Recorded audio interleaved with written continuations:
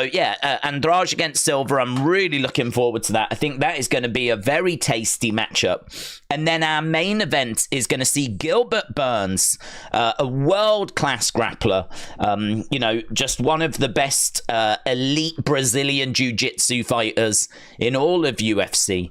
He's going to be in action, taking on the rising star, Sean Brady, who is 6-1. He's 7 years younger than Burns, but he has got a lot that he is bringing to the table. He is well-rounded. It's number 6 against number 8 in the welterweight division. And honestly, it's a pretty good, tasty matchup. It's one of those kind of main events. You know, sometimes you look at the fight night main events and they're a little bit flat. They're maybe not the most exciting matches in the world. But with this one, I genuinely think this is one that could sit probably not in a co-main slot on a pay-per-view, but could certainly sit quite high up on a pay-per-view card. Gilbert Burns is still a name. Sean Brady, obviously, climbing up through the ranks. There's only 2 places between them. Number 6 takes on number 8 in the welterweight division. We are in Vegas. We are in the Apex. That is a bit disappointing.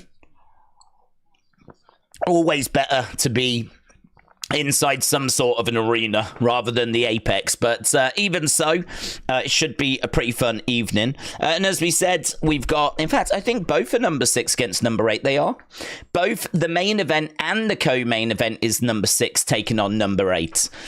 So yeah, that's kind of strange that like both have got the same rankings. Not much in the way of ranked fights though. I mean, outside of those top 2, I don't think there's anyone else in the rankings. I'm just checking. Yeah, it's just those top 2 fights where we've got ranked fighters. Rest of the card looks okay. There's some names in there. You know, Cody Durden, Matt Schnell, Kyle Nelson. Like, there's a few names, but it's all about the top 2 fights for me. So, yeah, I am... oh, hello. Matt Schnell, Cody Durden. Yeah, they're ranked 11th and 15th in flyweight, but they're actually going to be fighting at bantamweight. Cody Durden coming in. That's... Matt Schnell's had, like, 2 fights cancelled. So this is, like, his 3rd fight that they've had to try and arrange. So, yeah, pretty crazy. There's a fight that's dropped off recently as well. This was going to be a 13-fight card. It's gone down to 12. So there's been a bit of disruption on this card. But, yeah, listen, it's should be fun. As we've said before, it's nice to have a slightly different flavour. We do wrestling throughout the week, so it'll be nice to kind of get stuck into something a little bit different. Hello to everyone in the chat. Hope you're doing well. William said, I'm excited for that co-main. I'm looking forward to a lady low blow. Do you know, the first time I saw Natalia Silva, just knew straight away she was going to be something. And I remember going on to UFC collectibles to see how much like you could get a Natalia Silva anything for, right? Because she had only just started. So I went on to have a look to see what they had, maybe a autograph, bit of the canvas, whatever, right? They had her walkout shirt. They had a walkout shirt that you could buy, and it was from her first UFC fight. And it was £250, which there was others on there for like $150 and $125. Hers was straight away first week $250, and I was like, I don't need that. I mean, that's not what I was looking for. I was looking for, I don't know, just a little something, because I was so impressed with her in her first fight. You kind of just thought she's either going to be a champion or she's going to go to fight for a championship. Like, she's going to go on to be someone. And so I did have a little look, and there wasn't really much, but they did have her walkout shirt, and it was $250, which, to be honest, I do sort of look now and go, should I have picked that up? Should I have bought that? Would that have actually gone up in value? I don't know. Gamble. I kind of feel like it was priced probably at the high end of what you would ask for. If it was like £100, something like that, I would have bought it. But £250, I was like, nah. Because what are you going to do with it anyway? I mean, it's only going to go in a frame on the wall. And I only would have bought it to have sold it further down the road, you know? So I passed on that. But that's just a fun little story about the first time I saw Natalia Silva in UFC in her first fight. We were actually doing a watch along for that because we do cover a lot of UFC, and I was so impressed, man. And she's now 5-0 in the UFC. She's only 27. She's currently ranked 8th in the women's flyweight division, but she has got a task tonight. She has got a task to try and get a win over Jessica Andrade, former women's champion, right? I mean, she is legit. She might not be the best female fighter that we have around right now, but she's one of the top names. She's right up there. So, yeah, I'm rooting for Natalia Silva. I think it's her time. I want to see her keep moving forwards. I want to see if my early prediction was right, that she will go on to either be a champion or at the very least fight for a championship. And obviously if she loses today, that would be quite the setback. So it's added interest for me, that co-main. And I always love watching Gilbert Burns. What a fighter. When you get a chance to watch someone that's that skilled, you know, we're talking about one of the best jiu-jitsu fighters. Like, he is elite. He trains. I mean, he trains people now. That is a bit of a concern, actually. Some people are thinking he's got one foot out the door.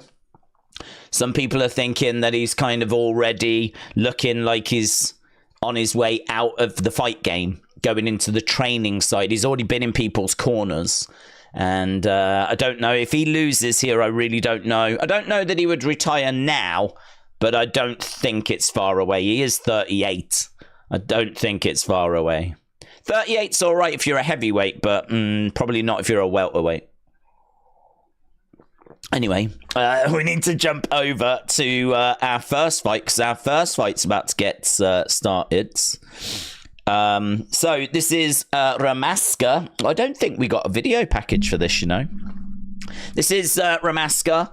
He's making, both of these guys making their UFC debuts. Ramaska has got 5 first-round finishes. He can be reckless. He doesn't have much get-up game if he gets taken down. He is very lethal, though, in the clinch when he's on his feet. Getting close, he's got big knees that he can throw. He's pretty chaotic on the feet. He's tall, he's violent, there is power in his hands. He is going to be coming in as the underdog, though, at plus 180. He's taking on Nathan Fletcher. Nathan Fletcher is a grappler. He's coming in from Cage Warriors. Both of these coming in from The Ultimate Fighter. And he can be a little bit sloppy sometimes, but when he gets on top, he looks good. He did suffer a broken leg not that long ago, so it's going to be interesting to see what he looks like in this fight. He might be on the back foot a little bit too much, Fletcher. This is a pretty even fight, to be honest. I can tell you that the odds have got Fletcher winning, but Tapology, the people that vote over there, have actually got Ramaska winning. Ramaska 61%, Fletcher 39%. That's what people on Tapology have voted. But if you look at the odds, Fletcher minus 140, Ramaska plus 180. So it's quite close. It seems like the money and the opinions are going on different sides. I'm probably leaning Fletcher, but I would not be shocked if Ramaska catches Fletcher and ends up putting him away. So we've just got the intros, and we'll be underway with this first fight very soon. Dort Knight, hello, hope you are well. Dort Knight, don't forget, I don't know if you've done it, I haven't seen it, but I need you to send me a picture for the Hall of Fame thing. So it could be any picture, whatever you want to use. But I do need that. Right, here we go. We're about to get underway. First fight, 12, I think, is it 12 or 13 fights tonight? I think it's 12 fights tonight. So we've got a few hours to go until we get to the main cards.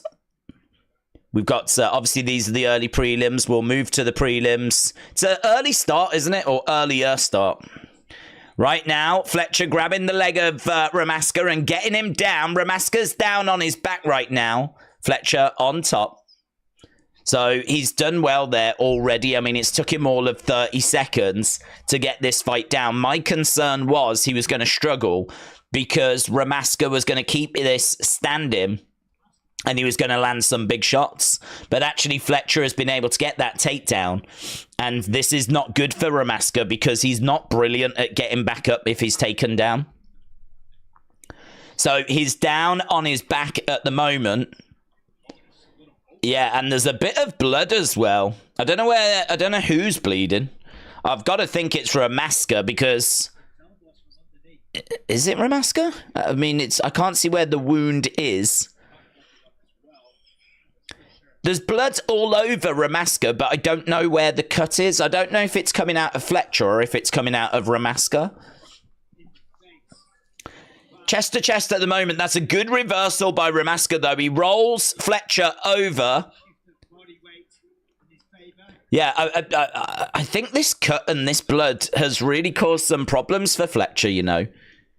Because he was in quite a good position, but then Ramaska's been able to just roll him relatively easily. And there's a fair bit of blood, you know. A standing guillotine. Oh, takedown. Good takedown by Fletcher. Ramaska's asking questions, though. This guillotine is in and it's tight. Ramaska with this guillotine. Yeah, you can see that it's in quite tight. I don't know that it's fight ending, but it's certainly applied. It's certainly in. And he's really awkward with it as well. Like, he's really getting, like, tight and he's getting, like, good purchase on it.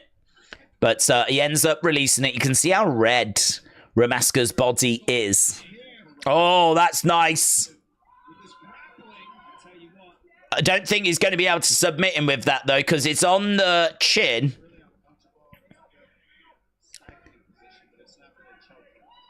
Yeah.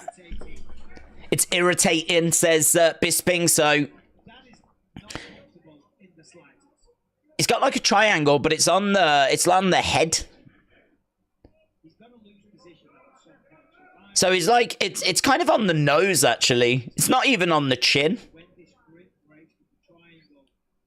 So this triangle, it's a very unorthodox submission attempt, but I can't see how you're going to submit him with it, unless the pressure is so, you know, like a vice grip. Yeah, there does seem to be a lot of damage on the face here of Fletcher. I think it's Fletcher that's took the punishment.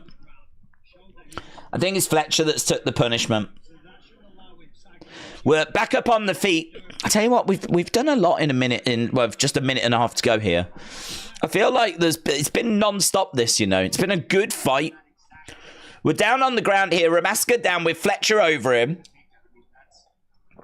3 takedowns from Fletcher. It's pretty sick, isn't it? 1 submission attempt, which would be the guillotine by Ramaska. Ramaska with more significant strikes, but only by 1. This is tricky, you know. I think you might have to give it Ramaska. You might have to give it Ramaska because of the guillotine. Oh, that's a cracking shot, though, by Fletcher. This is one of those rounds that could go either way. Takedowns don't really mean a great deal unless you do something with them. And if you actually look at the control time, it ain't that different. It's not like Fletcher took him down and just dominated him. And we know that damage looks good to the judges, and it's Fletcher that's busted. It's difficult. It's difficult. I'm leaning Ramaska, but Fletcher is having a really good final part of this round. I'll be really interested to know what you lot think. Fletcher is fully mounted Ramaska right now. This might look good to the judges, ending the round this way. The round's going to end with Fletcher fully mounted Ramaska and trying to rain shots down. Well, there we go. What do you think?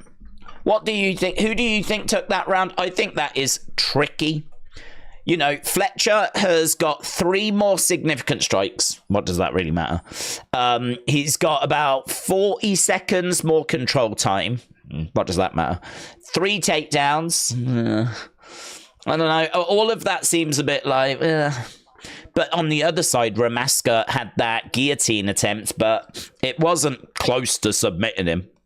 Or it didn't seem to be. He's not that far behind on significant strikes or control time.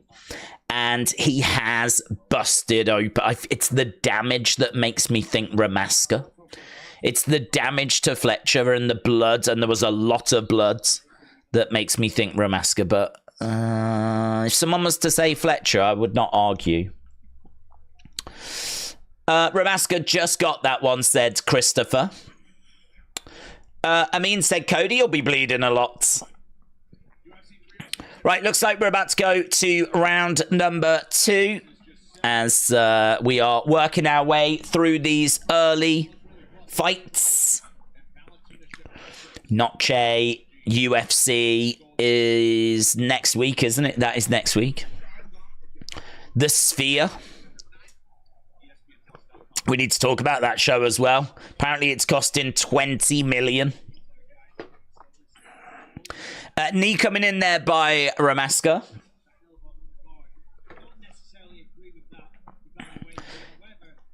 So Ramaska on his feet in a clinch. Fletcher has got him over by the side of the cage. And Fletcher spinning Ramaska around and looking for a takedown and securing it. So full mount, and we are right back where we ended the first round. That's really good, that is. P1 says Fletcher 10-9 for me. But AB Jobson said close, but I'm going damage Ramaska. Well, the whole thing might not matter. Because honestly, a minute in, and Fletcher has managed to get Ramaska down. Head and arm applied, and a tap, and Fletcher gets it. Fletcher gets it. It's an early second round submission. And that is, well, that's great because we don't need to worry about who the flip one round one. So there we go. It is Fletcher that gets it. That was a bit of a workout for him, to be honest. That was maybe a bit trickier than he was wanting it to be. But he gets the victory, Fletcher.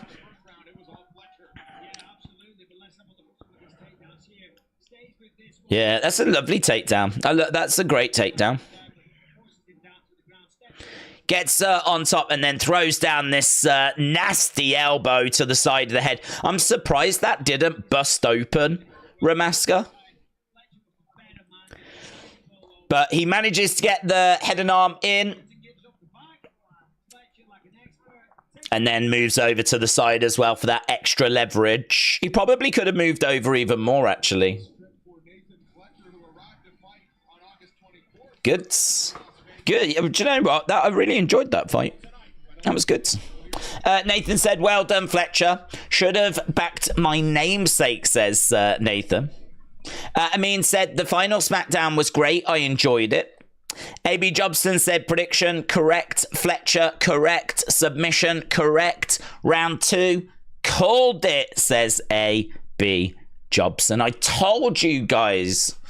Well, it's good, AB, to see that you are taking your wins humbly. I told you guys. Ten Hag is the GOAT, said Wizard Harry Hogg. I don't know where that's come from. Is it because we didn't lose today? Lisa, hello. Says, after seeing The Wep this week, we need a Tommy and Days Escape from Guantanamo Bay movie where the boys have gotten themselves there due to interfering in a wrestling show. That would be very powerful, wouldn't it? That would be very powerful. I don't think he really appreciated me saying that he looked like he was from Guantanamo Bay. Because I did mention it just before we went live, and he didn't kind of find the humor there. But, you know, it didn't stop me. So I thought I'll mention it again during the stream. He didn't seem to find the humor in that either. So, you know, you win some, you lose some. But I had a lovely time. And really, that's all that matters. So we're back from the commercial break, and Fletcher gets his hand raised. Mr. Meme said, Holloway, Taporia, who wins? I got to ride with Holloway, man. He probably won't win, but I got to ride with Holloway. He is just, you just can't ever rule him out, can you? Can't ever rule him out. It'll be Holloway by volume. It'll be just an absolute blitz.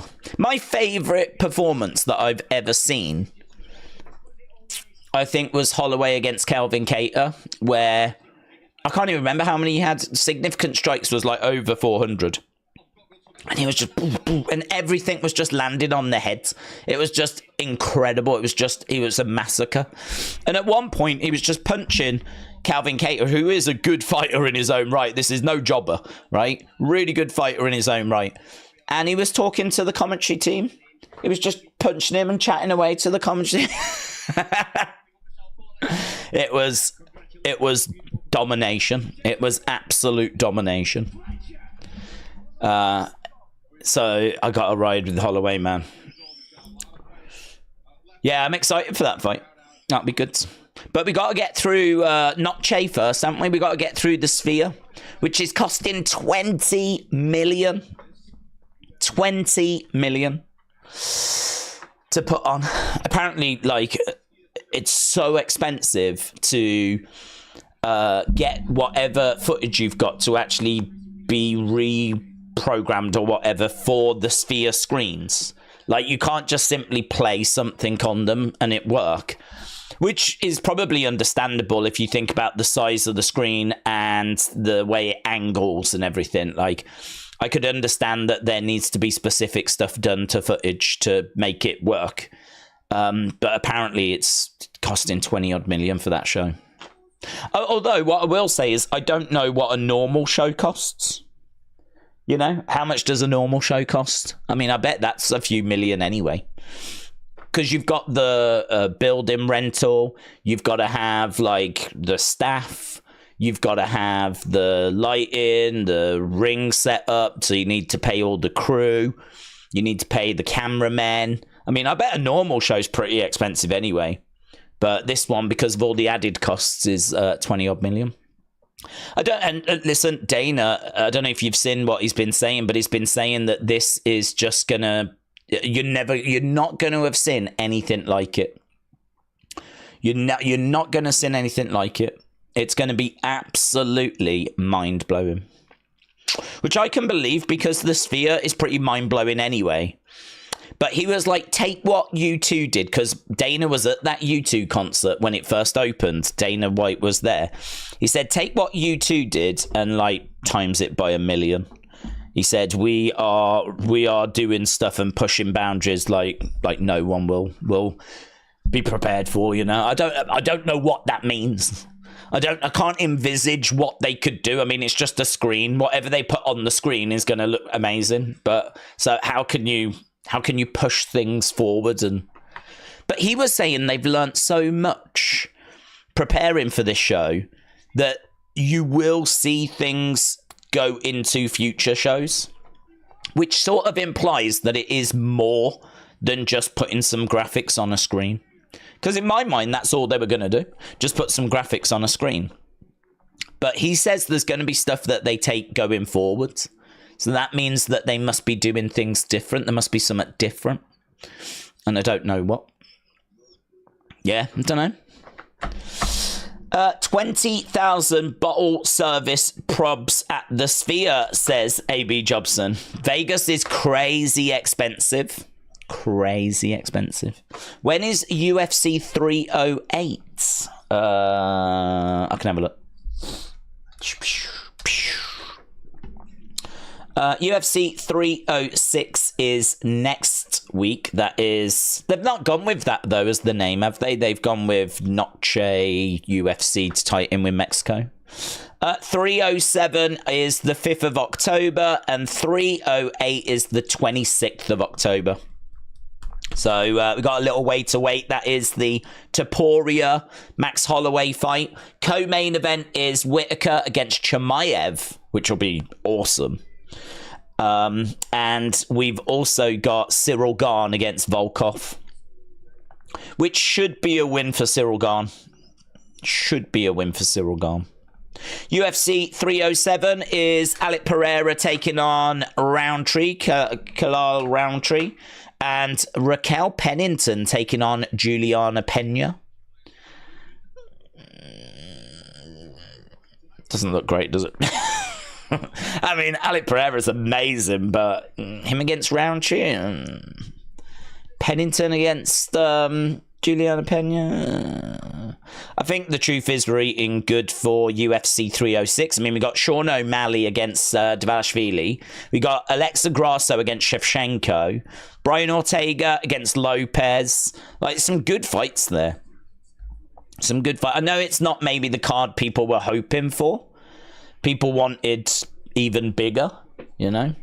But I don't know. Who could you have that's bigger? I mean, you could have the John Jones fight. But we know that John Jones is injured and we don't quite know when that fight's happening. I don't believe that's been confirmed as to when we're getting that yet.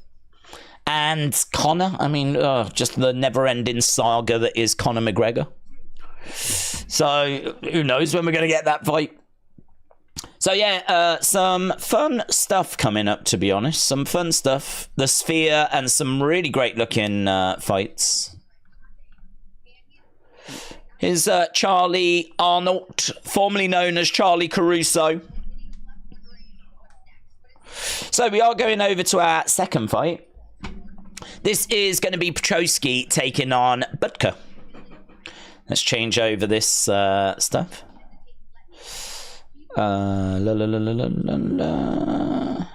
Okay, to Petroski versus Butker. There we go.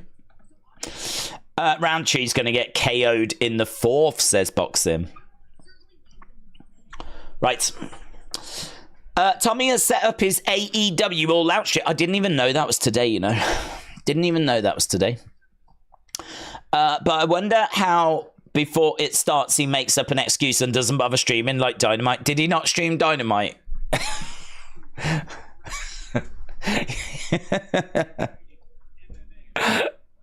He's a lost cause, isn't he? He's a lost cause. His girlfriend has changed him.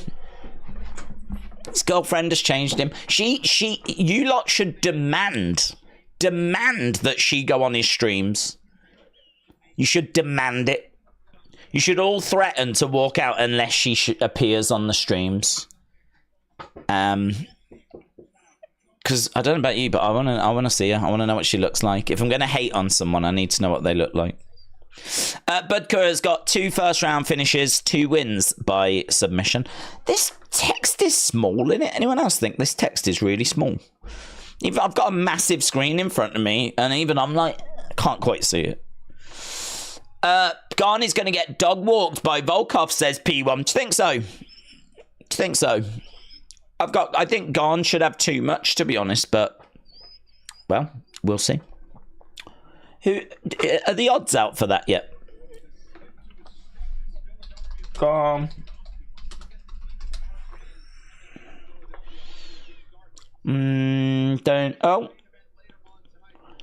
Gane is coming in as minus 250 favourite. Volkov at plus 210. So if you are adamant that Volkov's going to get that, mate, you want to put some money down, because those are pretty good odds. Getting plus money and plus 210 as well. Although, I feel confident Gane gets it. By the time you get to the fight, I wonder if the odds will be there or if it'll be a little bit wider. Don't know. It's tricky, isn't it? I think whenever you can get plus money like that, you take it. So if you really believe that Volkov's going to do it, I'd say put some money down on that, because he is going in as an underdog.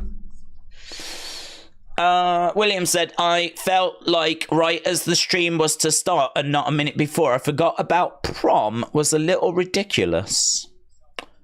William, hope you well. Amin said, are you ready for the season premiere of Raw? I am. And big news today that Julia is going to be fighting on Tuesday. So NXT just got bigger. So NXT got bigger. So I'm super excited about that. It's a banging week, actually. Honestly, I don't know how to get across how excited I am for this week. Cody defending. Julia competing, NXT Championship being defended. We've got Bret Hart on Monday. I feel like there's other stuff on Monday that I'm forgetting. But it's a stacked week, man. What a time to be alive. Right, Petrosky against Budka. So, Petrosky, minus 280 is actually coming in at minus 310. 93% of people have got Petrosky winning this. He's a big favourite with the bookies, and he's a favourite as well with Tapology. Brazilian Jiu-Jitsu black belt. He's got more experience, but there are durability questions. This is going to come down to, I think, if Budka can weather the storm. Petrosky is 6-2. Budka is 0-1.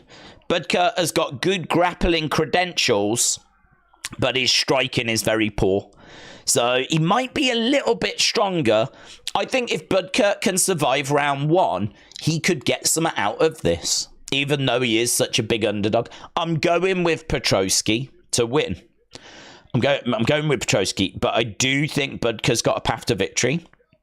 Whether he's going to be able to survive round 1, you know, Petrosky is someone that swings big, and he likes to get the fight down and use his grappling, but he can cause problems on the feet as well. So, yeah, this is quite an interesting one. I'm up for this as well. First fight was quite interesting. This one's quite interesting. It's just going to be an interesting evening. Here we go. We are underway. Petrosky in red. Budka in black. Budka is 0-1, coming in from Dana White's Contender Series. Budka on the outside, circling round as Petrosky's putting the pressure on. Petrosky is just edging forward. Budka continues circling round, throws in a kick, goes back as Petrosky again continues to edge forwards. He's not engaging fully at the moment.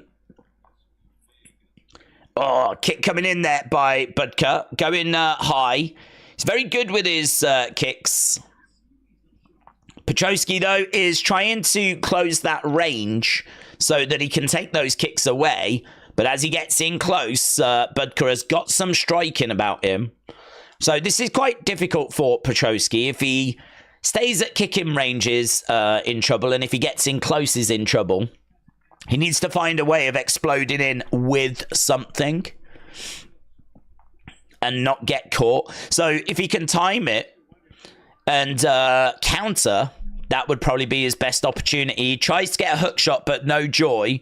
But again, just staying on the outside, circling rounds, using his lateral movement. But Petrosky eats a knee so that he can get in close enough.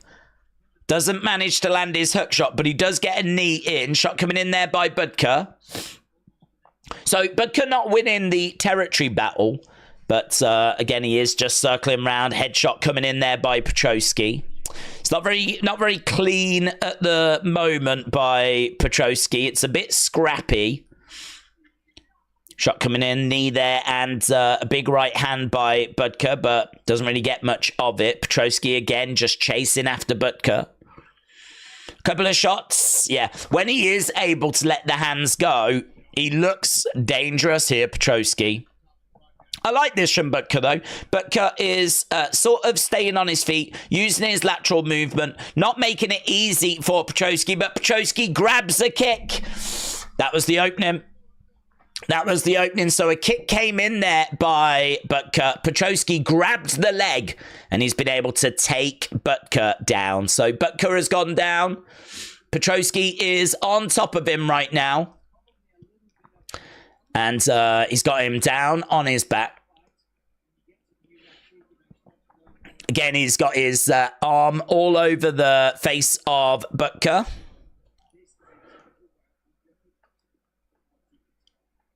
Shot coming in to the side of the head there by Petrosky. So he's got him down. He's on top of him at the moment. He's in half guards. And this fight has kind of died a death, really, because we're down on the ground. Petrosky is on top of Budka, but he's not really able to progress because we're right up against the side of the cage. And right now, they're just kind of up against the cage, up against the fence. There's nowhere to progress to. Can see a few little adjustments there by Petrosky. Still in that half guard position. But yeah, no joy at the moment. Jake said Petrosky will probably win, but Budka is the bet to make. Mr. Meme said, Days, remember Holloway KOing Gaethje in that last set. Amazing. The BMF. Amazing. And how good is Gaethje as well? I mean, Gaethje, one of the best. It's kind of, there's a few actually. There's a few fighters you look at in that lightweight division and you're like, man, if Islam wasn't around, you know, Gaethje, I think, would have had like a run with that belt. I think Poirier would have had a run with that belt. So for Holloway to come up and get the win over Gaethje, that was a good win for Holloway. Really good. Shows that he's still got it. You know, I mean, there's maybe a few questions after those Volkanovski fights. But yeah, look, this one that we're watching is a little flat at the moment. Petrosky is on top of Budka. This is going to give Petrosky this round, I feel, but I don't know. I think as this fight goes on, I do worry about his cardio. He's fully mounted, but he's fully mounted with only 10 seconds to go. He's got literally 8 seconds to go. He's raining down some shots, but he's going to run out of time here. 3 seconds to go. And there we go. End of the first round for this one. So Petrosky gets it for me. 2 minutes 46 control time. A takedown. He wasn't that far behind on significant strikes. There was only 3 in it. And actually, he beat him on total strikes. So Petrosky gets it for me that first round. But don't know, as the fight goes on, the more I think it leans to Budka. So round 2 coming up. William said, the fact I am not there will probably be a good thing if he wants to stream. JJ said, baseball, college football, and fights. Yeah, I think there's a lot going on this weekend, isn't there? Busy weekend with the football being back. So, yeah, we've got all of that happening. We've got AEW happening. We got not a bad UFC card. I like the top end of it. I like the main event and the co-main event. I think they're good. Days, you missed the street fight between American Made and Wyatt Six this Monday. Yes, that's what I was forgetting. You're right. Right, boom. Here we go.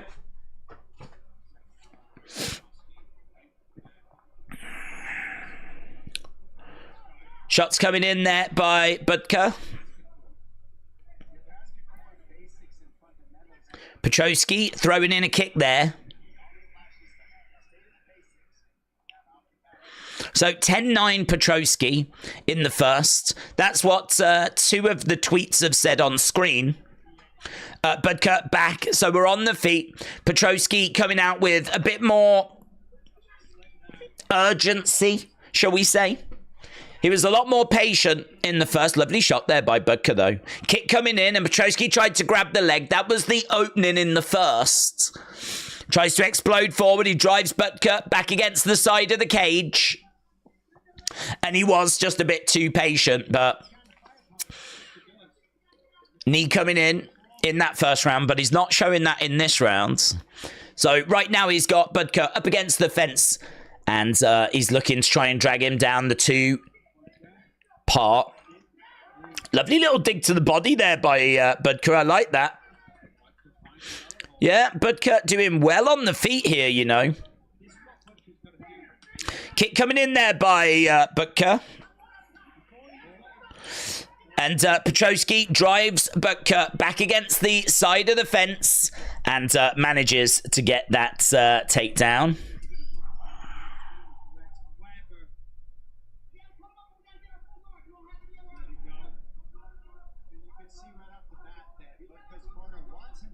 So right now he's managed to get the fight down here, Petrosky. And he's once again on top of Budka.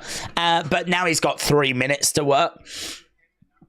So this is kind of where we were in the first round, but we didn't get to this point until like 1 minute 30 or so. He's managed to get him right up against the fence. And he's obviously trying to get into that fully mounted position.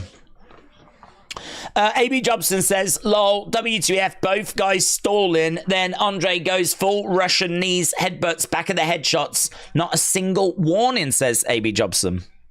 Russell Andy said, do we think we're more likely to get Jones Stipe or Connor Chandler? Well, I think we get both. I'm still, you know, I'm an old romantic. I still think we end up getting both of those fights, but do you mean which one will we get first? That's a good question. I think Connor's made noise about wanting to fight in December, but they need to get the Jones fight in because we know that Aspinall is just waiting. I don't think they've announced the Jones fight against Stipe, so I'm going to say Jones Stipe. I think Connor wants to fight later this year. If he does genuinely want to fight later this year, they'll make that happen because that's just money in it. A Connor fight is just money and UFC will take that every day of the week. But I don't know, Connor says one thing and then does something different. Right now, Petroski has got Budka down, and really, we've made no progress. This is a very frustrating game plan, you know. Very frustrating. This is the kind of fight that I know that UFC have been trying to move away from because it's just lying on top of guys. And, you know, first round he had 2 minutes 46 control time. Now he's got just over 2 minutes control time.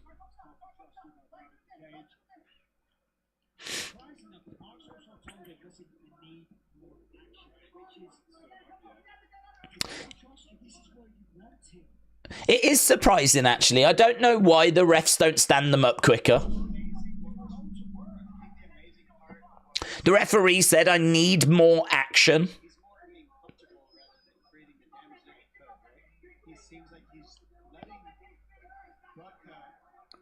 It's just, I mean, really, what we're seeing is we're seeing someone taking time out of the fight, you know? 20-odd seconds left to go, but this has been a flat round, man. Amin said next week is going to be big for WWE fans like me and you, Dave. Said Amin, yeah, I agree. Mr. Meme said Jones Stipe is pretty much confirmed for 309. Is it? I have not, honestly, I have not seen. I would go with that. I would go with that over the Connor one, just because I know Connor has said make it happen. I want it in December, but I've given up on believing anything Connor says. Right, but that was dull. So that's the second round done. I mean, I suppose you've got to give it to Petroski. I think you give that round to anyone that managed to stay awake. Did Budka never practice get up from the bottom? How do you not know the most basic thing, says AB Jobson. Clearly not. Clearly not. Once he's down there, that's it.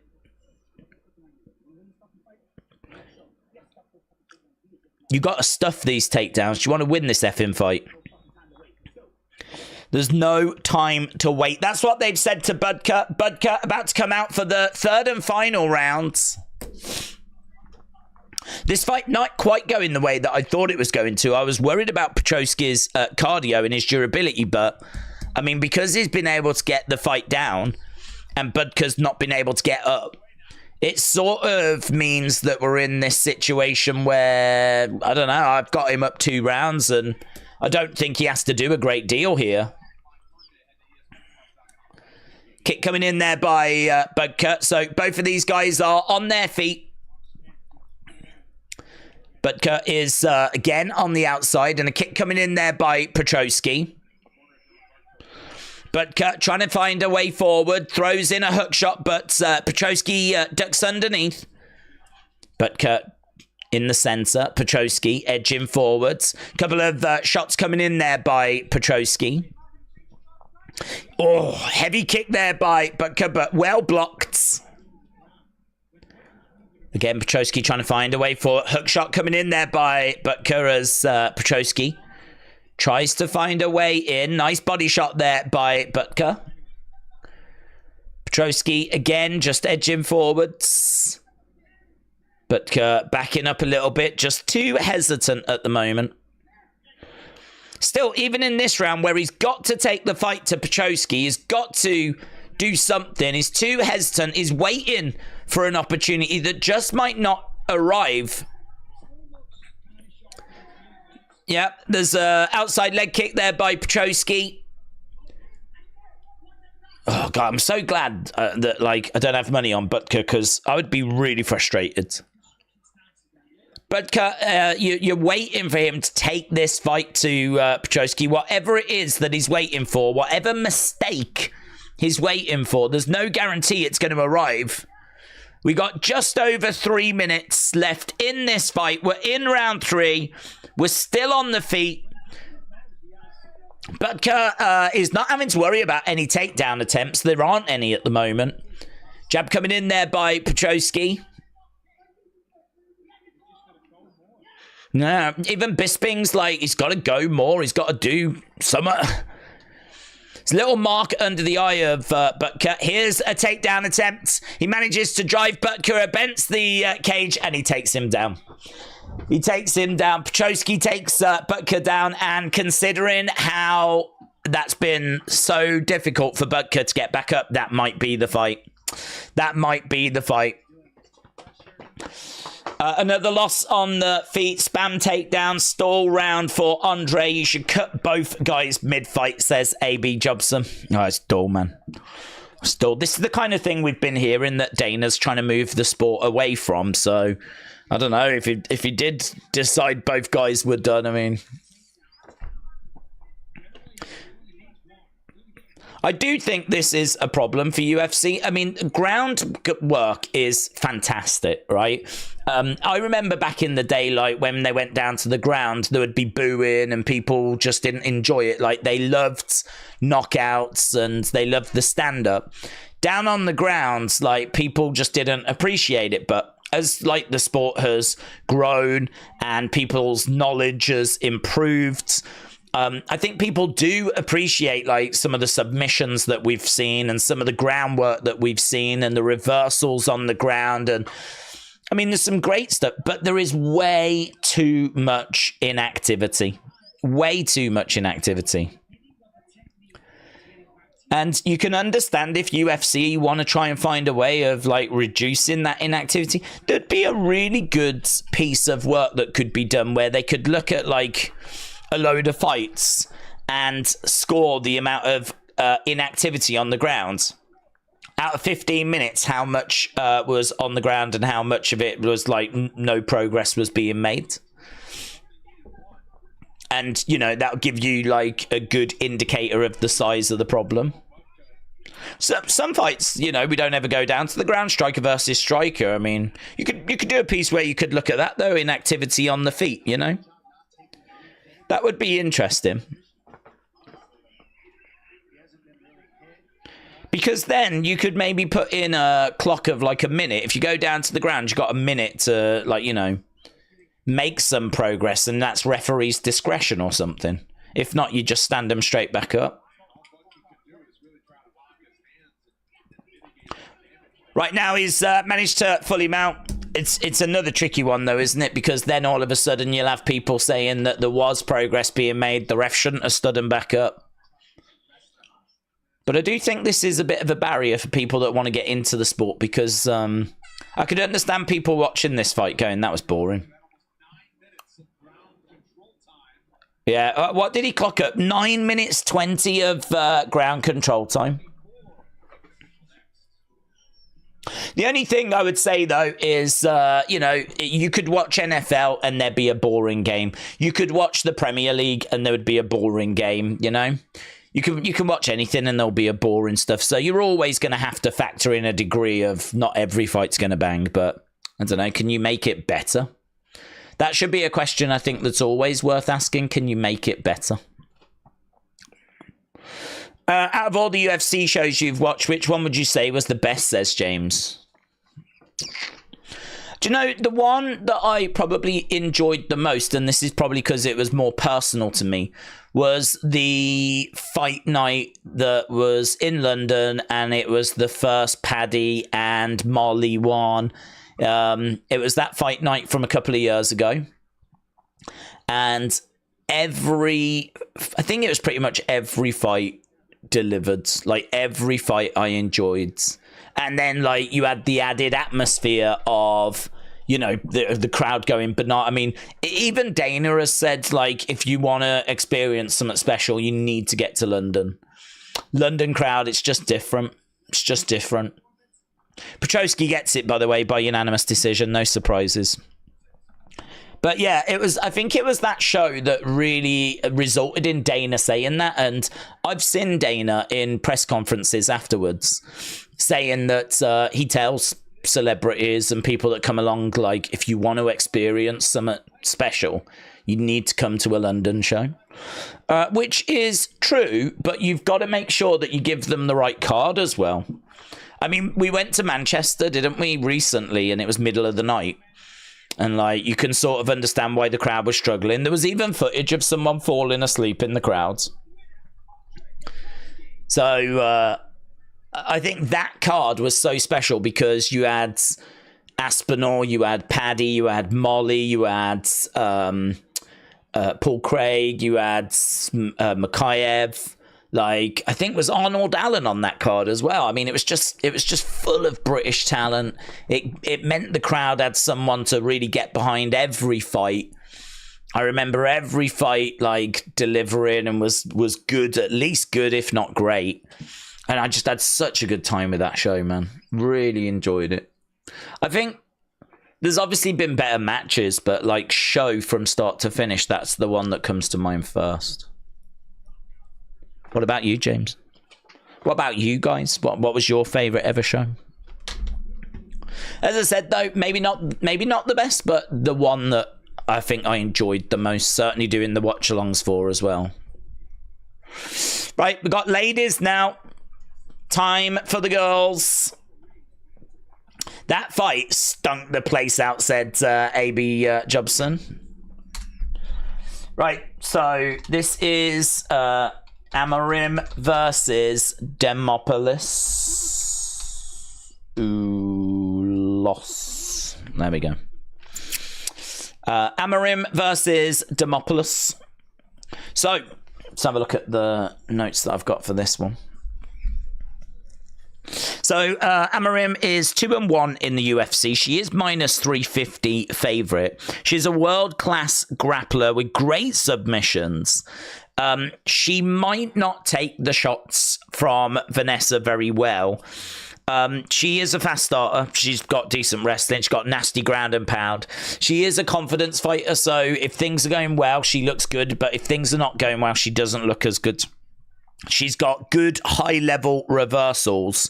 And honestly, she is the odds-on favourite here. 82% of people have gone with her on Tapology, and she is a minus 350 favourite.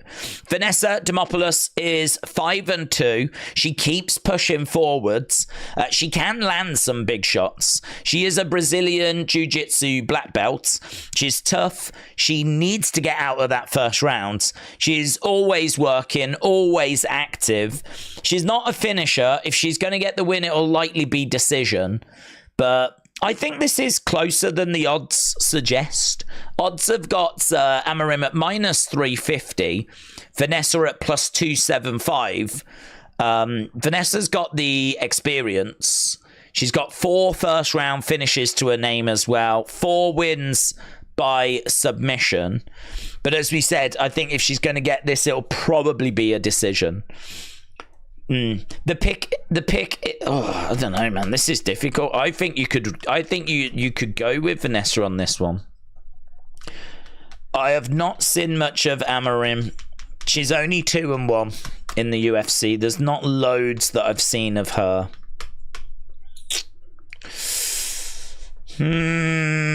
Tricky. I am gonna go Vanessa. Why not? if you're in doubt, if you've got any sort of doubt, why not just go for the dog? So I'm going to go Vanessa on this one, but it's a gamble. The favorite is Amarim. Finisher versus decision, says AB. When Amarim couldn't get the finish, she was decision. Demopoulos has never been finished. Says AB Jobson. I'm gonna go Vanessa. But she could absolutely finish Vanessa. 6 years younger as well. Normally the younger fighter comes through these situations. CMC is the man, said Christopher. CMC is the GOAT, says AB Jobson. Who's CMC? I was wrong about the first one. I had round 1, said Dortnite. James said, I enjoyed UFC 217, Bisping and St. Pierre. I am 2-0, says Boxing. I've got Amarim. Well, let's see. Let's see if you've called it, buds. 82% of people on Tapology would agree with you. And she can absolutely win this. This is a toss of a coin for me, this one. Right. Straw weights, women's straw weights. It's worth mentioning as well, Amarim is going to be coming in with an 8.5-inch reach advantage. Yeah, big reach. Big reach. She's only 1 inch taller, but she's got 8.5-inch reach advantage. Do you know, I always thought that from the end of your hand to the end of your hand was your height. I'm sure I was told that at like school. Not by a teacher, but by someone in the classroom. I was always under the impression, but that just can't be true, can it? If she's only 1 inch taller, but she's got an 8.5-inch reach advantage, like that just can't be true. She must just have crazy long arms. But yeah, I'm sure I was told that from the fingertips to the fingertips was your height. Don't know. You get told loads of nonsense at school, don't you? Matthew said, are you going to watch AEW All Out? No. Or UFC? Well, seeing as I am currently sitting on a UFC stream, it would be pretty wild, wouldn't it, to turn off UFC now. Guys, thanks for tuning into this UFC stream, but I'm going to skip it. Right, here we go. Okay, Amarim is in green. What's good about these two girls is they're both active. So, Demopoulos in white. Amarim is in green. Amarim is in the center. Kick coming in there by Demopoulos. Demopoulos getting driven back against the side of the cage. Gets taken down. And Amarim is on top.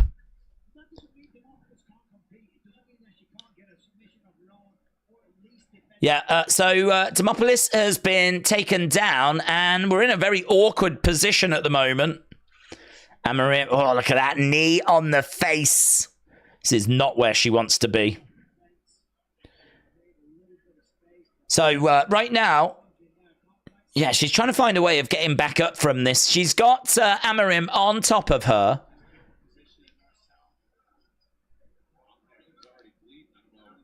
Amarim is already bleeding, according to Brandon. Oh, yeah, there is blood.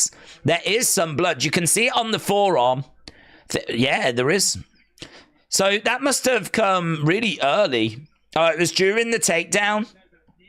So it was during the takedown. As she grabbed the leg to go for the takedown, it looks like the knee did connect.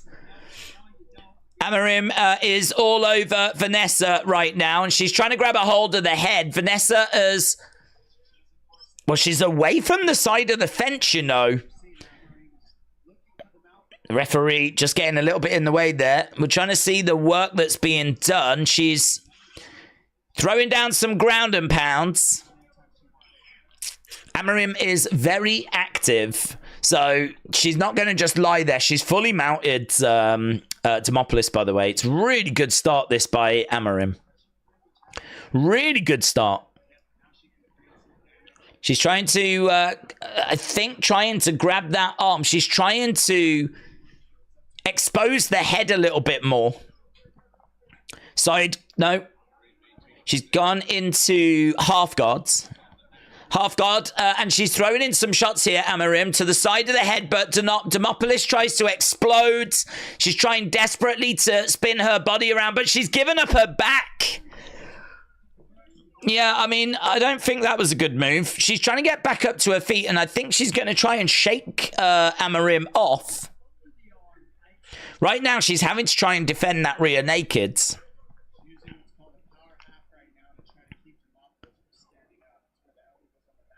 So right now, yeah, she's trying to defend this. Oh, man, she's got herself in right a state, isn't she? She's got herself into a right little pickle. Right now, Amarim is down. She's still on the back. And she is trying to get that rear naked, but so far, pretty good defense by Vanessa. We got 1 minute 50. Vanessa is down. Demopoulos was shouting something there. Looks like she's going for the armbar, and she taps her. Wow, Vanessa's not happy with something, man. She had her hands inside my gloves, says Vanessa. So Vanessa's not happy here. She ended up getting armbarred, but before the armbar was in, Vanessa was protesting already, so we will need to have a look here. This is interesting. This is interesting. Yeah, look, there's no respect here between these two. She said she had her hand inside of my glove. Yeah.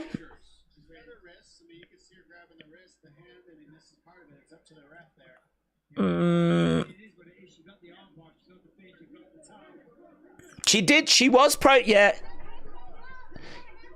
She's got her hands in my gloves. Vanessa was shouting. And in all fairness, she did shout that before the armbar.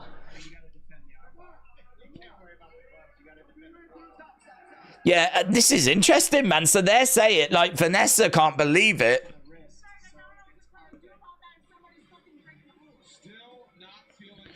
I don't know what to do about that if someone's breaking the rules. She had her hands in my gloves. And if you look at the replay, she did have her fingers in there. But the commentary team are saying that you've got to defend the armbar. Although I am going to say respect to Vanessa in the sense of she was calling it out when it was happening, at the time of it happening. And that was before the armbar. She was letting the ref know beforehand. But in that moment, was she distracted? Because then she goes immediately and gets armbarred. It's very interesting. Are they gonna look at it?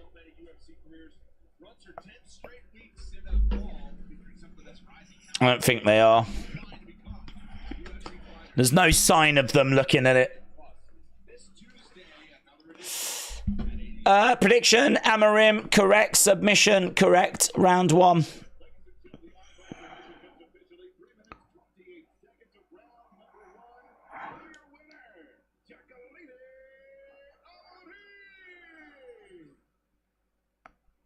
So, yeah, they've given her the submission victory.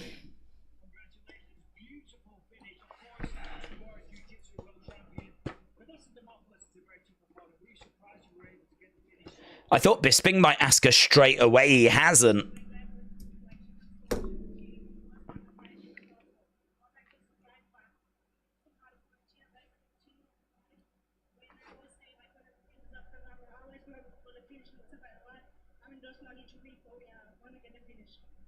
There was a little bit of controversy. Little bit of controversy. What would you say about that? I didn't grab her waist, you know, like between the glove and he kind of hold this with the impression that I was bullied. But yeah, it is what it is. So. Yeah, no, it happens all the time. A quick finish. So when can we see you back in here? I'm assuming. Don't know, man. UFC, please. I know that UFC comes to Tampa in Florida in December. She said she didn't, but the replay makes it look like she did. Congratulations. A dominant performance. Ladies and gentlemen, your winner.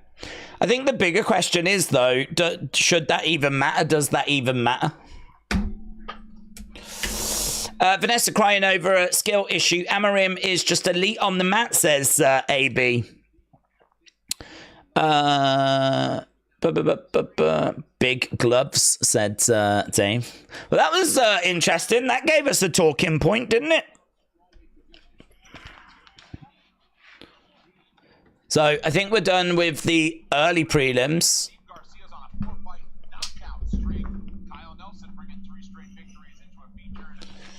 They're just showing us the main cards.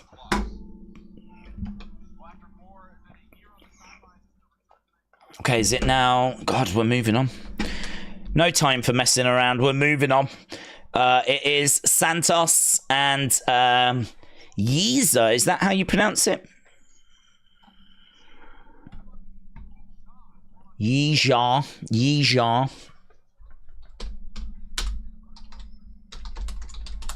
So, Yizha versus Santos. This is going to be our next fight.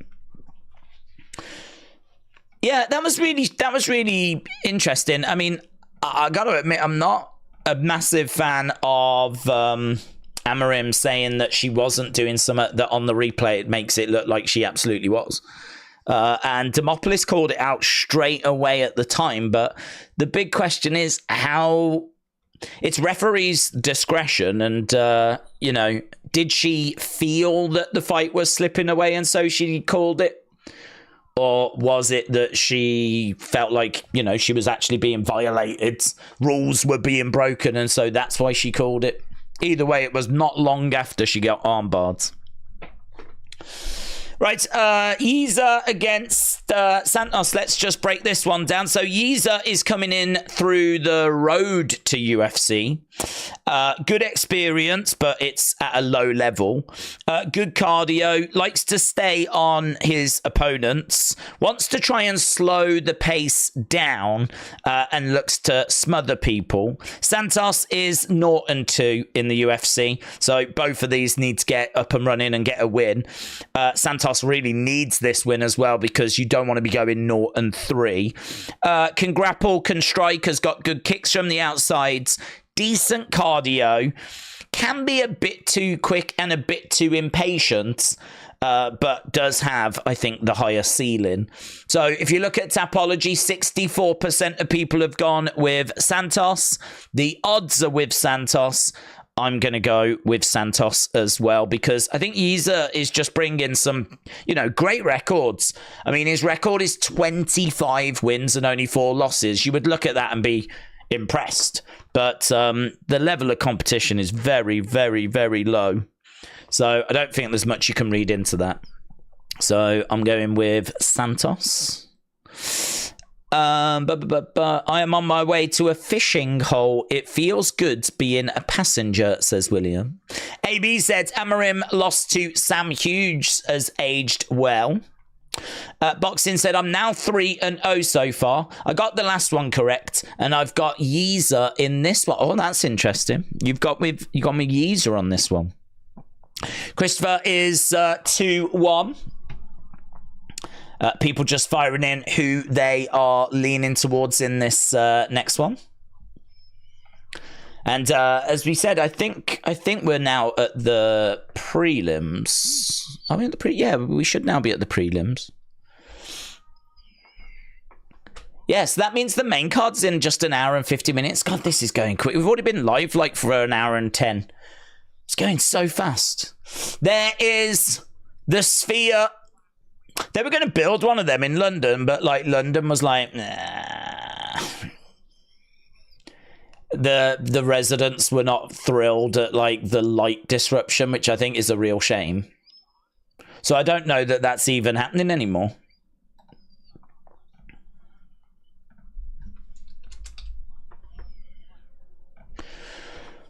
Okay. So we should have the next video package as we're going over to the next fight. AB said, I'm going to go with Santos at -265. He has got a resilient reverse Frankensteiner. Look forward to that. Santos won't gargle the achievement. Dad said, are you doing the boxing in 2 weeks? Who's boxing in 2 weeks? Is it the Joshua fight? I think it is the Joshua fight, isn't it, in 2 weeks?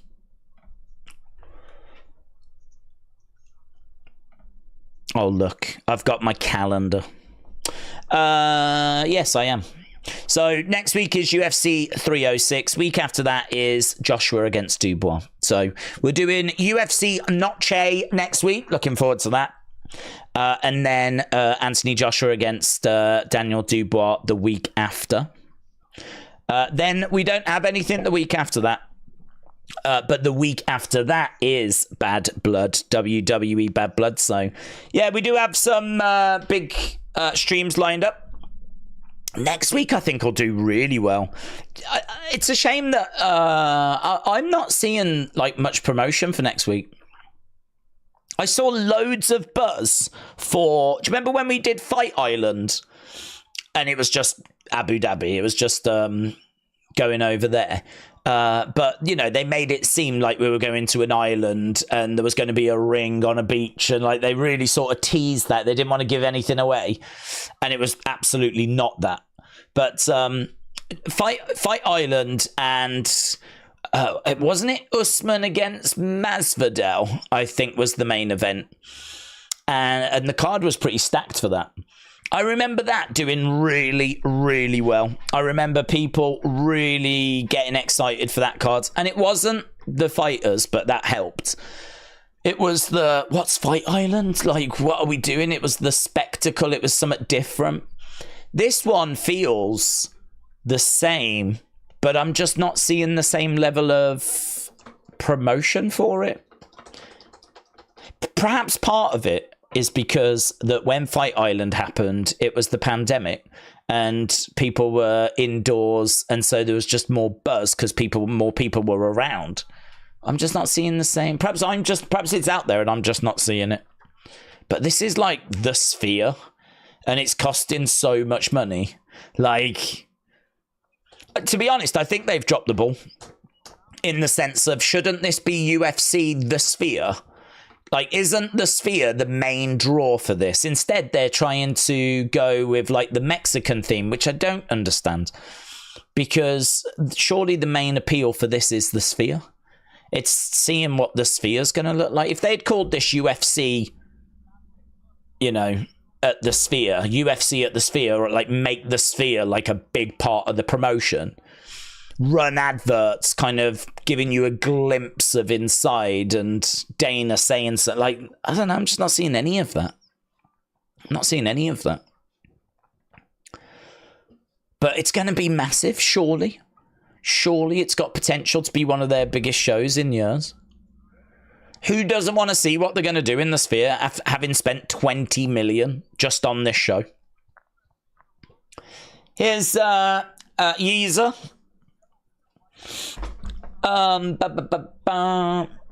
Santos's sig advantage, wrestling, minute winning. Yeezer's significant advantage, experience. Neither guy has any UFC wins, but Santos has faced the tougher opponents. Always hard to pick guys with no wins straight when get to UFC. P1 said, I hope I'm wrong, but the Sphere just seems like a hype job. Oh, no, you could be absolutely right. I mean, they absolutely hyped the living hell out of Fight Island, and it was nothing like we thought it was going to be. They showed an octagon on the beach, right? They showed an octagon on the beach, and I'm not saying that people thought that's where the fights were going to happen, but that was the imagery that we were being sold. Like, Fight Island, a beach, no people around because it was locked down. So just, do you know what I mean? Like, okay, it might not be on the beach, but you know, it could. What setting is it going to be? You know, is there going to be like trees around, and like, are we going to be outside? And is it going to be? And it was nothing like that. It was absolutely nothing like that. the product we ended up getting was just indoors, grey, nothing like what people envisaged it to be. I mean, the card was still decent, in all fairness. I mean, it was not a chore to watch, but the build and the hype did not translate to the product that we received. So this absolutely could be a hype job. The only thing I would say is we know that the Sphere is sick. I mean, it's awesome. So whatever you do in there is... I've not seen, like, inside this... I've seen a couple of, like, news clips. But I've not seen any sort of show from in there because, to my knowledge, there hasn't been a show broadcast from in there. So I can't see it underwhelming, to be honest, because we know what we're getting. We know what the Sphere can do, but we just haven't even begun to scratch the surface of kind of how impressive it could look. I've seen clips from the O2 thing, but that's the U2 thing, but that's it. So yeah, I'm excited, man. I mean, they've got me hooked. And I could see them getting others hooked, but this is why the decision to kind of tie it in with the whole Mexican noche stuff is just a bit strange to me. Maybe it's like massive in America, North America, South America, like it's massive. Perhaps it's just over there you're like, no, it makes sense. But for me over here in the UK, I don't get it. For me, if I was marketing this thing, it would be UFC The Sphere. I'd go with that. Right, but we can talk about that in a bit because we are about to get underway with this next fight. So Santos and Yiza are both inside the octagon. They both had their intros, and we're about to get underway with fight number 4. If you are watching and you've not left a like, leave a like. It is greatly appreciated. We don't worry about getting to 1,000. Oh, look what we got last time. That was our last UFC stream, 2,691. If we could do that again tonight, that would be great. Nice shot there by Santos, and heavy outside leg kick as well. Kick coming into the body. Is this where Yiza is going to get found out? Santos switching stances at the moment. Or is this where Yiza arrives? One of these surely is about to get their first win in the UFC, unless this thing ends in a draw. Kick coming in. Yiza trying to grab the leg. Santos with a heavy hook shot there. He manages to get straight back up to his feet. Minute gone so far. Oh, nice little left hand there by Yiza. Catching Santos on the side of the head. Outside leg kick there by Yiza as well. Santos trying to respond. Santos just slightly ahead on significant strikes, but there ain't loads in it. I don't think either guy has really stamped their authority on this yet. Nice. Straight right there by Santos, and looking for the outside leg kick as well as Yiza is going into the middle. Oh, went for like a leg sweep. Santos there, but both guys switching their stances as well. Nice right hand straight down the center by Santos. Yiza again trying to sit down on his punches there and really throw a big right hand. Oh, quick there by Santos. Throws the right, follows it with a left hook. Inside leg kick there by Yiza. Oh, lovely 1-2 down the middle by Santos. Santos just pulling ahead slightly now. We've got 12-7, so gap just getting a little bit wider. Outside leg kick there by Santos. Oh, and again, big right hand, boom, right down the middle by Santos. Yiza is getting the odd little thing through as well, though. Yiza again edging forward. Santos backing up a little bit as Yiza continues to move forward. Yiza trying to get into the center, stepping over to the sides. Santos, oh, lovely kick. Push kick. And Yiza ends up going down. Head kick coming in there by Yiza, but it's blocked by Santos. Oh, 1-2 straight down the middle there by Santos. Outside leg kick there by Santos as well. Santos trying to get into the center. Nice, 1-2. At the moment, 22-9. So Santos definitely on track to take this first round. Heavy outside leg kick there, but Yiza, I mean, his shots look hard, man. If he lands clean, he could cause Santos some big trouble here. Oh! Front kick to the face! Oh my God, Yiza goes down! Oh, that was sick! That was so good! That was so good! What was that? That was Silva against Belfort. Vitor Belfort, front kick to the face. Oh, mate. That is so good. How is Yiza still in this fight, man?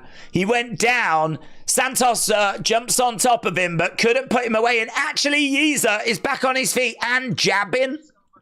Wow. Wow. That front kick to the face, man. So good. So good. Yeah, I mean, Santos, this might be a little bit demoralizing for Santos, you know. Might be a little bit demoralizing. Oh, big knee there by Santos. Boom, and he's letting the hands go. But Yiza survive it. I mean, listen, some big chin marks that I'm giving here to Yiza after that. Big chin marks. He took, that was a shot, man. That was a shot. We're looking at a replay here. Boom! It's raw! It's so good! Oh my God. Oh, it's so good.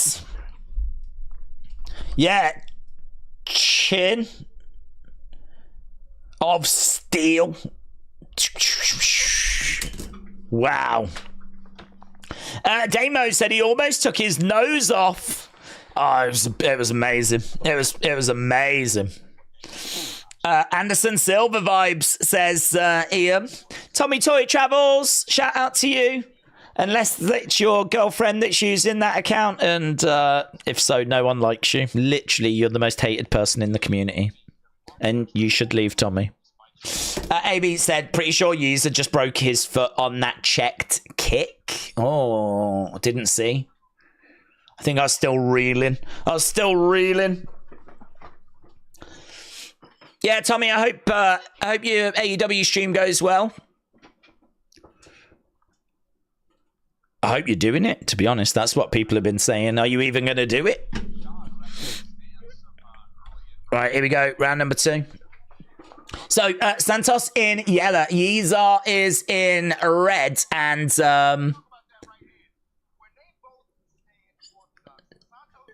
jab coming in there by Yiza. Oh, another push kick coming in there by Santos. Yiza goes back against the side of the cage. This is a really interesting fight, because now we're looking to see Yiza, how is he going to come back into this fight? And is Santos going to be like really demoralized? I mean, if you're Yiza, you've got a second chance here. I mean, really, that front kick should have put you away. So you've took that and you're still in this fight. So I don't know. Mentally, what does it do? OFC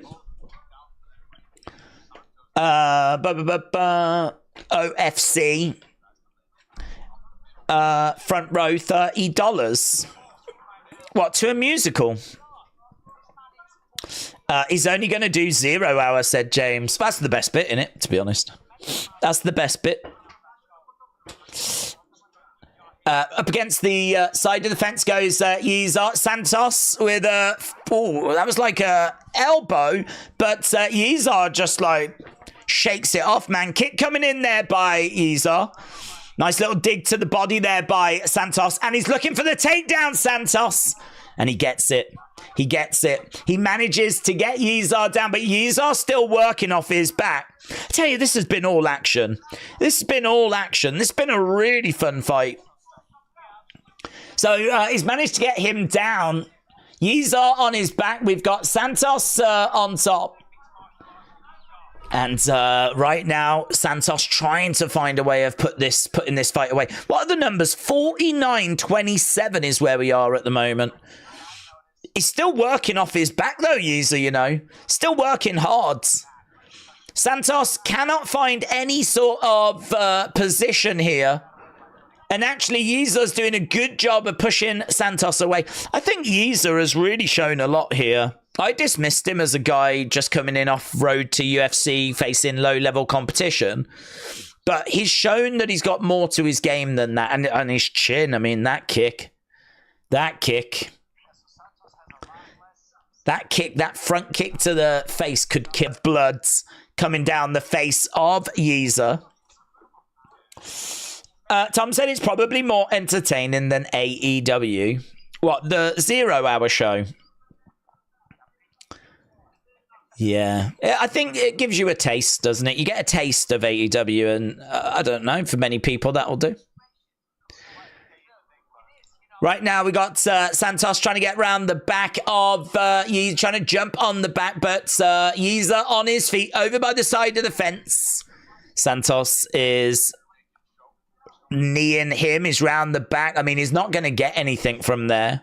So we're back on our feet. We've been down on the ground. This is going to be a Santos round. Santos takes the first round. He's going to take the second round. But, yeah, he's still in there. Yizar is still in there. Yizar the geezer. Breaking apart. Referee coming in, saying stop, timeout. Don't know what this is for. What's he stopped it for? Oh, he wants to look at the cut. Cut looks all right. Yeah, it's fine. God, what's going on? He's got a little cut.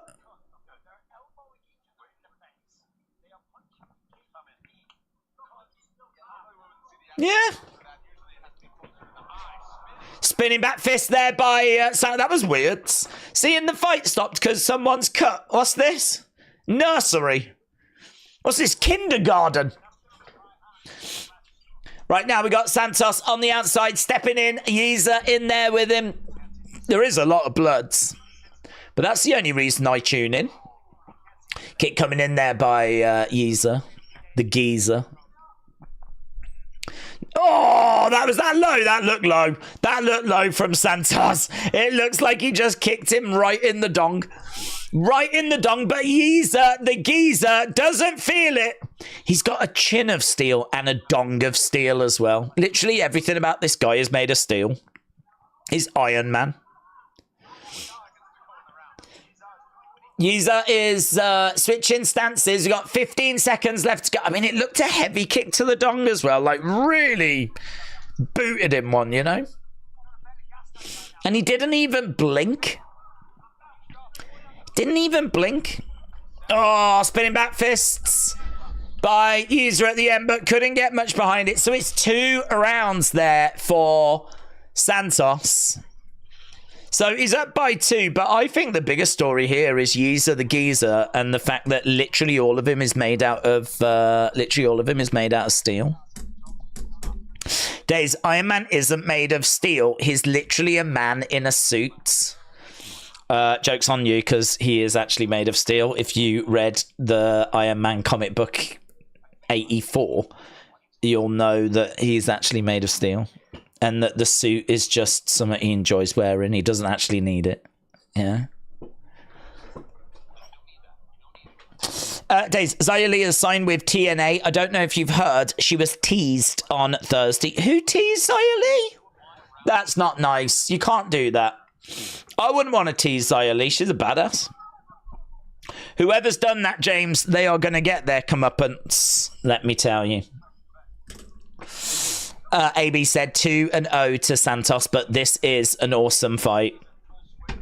Here we go then. We're about to get back underway. Boomers TV, hello. Shout out to you.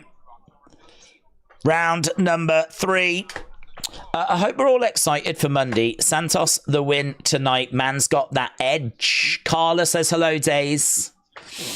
Tommy says Iron Man 84, Night of the Walking Bomb. That issue. That one. Yeah. Yeah, that's the one I'm talking about. It's good. You should read it. Right now we got Santos in there with use outside leg kick. Tessa did have talks with TNA about coming back. She's not. Oh, that makes sense. Now I know why Xia Li got teased. Because Tessa's around. Into the clinch. Yeezer trying to get Santos down, but that's a good takedown defense. Nice left hand there. And again, boom. Takedown by Santos. Takedown by Santos. James said, I don't give a shiz what anyone says. I miss Tessa. Yeah, but you do like bullies, don't you, James? That has always been your problem. You do side with the bullies. Right now, Santos is in control. Metal Mama, shout out to you. Iron Man didn't need this. He didn't need it. I'm telling you, if you read the comics, you'll know he didn't need it. He just wore it as like a fashion accessory. Tommy said, I miss someone of the caliber of Tessa, but if she's actually racist, then maybe I don't miss her. James misses her. James said he missed her earlier. James, I mean, I'm not saying that, like, you know, he doesn't mind racists. I'm not saying that, but he did say earlier that he missed her. And she was accused of racism. James said, I'm a bully, apparently. No, I don't think you're a bully. But we are questioning if you support racists. Right now, Santos is on the back of Yeezer. Edward, did you hear Stairway to Heaven? It's a deep cut. Oh, mate. Honestly. Honestly. People still aren't quite over it. Shot coming into the side of the body. He'd never heard it. He'd never heard of Led Zeppelin and he'd never heard Stairway to Heaven. This is the same guy. This is the same guy that couldn't sing Happy Birthday. Honestly, Edward, you're just endlessly intriguing. You're just endlessly entertaining, Edward. That's a good thing. It's better than supporting racists like James. Right, we are down on the ground. All this bantering. We need to park for a moment as we are getting towards the end of this fight. Led Zeppelin are kind of like Oasis, but a bit bigger in America. Well, much bigger. Oasis haven't broke America. They will, though. I think this tour will help, but I don't know. Everyone's into K-pop now, aren't they? And J-pop and all of that stuff. So I don't think Oasis stand much of a chance. I think their time was in the 90s, but the Americans just never took to them. You lot were too busy with your boy bands like NSYNC and Backstreet Boys. I don't think there was a space in the market for Oasis, unfortunately. Shame, because they're playing a stadium, aren't they, in Boston, the Gillette Stadium, and I'd imagine they'll probably sell like 1,000 tickets or something. And they deserve so much more. Santos is got this fight down. We got just over 40 odd seconds to go. Maybe Oasis is hit with the college students. Maybe, actually. They do like the obscure stuff, don't they? Like Led Zeppelin. Maybe. Maybe. Shot coming in there by Yeezer. 20 seconds. This is going to go one way, innit? I saw on a college campus someone wearing an Oasis shirt after class. Why was you on a college campus? What are you doing mooching around on college campuses? Eh? Is that where you found your girlfriend? Do you just hang around college campuses? Oh! Yeezer jumps back. And there we go. End of the fight. It's going to be a win for Santos. It goes the distance, but Yeezer is literally made of granite. Word Wrestling said, I'm from Manchester and I can hear music played at Old Trafford, so hope they play there. Well, they've not announced. I doubt it. I doubt it because they're just die-hard Man City fans, aren't they? So I don't think they would, to be honest, buds. If they're going to do anywhere, it'd be the Etihad, wouldn't it? Well, they're doing Manchester at Heaton Park. But Edward said, I'm not going to lie, I'm not a fan of the Beatles. I listen to Led Zeppelin and they're not for me. There's some good songs, but they're not my style of rock. Well, do you know what, Edward? Just, you've listened to them, haven't you? That's it. If someone says, have you heard Led Zeppelin? You can now say, yes, it's not for me. But super, super influential. You know, you got to remember they're around late 60s into the 70s. Like, what they managed to do at that time and inspire, I mean, super, super influential. And their songs still stand up, man. Kashmir, Black Dog, Immigrant Song, Whole Lot of Love, Stairway to Heaven. I think they were more of an albums band, though, to be honest. I mean, Physical Graffiti and like Led Zeppelin 4 and Houses of the Holy. There's just so many like complete albums that people just love listening to and just getting lost in. But if it's not for you, it's not for you. You should listen to Hot Dog by Led Zeppelin. It's their most famous song, says Tommy. James said, Edward loves Barbie Girl by Aqua. All you need to know. Yeah. Well, if one of your favourite songs is Barbie Girl by Aqua, I would agree that Led Zeppelin is a bit of a walk from there.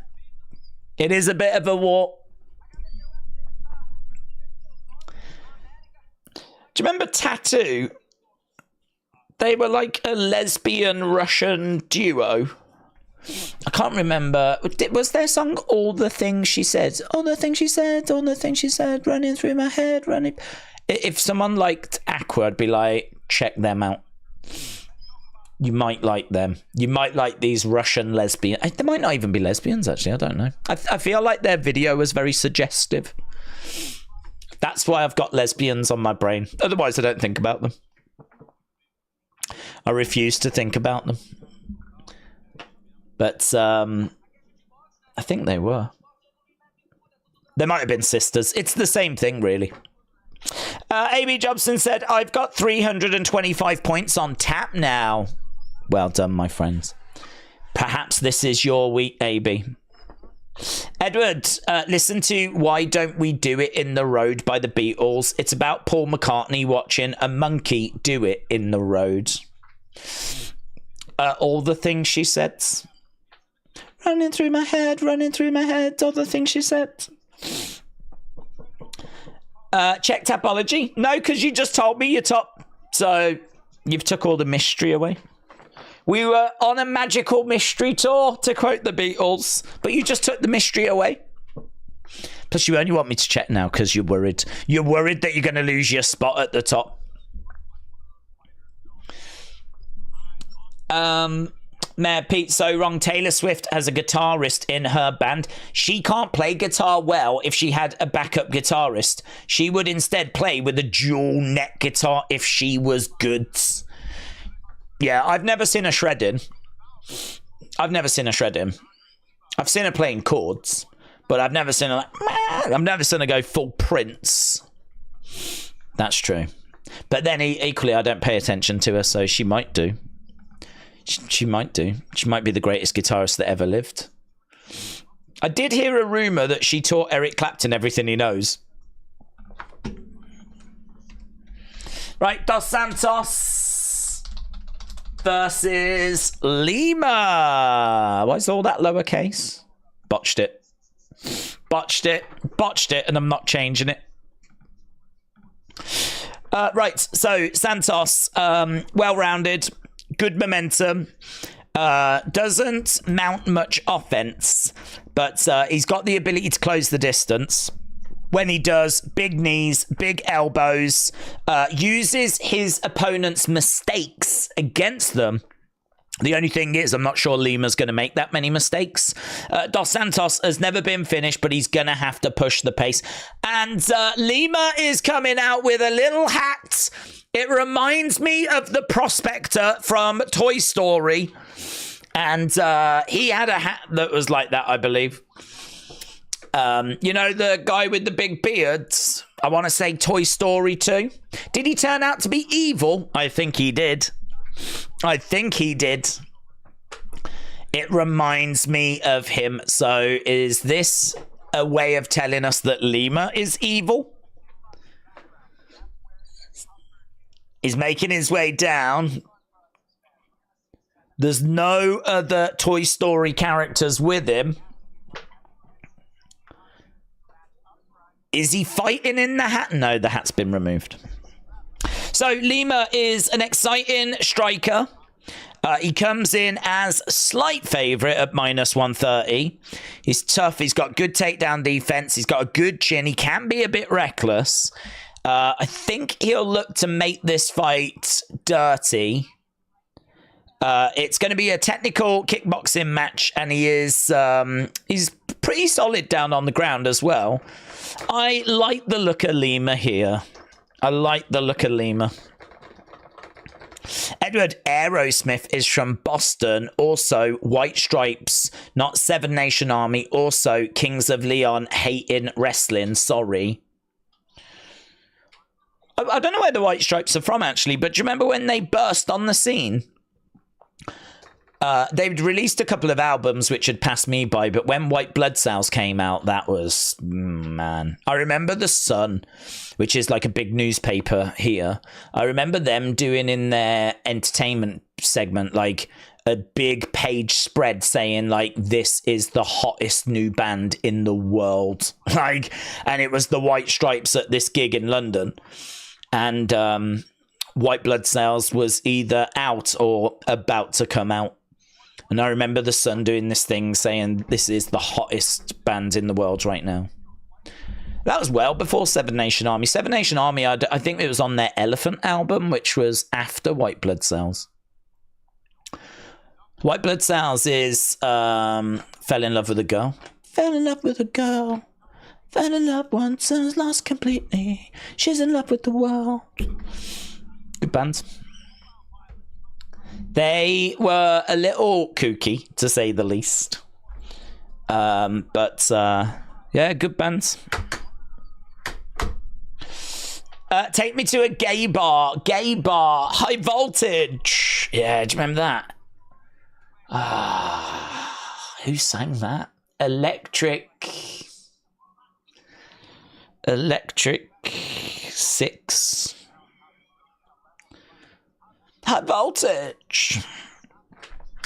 One of them went to college with me, but I never saw her. Yeah, his daughter's very attractive. Who? Edward's daughter's very attractive. One of them went to college with me, but I never saw her. Lisa said Vince was booking and heard you about the prospector name. He would have someone called the prospect. Yeah, he definitely would. You're absolutely right. Certainly if this was 95. I swear the guy from Aerosmith, the main singer, I swear his daughter was in Armageddon.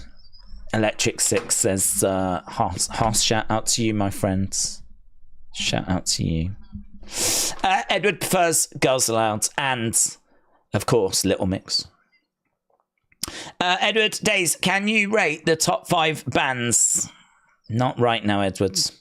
Sort of in the middle of something, but feel free to have that conversation in the chat right now. She's not in Armageddon, says Edwards. Frankie says hello, which is ironic because you was only saying relax the other day. Here's Lima. Liv was in Armageddon. We've got a real debate going on as to whether Liv Tyler was in Armageddon or not. And honestly, it's an answer we'll never know. We'll never get the answer to that. We'll forever remain confused. All right, they're just getting their intros, by the way. Steven Tyler didn't know that she was his daughter for a while. Is that true? I didn't know that. Is that true? She was a stripper in one of his music videos. Is that true? He made his daughter strip. He requested that his daughter strip in one of his music videos. Is that what you're telling me?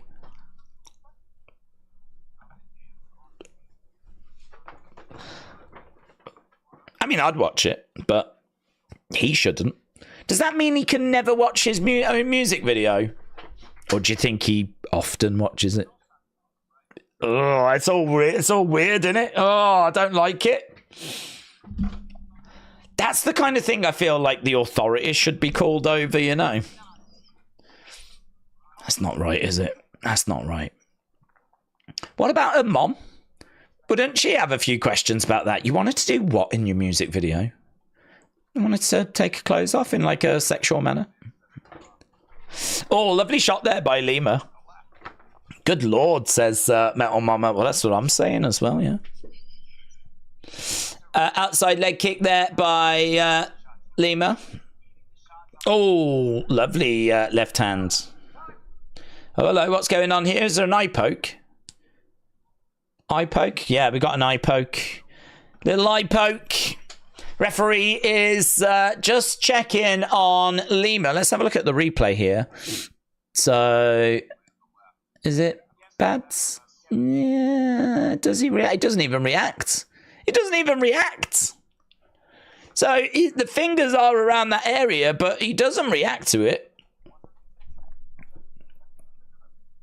Referee said, I know it wasn't intentional, but keep your fingers up. Boxing said, can you accept my tapology request? Yes. I'll do it now. Boom. Did you do it on yeah, that one? Done. You're in. We'll go back. I tell you what, we'll have a look at tapology after this fight. So, AB Jobson, can you survive? Can you get this fight right and still remain at the top? Right now, we've got outside leg kick there by Dos Santos. Kick coming in there by Lima. Jab coming in. My clock's all out for some reason. Oh, it's because I didn't flip him restart it. That's why. I was like, this is all out. There we go. Okay, so Santos on the outside as Lima is coming forwards. And right now, Dos Santos has grabbed Lima up against the side of the fence. Looking to try and get Santos... Trying to get Lima down. No joy, though. Dos Santos ahead here, 12-6 at the moment. Kick, but no joy.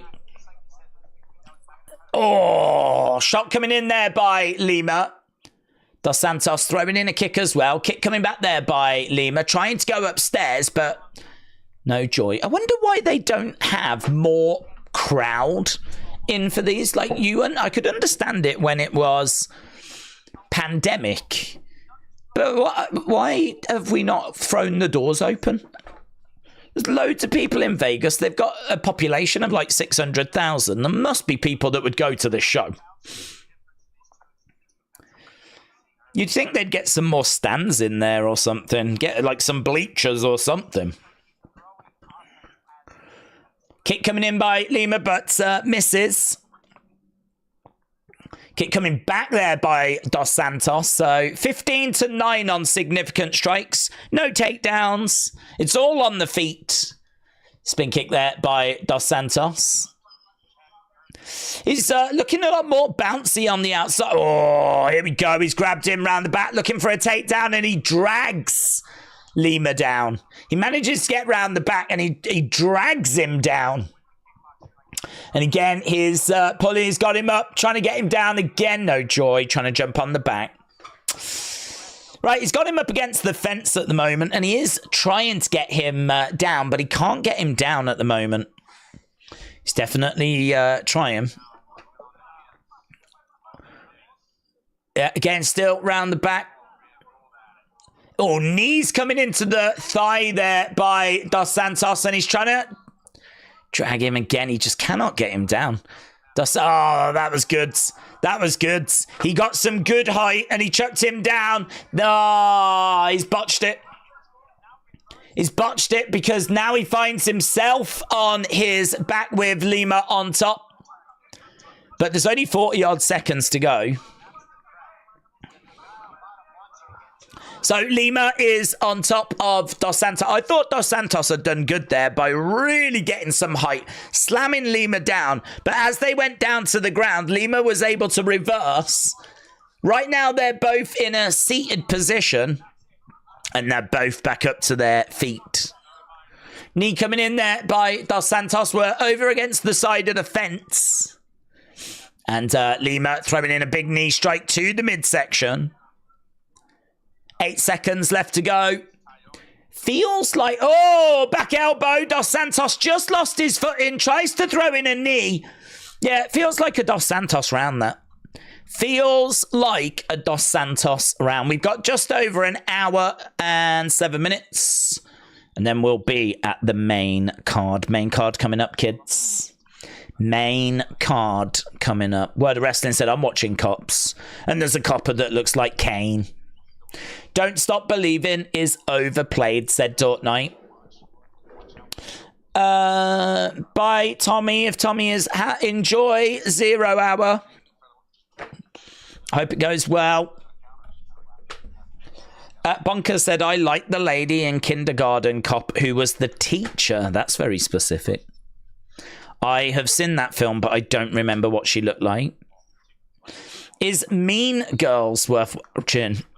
I don't know, Jules. Are you a 12-year-old girl? If you're between the age of 12 or 14 and you're female, I would say yes. Anything outside of that, I would say... Well, I can't say because I've never seen it. But that, I believe, is the target audience. Right, here we go. We're about to get back underway. Round number 2. Anyone watching Beetlejuice, said Bonkers. I'm worried that they're going to have botched that. I remember watching the first film when I was young, and I was so confused by it. I mean, it was I understood the story, but it was so dark, but also quite funny at the same time. Such a weird film. Really strange. I think I was too young to watch it, really. Oh, knee coming in there by Dos Santos. Lima has got Dos Santos up against the side of the fence. Jules said yes. Oh, what, you are between 12 and 14 and a girl? You'll love it, mate. You'll love it. There's so much drama. Loads of drama. Loads of cattiness. There's a few boys in there as well. Again, I've never seen the film. These are all things I would expect. Gossip. Lots of gossip. Lots of life problems. Kick coming in there by Dos Santos, going upstairs. Dawn Knight said, I watched the first Beetlejuice again the other day. It's a good film. It's a good film, but it's a weird film. I will probably watch the sequel, but I don't know when. Word Wrestling said, I'm 33, but when I was 12 when it came out. Oh, I thought you said I was 12 when I came out. I was like, I didn't know how to react. I was going to start applauding. I'm 33, but I was 12 when I came out. Well done, my friends. That was very brave. And to do it at such a young age as well. So, Word of Wrestling, nothing but respect to you, my friend. Right, Lima has got Dos Santos down, and this is Dol. He's got him down. He's on top of him at the moment, and Dos Santos has got nowhere to go. AB Jobson said, I get it for free on my TV. What? Beetlejuice? Beetlejuice? I don't even know. Are we talking about that? I don't even know who makes it. Dos Santos is still down Lima all over him right now. He's asking a few questions here. We are past the halfway point in this fight. Beetlejuice, Beetlejuice.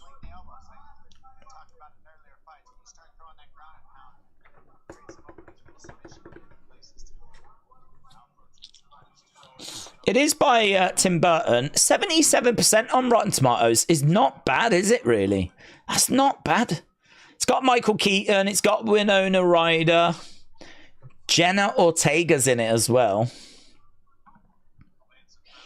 Not bad. I don't know where it is, though. If it's at the cinema or if it's on a streaming platform. Someone will have to tell me.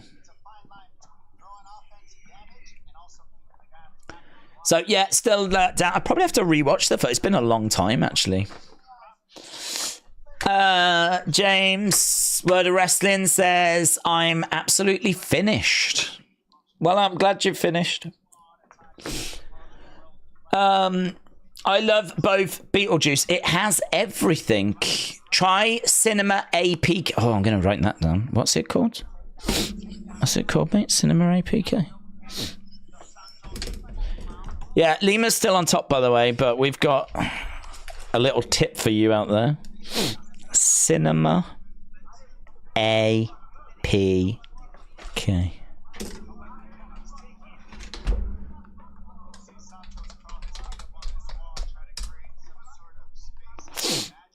I ain't got it. If I put it in, nothing comes back. I've got Cinema A HDV3. I haven't got Cinema APK. What are you on about? Lima still, he's been on top for over 3 minutes. Do you have to download it or something? What's this?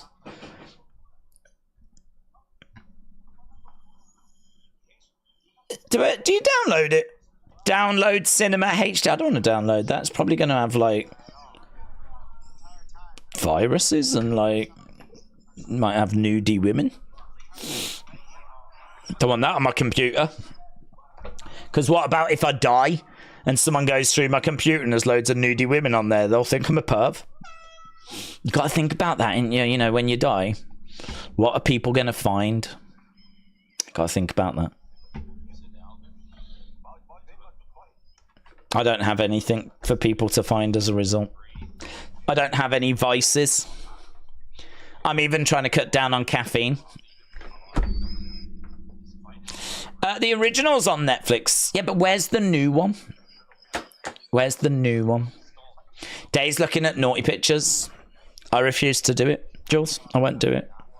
I won't do it because then it'll be in my history, and then if I die, someone will go on my computer and they'll go through my history and they'll be like, oh my god, he was such a perv.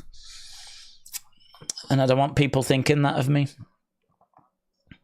Nudie women. Joker 2 was always going to divide people with the musical. Oh my god, is it a musical? Is it a musical? Did they go down the road of it being a musical? No. I didn't realise they had actually done that. I'd heard rumours they were thinking it. I didn't realise that's what it was.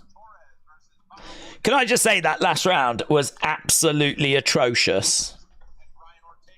Right, here we go. Round number 3. Please be better. We got 1 more hour to go until we're at the main show. If you are watching and you've not left a like, leave a like. We're at 2,691. We're trying to get to 3,000. Also, none of what I've said is true. A couple of shots coming in there by Lima. Dos Santos goes back into the centre. New one is in the cinema. Beetlejuice or...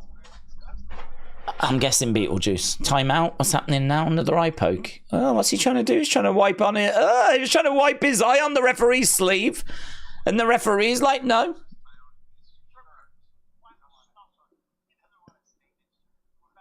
Oh, is it snot?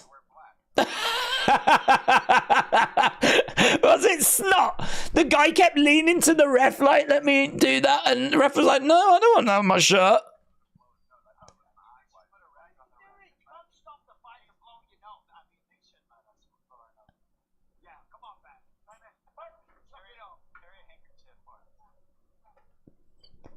Bisping was quite loud there. It was like, you can't stop the fight to blow your nose, which is fair, isn't it? Actually, what about if he just snotted on his opponent? Imagine if he was just like, on Dos Santos.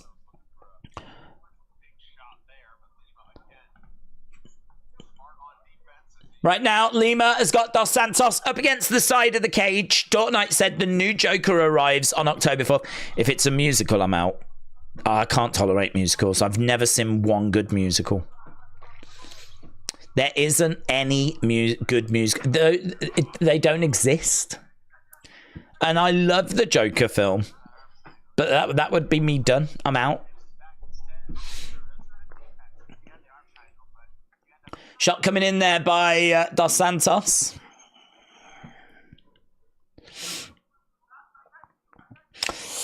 That's why I prefer Marvel over DC, said Kian, because I find DC have fallen off. I don't know that they've fallen off. I don't think they ever got going. They had the Dark Knight trilogy, but I mean, really, outside of that, I don't know what else. I don't know how else DC have done that's good. Wonder Woman. Never seen it. It's got a lady in it. Don't watch films with women in.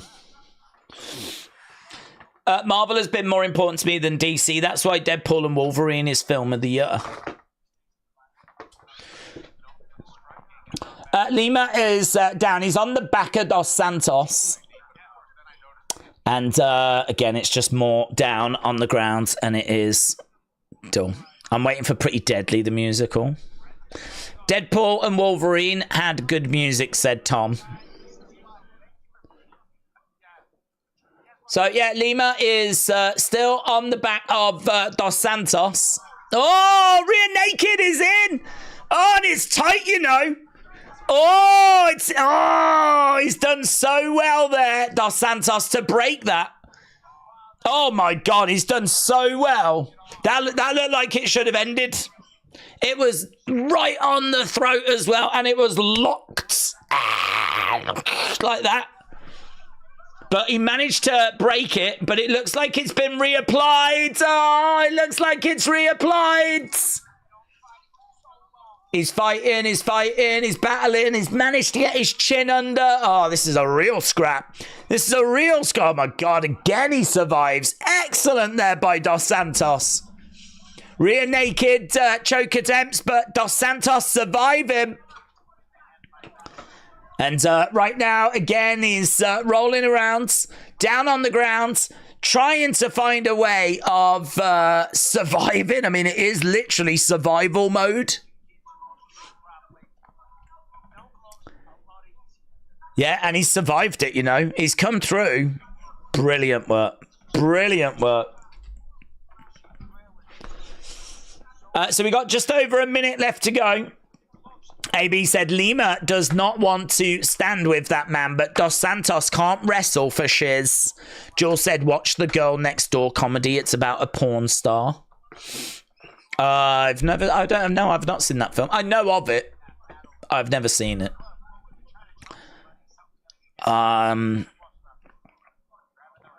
Is there boobs in it? I won't watch it if there's boobs in it. If you've not seen the new Alien, I give it a set. There's a new Alien. Nathan said, happy Star Trek Day tomorrow. That's something, isn't it? I think that's something. Not everyone can do that, by the way. This boy can. Shots coming in there by Dos Santos. Yeah, Lima is just right. He's lying on his back with his arms in the air. Well, there we go. We made it. Korga said Warhammer is better than DC. Keep getting bots trying to follow me on Twitter. Maybe they're not bots, James. Maybe they're not bots. Joel said, not really. It's very funny. Oh, what the Girl Next Door. Okay. Cineb is a popular free movie site that features a massive library of content with a simple interface to browse for your selection. Any content plays in high definition. Cineb. I'm going to write that down. Yeah, because Sin APK in there. Cineb. Vicious.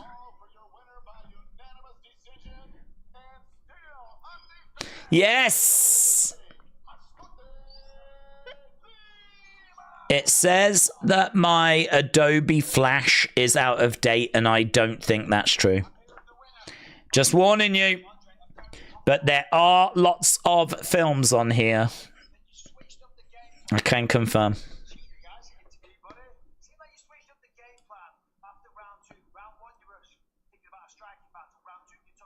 Okay, so it is a victory for Lima. Days, if I don't send you a happy Star Trek Day message, it's because I'm out of data.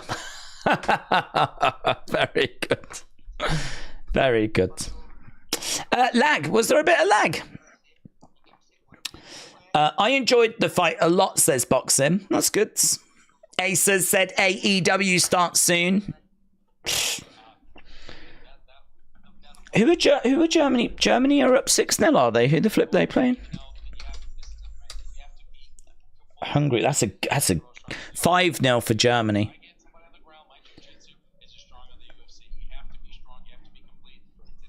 Fulkrug, Musiala, Wirtz, Pavlovic, and that's a good result for them, isn't it? That's a good result. They could be a problem under Nagelsmann, couldn't they? They could be a problem. An exciting future, but patience is needed for Julian Nagelsmann. Okay, so Lima gets the win, and we are moving on. We said we would look, didn't we? Let's see.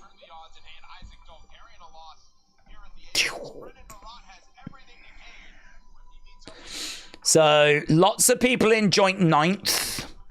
And then we've got Sweating and Betting in 8. 4, I Am Oliveira in 7. Houdini in 6. Dork Knight in 3. David Walker in 3. Hayden in 3. And in joint first is Bumpy and Temps 09. AB, where's you go? Where you gone? Where have you gone? I can't see you in there anywhere. A.B. Jobson. I'm still in first. There's no A.B. Jobson there. We got Temps 09 and we got Bumpy, so big shout out to both of them. But no A.B. Jobson. Aww. So was you just lying that you was doing well to be popular to everyone in the chat? Is that what happened? And you're like, oh, I'm doing really, really well. Don't check Tapology, though. And then we check Tapology and what, you're just not there. What's this? What's this? You lying to try and impress people. Is that what's happening? I mean, it's all right. If that's what you've done, it's okay. We all do it. I've never done it. But, AB was lying, said Christopher. AB said, my name is Bumpy. Oh, yeah. No, guys, you know the B in AB, that stands for Bumpy. I'm known as a Bumpy Johnson, a Bumpy Jobson. Yeah, I'm Bumpy.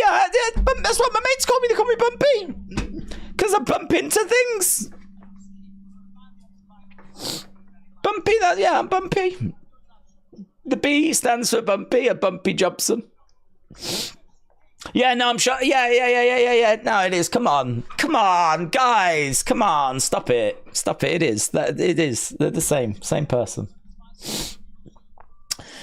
Right, shall we move on? Because that was a little bit awkward, wasn't it? A little bit. We'll move on from that. Right. Next fight. This is gonna be. Bulgarian versus Marot. Bulgarian against Marot.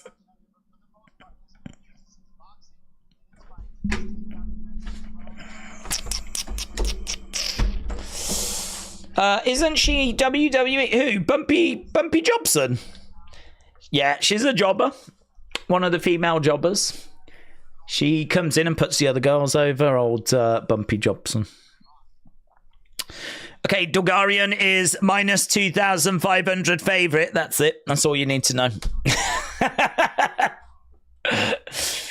Bulgarian is minus 2,500 favourite. He's expected to win and win easily. He's got loads of early finishes, and this is probably going to be the same. So, Bumpy Johnson from New Jack says A.B. Jobson. Bumpy Johnson, it sounds like a failed Attitude Era wrestling gimmick, said Alkaline. The Beach Kevin, hello. I had a Bumpy Johnson, but the doctor gave me some medicine to clear it. That's my line when I go on a date. I'm like, listen, I've had such a good time. Can we go back to yours and do a bit of Bumpy Johnson? Hey, what do you think? Go back to yours, put on some music, a little bit of Bumpy Johnson. Just saying, just putting the idea out there. I wanna sex you up, like that. And they're like, yeah, okay, yeah. I mean, normally, in all fairness, they're drunk and passing out, so I just carry them, but... yeah, a little bit of the old Bumpy Johnson. Let's go. Bulgarian for the dub, said Bonkers. Dortnight is acknowledging AB. Yeah. Pick up his spirits. A.B. Jobson said, I'm correct again. My prediction was correct. Lima correct. Decision kooky. Andre Lima nationalized his hammerlock. Easy money. I don't like it when Days gets all sexy. That's not what your DMs say, Tony. You DM going, Days, can you get sexy more? I love it. And then you come on these streams when everyone's here and you're like, I don't like it when Days gets all sexy. What are these twisted games that you're playing, Tony? Eh? What are these games that you're playing? Okay, Brendan Marotta. Is that how you pronounce it? I don't know. Who cares? He's going to lose.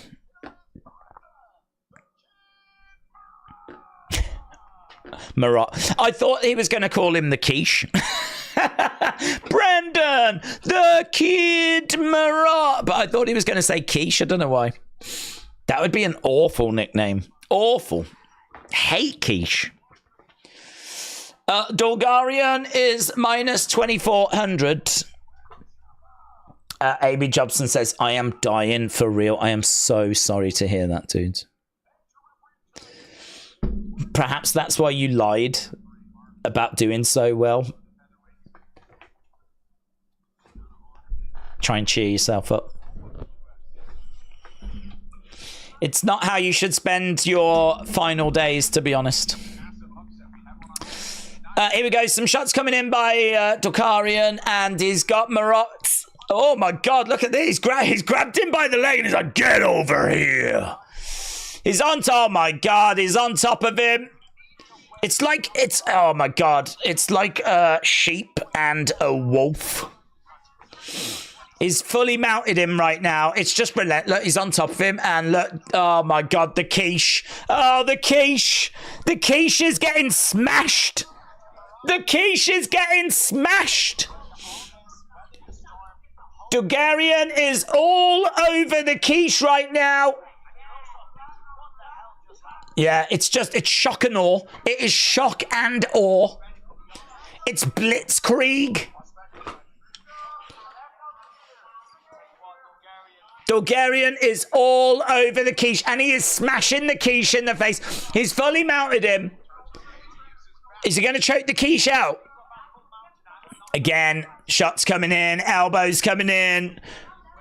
referee, he's got to be a bit more active to give the ref something more to think about. Another shot coming in there by Dugarian. Will the fight go the distance? No, minus 2,000. Oh my God, he's just getting... He's just defending his... At some point, the ref's going to have to look at this. 22 significant strikes to 1. He's throwing in these shots, and the quiche is just taking them. Dugarian is... Oh my God. He's just trying to cover up, but... And now he's throwing in from the other side. Oh, God, this has just been awful. This has been awful. This is the kind of fight that would make you question if you're in the right sport. Oh, there we go. He's going to end it. There we go. Arm triangle. Arm triangle. I think he was even helping him. I feel like the quiche was even helping him get into a better position. Oh, my God. The fight's continuing. Elbow coming in there by Dugarian. Shots coming into the face. Oh my God. He's just getting murked. He's just getting murked. The quiche is getting smashed, mate. It's just like that scene in American Pie when the dude puts the pie on his dong. It's exactly the same. This guy is getting effed. Absolutely effed. That is what I'm watching right now. I'm watching one guy absolutely F another guy. And there is blood involved. Lots of blood. We got 1 minute 40 left to go. He's just cowering. He's cowering. Oh, he does throw in a little back elbow there, though. Little back elbow by the quiche. He does look a bit like a quiche. If you had a human that looked like a quiche, it would be this dude. Oh, it's just been awful. This dude should be a librarian. Something's gone wrong. He's filled out the wrong application form. I think he wanted to work on the reception, and somehow he finds himself in a fight getting smashed in the face. And he has been smashed in the face for 4 minutes. And it's still going. It's just 52! 41 significant strikes! And it could have been worse. Dugarian's just... he's not even trying. And it's already 42-3. He has absolutely smashed this dude. He has absolutely smashed this dude. He's probably... Do you know what? I don't think he's got 4 minutes 28 control time. We've still got 20 seconds to go. Yeah, double leg. He took him down. Tony said fair play for him staying in this fight for so long. That's the spirit anger him more. Yeah, that back elbow. I mean, he has survived the first round. That is so good. That is so good, considering this guy looks like he should be working in finance, or... I feel like he's someone that would work on reception or in finance, but he's got a couple of tattoos, and he's really got a lot of confidence from them. Getting some tattoos, his mates have gone, oh, you know, that makes you look badass. And he's gone, do you know what? I'm going to be an MMA fighter. And they're like, yeah, you should. You look like one with those tattoos. And so now he's stepped into an octagon and he is just getting murked. Look, his corner is saying, look, you're going to be on the back foot for a little bit, yeah? I'm not going to lie to you. This second round's not going to be fun for you, right? You're going to be on the back foot. What that means is you're about to have your whole life flash before your eyes, because this guy is going to absolutely mess you up again. It's going to be absolutely flipping horrific, and you're going to forget what your family looks like. Right, I'm looking forward to this. There's something, and oh my God! He picks him up and he slams him down. And look at this. The dude is down in the middle of the octagon. Oh my God. Look, he could have been answering phones. He could have been trying to deal with late library returns. Oh, I'm very sorry. I've scanned that through the system. I'm afraid we've got to charge you an extra 50 cents because this was meant to be back in 1987 and it's a few years past its return date. He could be doing that. Instead, he's being taken down and punched in the face 43 times. And we're not even halfway. Well, it's continuing. This is awful. It's just awful. Not for me. I'm flipping loving it. I hope he messes him right up. I hope he becomes unrecognizable to his family. That's what I want. Because you want to be entertained. I don't know about you. I want to be entertained. That's what we want to see. We want to see people getting horrifically beaten to a pulp. That's why we tune in. Although, do you know what? Dukarian is busted open, you know. Oh my God, what if this guy was playing possum, the quiche? What if the quiche was playing possum? But actually now he's going to mess the other guy up. Oh, that'd be the greatest comeback. That would be the greatest comeback. This would be amazing. It would be like finding out there was razor blades in the quiche all along. The quiche would have the last laugh. Shots coming in. There's a lot of blood, you know. Have you had any injuries at work? Oh, well, these two have. Both of them now, you know. The quiche is lying on his back and Bulgarian is still swinging away, but you can see that the numbers aren't really going up as much. I wonder if he's, like, got tired. I wonder if Bulgarian's just got a bit tired now. I wonder if he's kind of punched himself out a bit. Well, he's still in control, but this is way too easy, but it is fun to watch, said Boxing. Nivu said, how do you watch the fights? Well, I'm watching it on TNT. In America, ESPN, I think. Pretty sure. Might be ESPN Plus, don't know.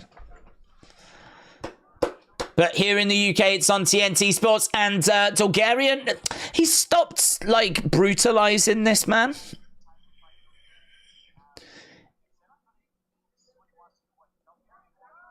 He's going for another head and arm, though.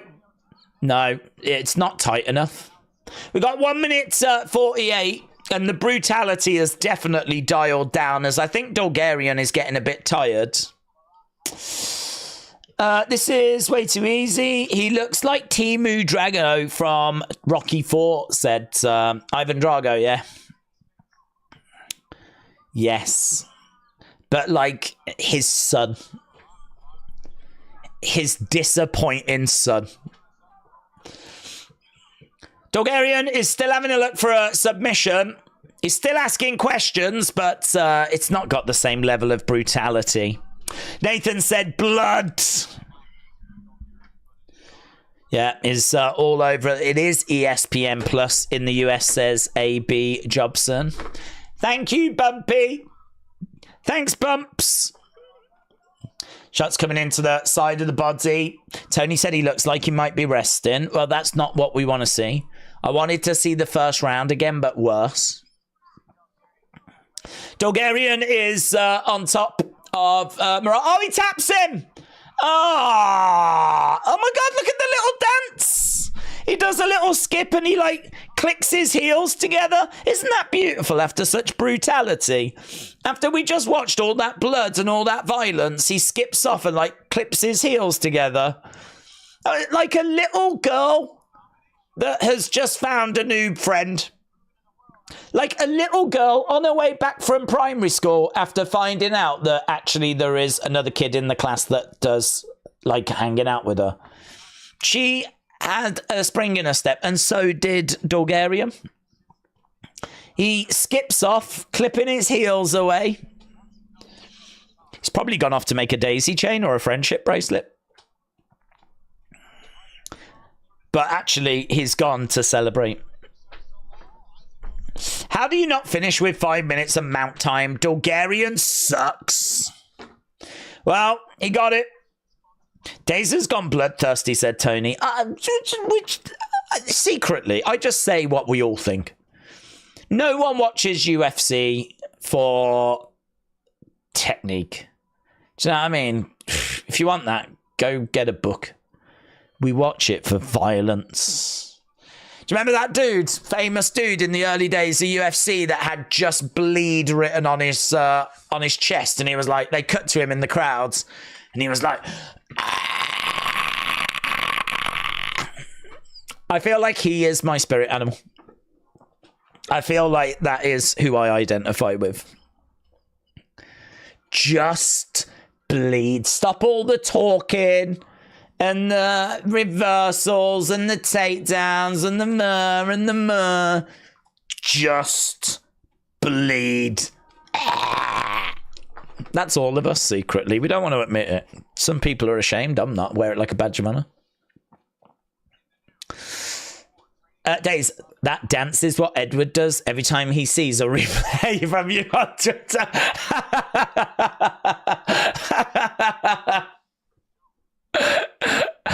Yes. Yes.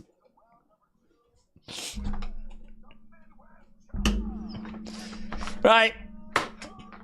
Bulgarian gets the victory. The quiche falls short.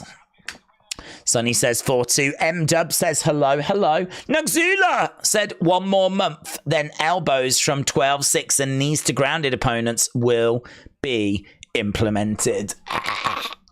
Just played. Bulgarian has finished all 7 of his wins. He has what I like to call a 100% finish rate.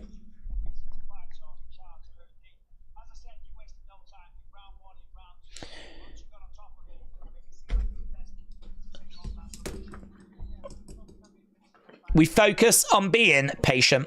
Boxing said 5-1. I'm doing well the whole night. I just lost the Yeezer fight. Bonkers is 3-3, but Dave Walker is 6-0. I remember the Just Bleed t-shirt, said Nathan. Jules said, Days, if you keep this up, Mama Days will slap you. She can try. I've seen a different side to Days tonight. He's really into violence and being sexy at the same time. That is me in a nutshell. I'm a man of extremes. Violence and sexiness. That's it. That's all I care about. I've never realised 6-0, said Dortnight. Is that where you are now? 6-0. Right, is this going to be, is this our main event? Oh, there is no Ryan Spann fight anymore. Next it would have been Ryan Spann against OSP. But not anymore, kids. So we are moving on to our next fight. Fight number 7, and this, I think, might be the last of our prelims. Zurong. Chris Padilla. Okay, that fight coming up next. Oh, hang on, I've spelt that wrong. I've spelt wrong. Imagine spelling wrong. Oh, I'm keeping that. I've spelt wrong. Love it. Flipping love it. That's perfect. Some things in life are just meant to be. Not many can pull that off, Days, said Tony. Well, effortless, mate. Flipping effortless. What can I say? Oh, I'll tell you what I can say. If you are watching and you've not left a like, leave a like. It's greatly appreciated. That's what I can say. As we're heading towards the main cards, we're heading towards Natalia Silva, and I am very much looking forward to that.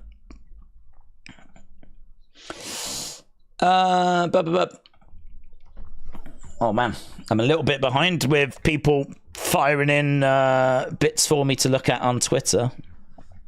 I'll have to have a look at all of that. Try and catch up. I've enjoyed this attitude, said Jules. Well, Jules, you know, sometimes I have to hide this side of me on the WWE streams because I know that literally everyone that's watching is like 13 years old. So, you know, I have to mind my P's and Q's. But when we get to a UFC stream, I can be a lot more open because I don't have to worry so much about children. So, you know, this is where you get the real me. I'm a violent man, what can I say? And give a flip. Give a flip, step up to me. And it is going down. Bad.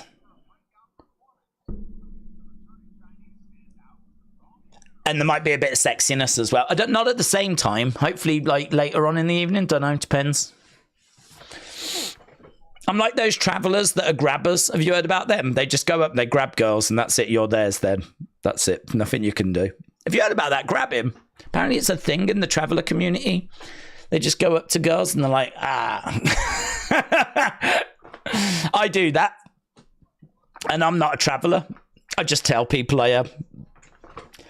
How are they going to know? They aren't going to know, are they? And they can't say anything because it's part of my culture. Do you know what I mean? It's foolproof. It's flipping brilliant. So even when finding a mate, there's a degree of violence in there. And there's nothing anyone can do because it's part of my culture. Right, next fight coming up. James said Becky Lynch is trending again under All Out. Oh, has she got it all out? That will do it, in all fairness. If she has got it all out, that will do it. Perhaps because she's a mom now, she doesn't care.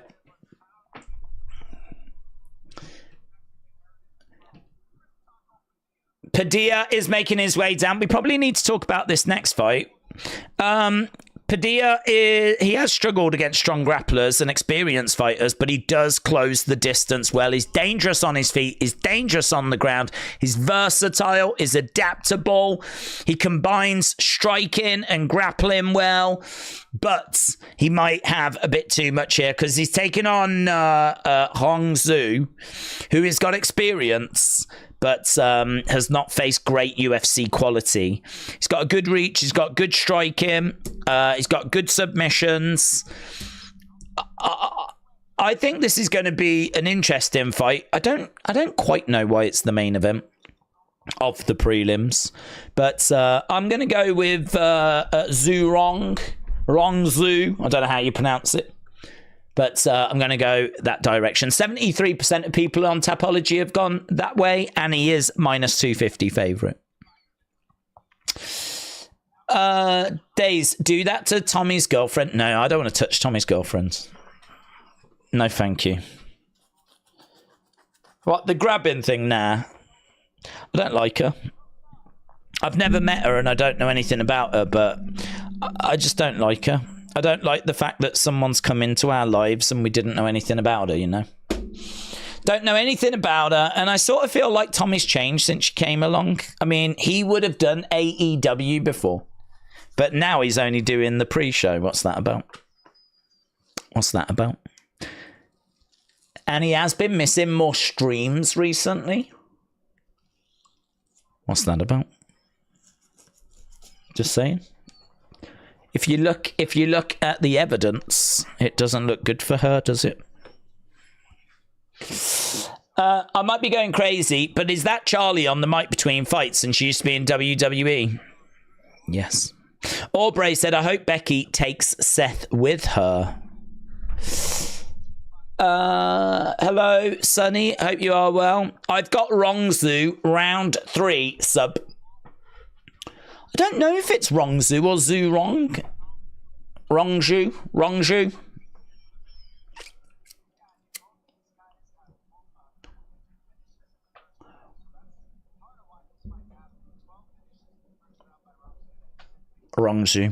12 finishes in the first round. Days might have to go and get some jabs. That's right, James. Yes. That's right.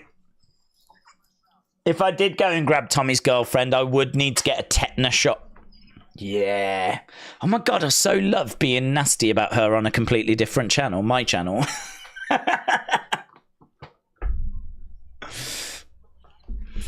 Yes, my goal is to turn the whole community against her. And it's working. It's working. Joel said, I'll grab her for you, Days, and for the community. Well, listen, I don't want to see it. If you do grab her, if she goes away, then brilliant. I don't care what you do with her. Oh, if she does go missing now, then this will be used as evidence, won't it? Oh, God. Imagine if she does go missing now, something happens. Then I'll be on one of those YouTube darkest moments, won't I? It'll be like, they used to do a podcast together until he made this comment. Yeah, if you do grab her, then, you know, do whatever you want. As long as she goes away, I don't mind. And she did go away. What did he do to her? I don't know how I'd deal with that situation, to be honest. It would be very awkward. And you know what? It'd be her fault as well. It'd be her fault, because it'd be her fault, wouldn't it? Days, can I get a shout out, said M-Dub. Yes. Shout out to you, M-Dub. Uncle Howdy at UFC, he would destroy Conor McGregor.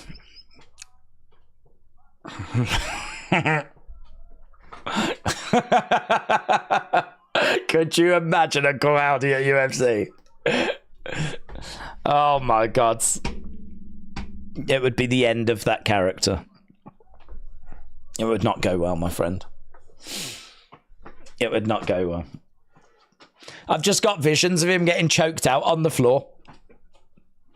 And a load of kids crying, just like, that was Uncle Howdy. Oh, God. It wouldn't go well, mate. Right, we got Padilla on the outside. Wrong shoe. Throwing out some leg kicks. Who's going to win this one, said Tony. We are. I have got Wrong shoe winning. I got Wrong shoe getting this one. Manager Mail said, has the fight begun? Literally just. So, Wrong shoe in red. Padilla in blue. Outside leg kick there by Padilla. Wrong shoe backing up a little bit. Padilla throwing out a kick, but just misses. Another kick coming in. Wrong shoe steps out the way. We got just over a minute to go. Or a minute gone, sorry. Nice right hand there by Wrong shoe. Jab coming back there by Padilla. It's a bit slow, you know.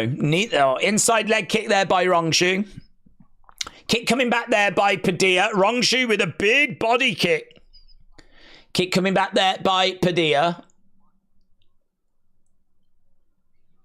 Really good body kick there by Wrong shoe. Oh, lovely hands. Rights and lefts there by Wrong shoe as Padilla throws an outside leg kick. You can see Wrong shoe's legs a bit chewed up. Couple of left-hand jabs straight down the middle there by Padilla. Outside leg kick. Joshua said, Days, Chad Gable looks a bit like Michael Chandler. Yeah, I could see that. Hey, Gable would be interesting in this because he's got that high-level wrestling background.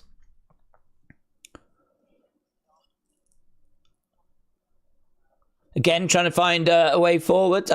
He was almost on the, or he was on the Olympic team, wasn't he? Swing and a miss there by Wrong shoe. Kick coming in there by Wrong shoe. And again, another kick coming in. Padilla trying to find a way forward as Wrong shoe just moves out the way. Outside leg kick there by Padilla. Another kick coming back there by Padilla. Rongju again in the middle, bouncing around. It's a bit flat, this. Very close. 13-11 at the moment. Yeah, 2 minutes left to go. Just edging forward. Kick coming in there by Padilla. Oh, lovely shots there by Rongju. Left followed by a right and a kick down the middle. Padilla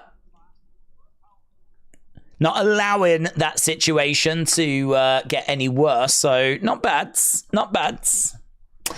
AB said 24 years and 30 fights experience goes a long way. Yeah, but we know that it's not the highest level, is it? 1 and 2 in the UFC so far. Still, though, he has got more fights than Padilla. It's very quiet. We're in the apex. There's next to no one around. Hook shot coming in there by Rongju. Padilla is backing up a little bit. Jab coming in there by Padilla. How long we got? We got about 17 minutes till we go to the main show. We got a minute left in round number 1. Kick coming in there by Padilla. Padilla is well up here. He's up by 9 significant strikes. Couple of shots there by Rongju, though. He's really unloading. That was good. That was good. Rongju letting the hands go. Yeah. It's a big shot coming back. You can see that's gone up to 18. That gap has gone down to 6. 19-25. The gap's still 6 at the moment. He needs another flurry like that, really. Oh, knee coming in there by Padilla. We got 15 seconds left to go. Lovely overhand. Love that. Gap opens up by 1. Both in the center. We got 6 seconds left to go. Outside leg kick. Yeah, it's a tricky one, that, because the gap is 9, which feels like Padilla should get it. But honestly, the shots looked better from Rongju. Feel like Padilla should get that first round, but I wouldn't be shocked if some judges give it to Rongju. Stretch said, Days, who have you got in the main event tonight? I don't know. Who have I got, actually? I think I've gone with Burns because I really like Burns, but it absolutely could be Brady. Yeah, do you know what? I haven't picked anyone.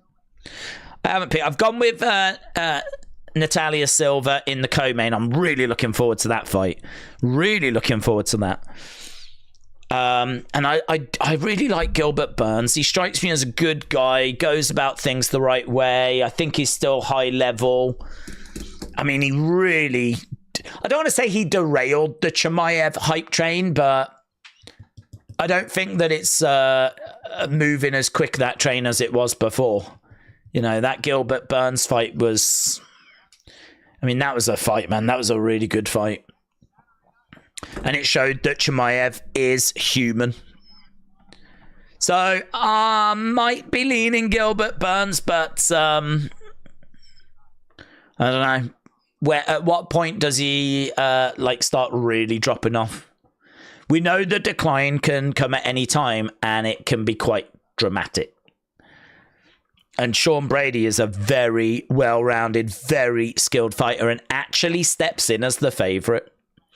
He's minus 175 favourite. 55% of people on Tapology have picked him. Knees there by Padilla. Rongju in the centre. Oh, they're both in the clinch. Knees coming into the body there by Padilla. Kick coming in by Padilla, but Rongju just slightly out the range. 14 minutes to go till we get to the main cards. Second round underway, and it's pretty exciting. I've got Rongju in the first at AB Jobson, but boxing has got Padilla. Jab coming in there by Rongju. Padilla on the outside. Leg kick there by Rongju. Outside leg kick. Jab coming in by both fighters. Overhand right there by Padilla. Yeah, outside leg kick by Padilla. Outside leg kick by Rongju. Kick down the middle there by Padilla. Rongju in the middle. Padilla trying to find a way forwards. Jab coming in there by Padilla. Another jab coming in.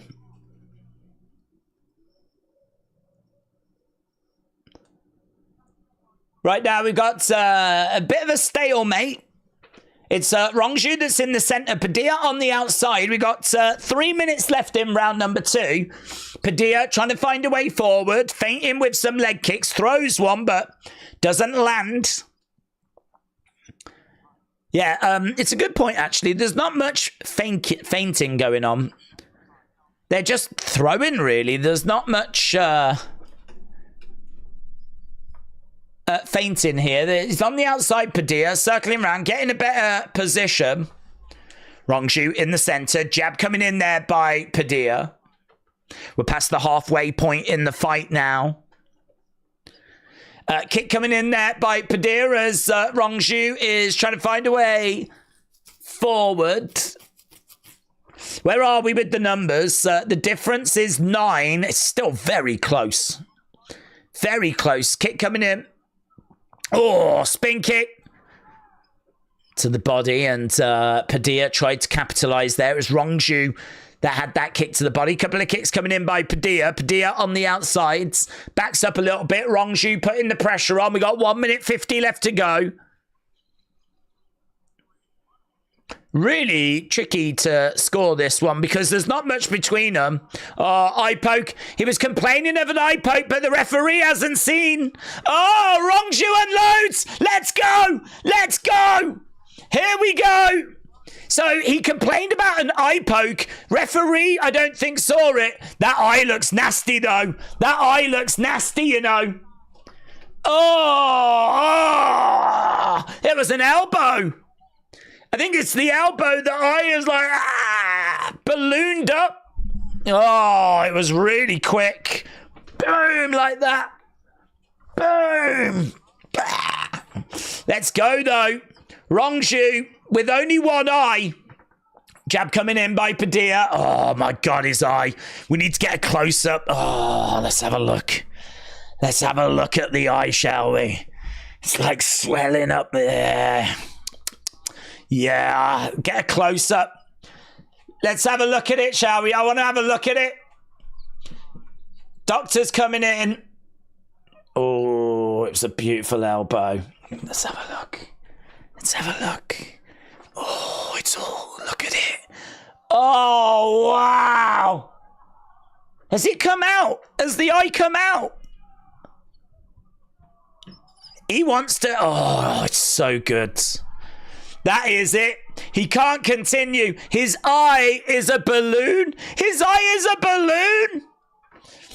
His eye is a balloon. Oh, do you know, it reminds me so much. It reminds me so much of Vader from Japan. When, was it the match with Stan Hansen? When his eye popped out. Oh, my God. Oh, my God. Do you know what? If he's broken the orbital and the eye has come out, that's what it would look like. Because the eyelid swells, the eye swells, and it shuts over the eye that's come out of the socket. And that's what happened with Vader. That's exactly how it looked. That's exactly how it looked. The eye had come out. Oh, that is so good. Oh, so good. I want to touch it. I want to touch it. I want to... Does that hurt? Does that hurt? Oh, I can feel your eye. And it's not in your head.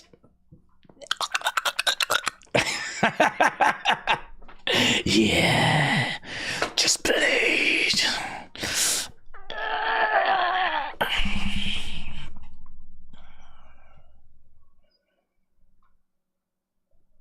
This should have continued.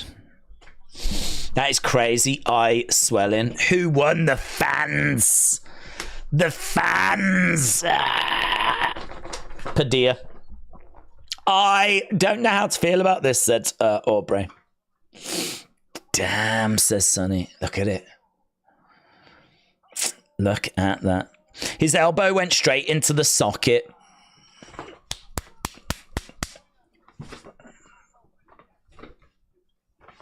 Yes. The eye killer. He could be sponsored by Apple. Oh, it's so good. Oh, oh, oh, mate. That impact was so hard. Rongju's ear was flapping. I don't know if you saw, but the impact was so hard. The ear was like Dumbo. That's how hard the impact was. It's very rare to see a ear waving. Elbow from Badia caused doctor stoppage, said box him. Amy Jobson says 6-1. Days, are you watching Better Be Evan Bivol? Oh, I don't know, actually, because I've got a feeling that is clashing with something. Better Be Ev and Bivol, when is it? My brain is saying it clashes. When is the fight? I just don't know. Padilla!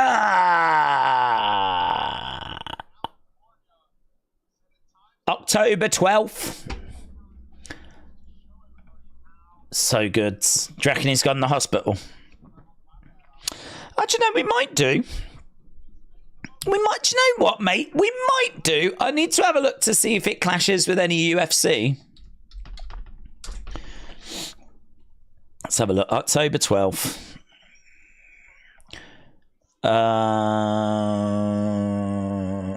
It's only, it's not the biggest fight night. Yeah, we might do, you know.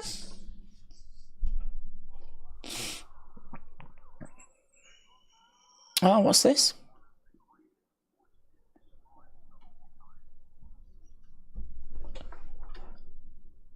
Is this the history of UFC or something?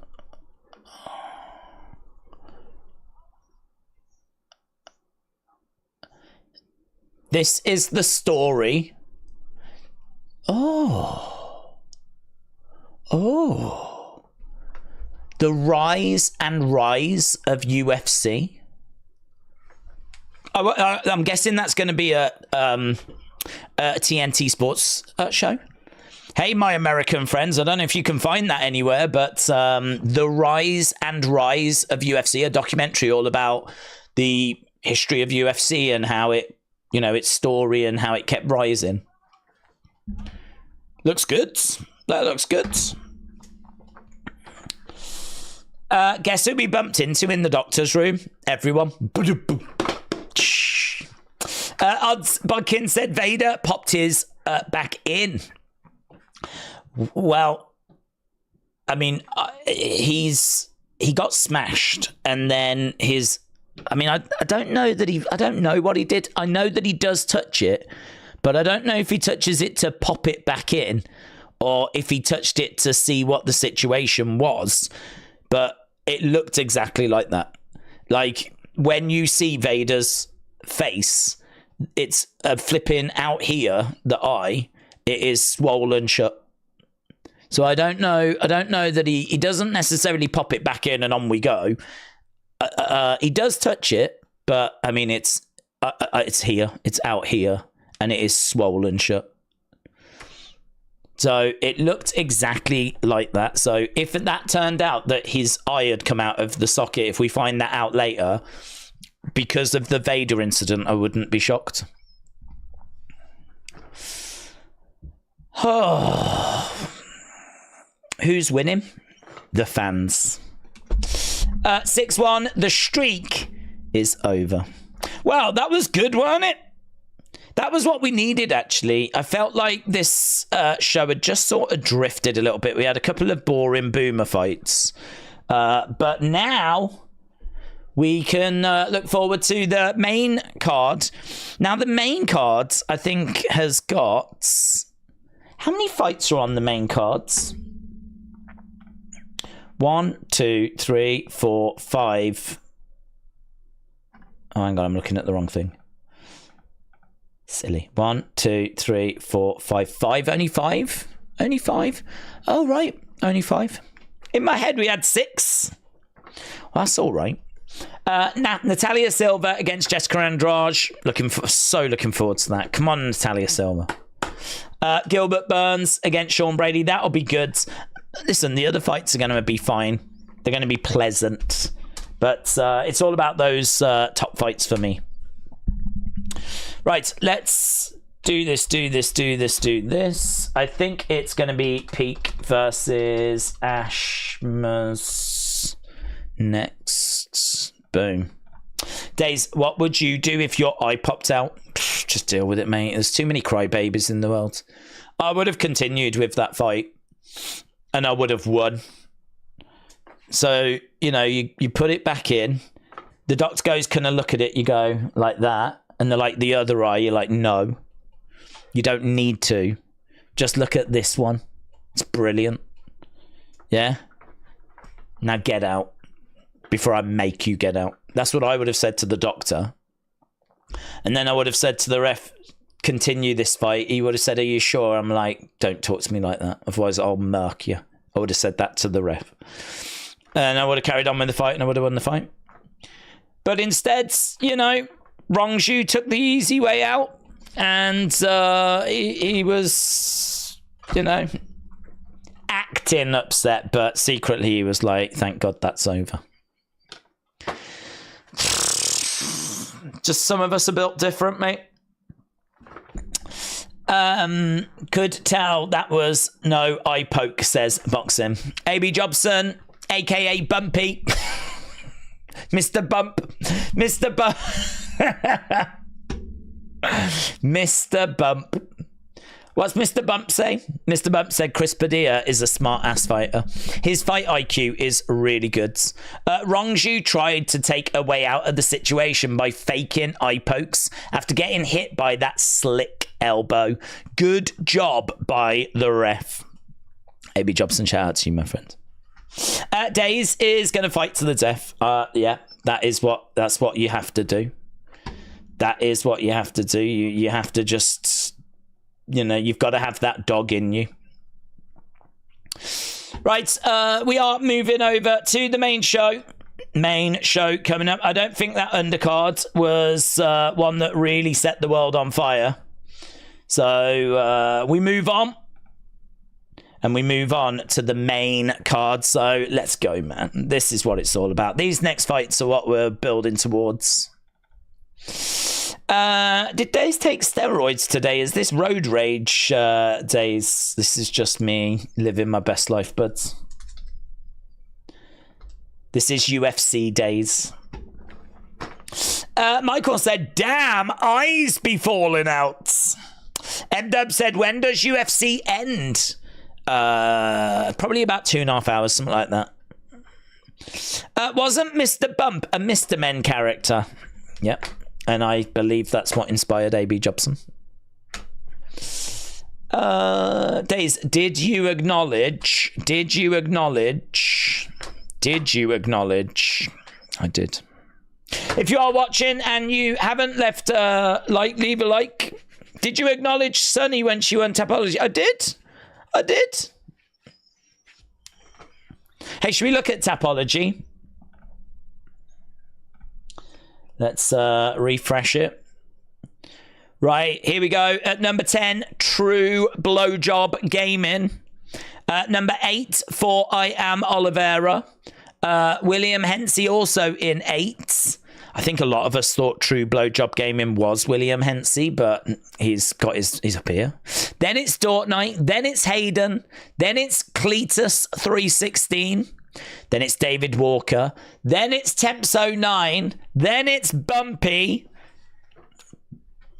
I'll leave it up to you as to whether you believe if that's AB Jobson or not. Then it's Houdini 199X. So that's where we are right now. Mr. Bombastic said you had a total bashing and an extracted eye. What more do you want? I'm satisfied. I'm not asking for anything unreasonable. I think that an eye coming out of the socket potentially it ticks the box for me. But whatever happens now, this show's goated. Tony said, what do you call Rongzu? Anything you like. He can't see you. AB, do the bumpety bump, says Ernest. Days did acknowledge Sunny when she won. She just wasn't on the stream. Wasn't she? Well, listen. Did it even happen then? If a tree falls in the forest and no one hears it, did it even make a sound? Yes, it did. I've never understood that. I mean, it absolutely did. That is weird, isn't it? If no one's around to hear it, did it even make a sound? Like, I don't even think that's very clever. Like, yes, it did. It absolutely did. It definitely did make a sound. True story. I got the nickname in the rave scene in the 90s. Oh, yeah. Of course you did, bud. Of course you did. It's got nothing to do with you being accident prone. It's because you're like a big raver in the 90s. Yeah. Can you put up a poll? Says Adil. What for, Adil? What for? What should the poll be for the main event? Co-main event? What do you think, Adil? Here we are at the main card, kids. We are here for the main cards. How many fights are there? 5 fights. Yeah, Bilal Muhammad is the new champ in this division. Leon Edwards at 1, Kamaru Usman at 2, Rakhmonov at 3, Jack Della Maddalena at 4, Colby Covington at 5, Gilbert Burns, Ian Gary. I mean, look, Ian Gary, Sean. Oh, this is a good fight, isn't it, actually? Whoever wins this is going to take a big step forwards.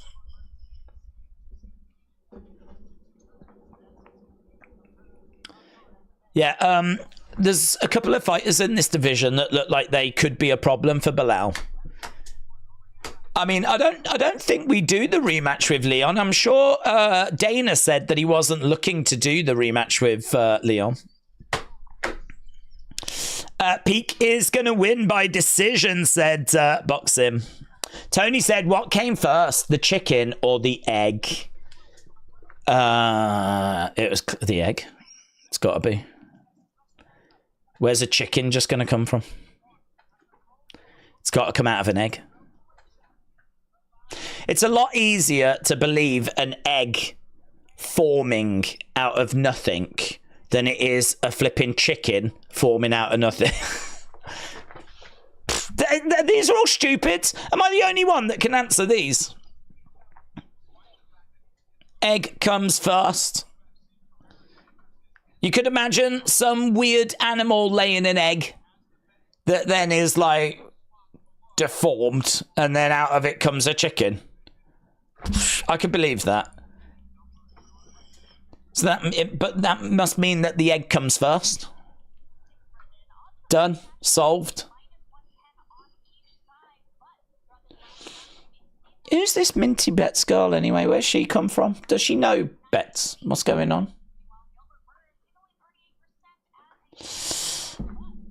Think of it like space, said Insomnia Mania. If there is no one in the universe to experience it, does it happen is a better way to think of it. Well, yeah, because I don't feel like the world revolves around us. Nor the universe. So if a star explodes and no one experiences it, still explodes. I don't think we're the center of the universe. I don't think that things only happen within our realms. There are things that happen, and they must happen because we get the consequences of them happening. It's like we can look up into the sky and we can see a star that has exploded millions of years ago and the light's only just reaching us. So it must have exploded and it must have happened a long, long time ago. And for all that time, no one saw it, but it had still happened. I don't get this argument. I don't get it. I feel like these philosophers are just trying to create mystery. They're just trying to justify some pay from the government. Common sense solves it.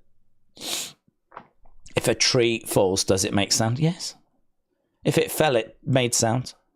I can't imagine a tree falling and not falling silently. Days, how old are you? 21. Is it better to be loved or to love, says Tony.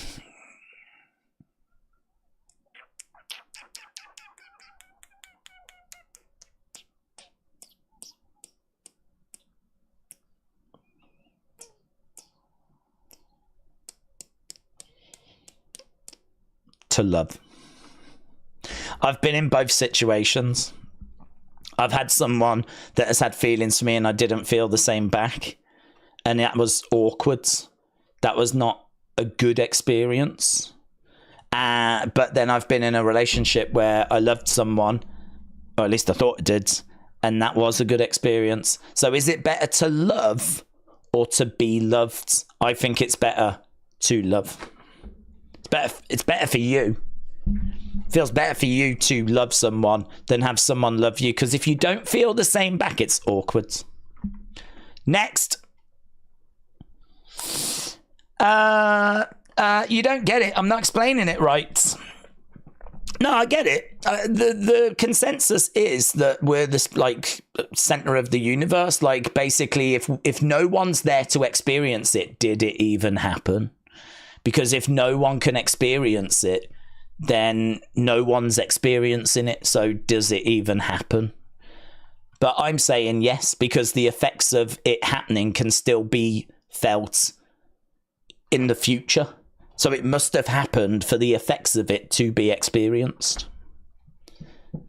I don't think we are the center of everything. I think things can happen outside of our humanity's perspective. I think we are just a species. I think there are many species. I think, you know, with how big the universe is, there must be other things out there. I don't know that any have visited us. But you think about how big the universe is and how many Earth-like planets there are in the universe that have been identified. I mean, they think they found water on Mars now under the surface, or at least evidence of it. I'm sure I heard they had found water, actually found water. But, yeah, there must be. I'm not some crazy put on the tinfoil cap person. I don't believe that we've had little green men come and visit us. I don't personally buy that. There's lots of things like crop circles and stuff that have been debunked. So I ain't buying that we've had people visit.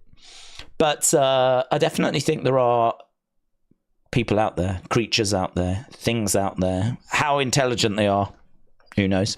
There might just be bacteria. But any life on a different planet is extraterrestrial. And there must be something alive out there. Must be. So I just think we're just a species, mate. That's it. We're like elephants. We're like alpacas. We're like geese. But just better. Because we eat them and they don't eat us. That means we're better. Is the universe infinite, or is our understanding of it just limited? Well, from what I have heard, is that it isn't infinite. There is an edge to it, but it is expanding all the time. We don't know what it's expanding into. It's very hard for us to comprehend nothingness. It's very hard for us to comprehend that there is nothing there. But planets are expanding away, aren't they, all the time? Like the universe is getting bigger all the time. It is expanding out in all directions. It is getting bigger. So there is a limit to it. It doesn't just go on forever and ever and ever. There is believed to be an edge. But what that edge is, we don't quite understand.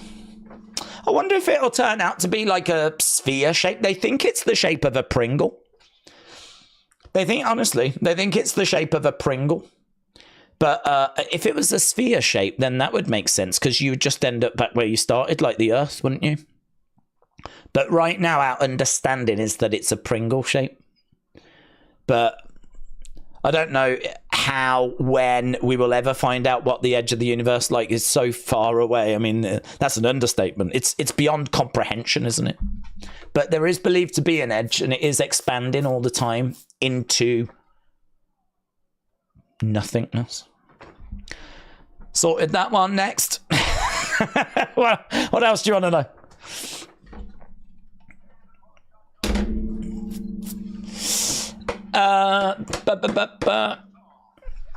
Look it up, Tony. Look it up. I'm telling you, it's Pringle shaped. Trevor Peak. Right, should we get into the fights, kids? Should we get into the fights? Trevor Peak says is a wild counterpuncher. He's got wild brawling fight style. Hits hard, great cardio, very aggressive. I quite fancy him here. I mean, not literally, not like going on a date. Actually, definitely not, because I could do way better. Okay, wild Trevor Peak taking on Yanal Ashmas. Ashmas is in green. Peak is in black. And here we go. Right hand coming back there by Ashmas. Kick coming back there by Peak. The Red Fox. Ashmas on the outside trying to find a way forwards. Peak in the centre. Kick coming in. Oof. Referee. Keep the things up. Just having a word with Peak there about eye pokes. So Ashmas is in the centre. Peak. Oh, trying to find a way forward. Swing and a miss there by Peak. Couple of jabs coming in. Ashmas is backing up a little bit. Kick coming in there by Peak. Another inside leg kick there by Peak. Ashmas feinting, having a little look. Kick coming in again. Ashmas again coming for a couple of jabs there by Ashmas. Trying to double up on that jab. Peak is on the outside, circling round. Oh, hook shot. Nice counter there by Peak. Couple of jabs coming in. Ashmas, body shot there by Peak. Ashmas on the outside, kick coming in, and a jab there by Pete. So he's got some kicks coming in and some jabs. So you can see it's 5 significant strikes to 1. Ashmas in the middle as Peak is in there as well. And a little shot coming in there by Ashmas. Nice doubling up on a jab and a big hook shot. Big body shot there by Peak. Is really swinging for the fences here. Is really unloading. Oh, takedown! Big takedown by Ashmas. So 2 minutes into round 1. Ashmas getting that takedown. AB said, Red Alert, Minty is taking Gilbert Burns if you want to lose your money. Right now, it's takedown there. Ashmas. Yeah, I don't know where she came from. Like, I don't remember, like, seeing her on YouTube or doing anything like that. Like, I don't know. Does she represent some betting firm or something? Side control here by Ashmas. Peak is down on his back. Ashmas over... Yeah, half guard here by Ashmas, and he's going to be keeping Peak down here. Shot coming into the side of the body there by Ashmas. And again.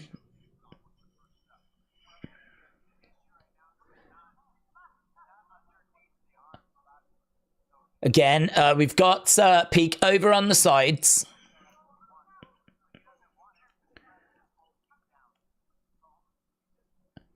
Yeah, he's just keeping him down at the moment. I mean, it's a bit dull, to be honest. Kind of hoping for more fireworks than this, but this is good for Ashmers. This is what he wants. Pete gets up to his feet. Ashmers is back up as well. Thomas, hello, my friends. Big knee there by Ashmers. As Pete goes into the middle. Oh, some big shots coming in. So we're back on the feet. Kick there by Peak. Significant strikes is well ahead. Well ahead. Couple of jabs there by Pete. Ashmers grabbing Pete, looking for the takedown. He's got Ashmers up against the side of the fence. But Ashmers reverses the position. So we're on our feet. We're up against the side of the cage. We are getting closer to our co-main and our main event. Peak 19 significant strikes. Ashmers 3. Thomas, shout out to you, but I will get to your comment in a second. But right now we've got Ashmers, and he is all over Peak, but he's not really making any kind of progress. Knee strike coming in. And there we go. End of the round. So, a little bit frustrating.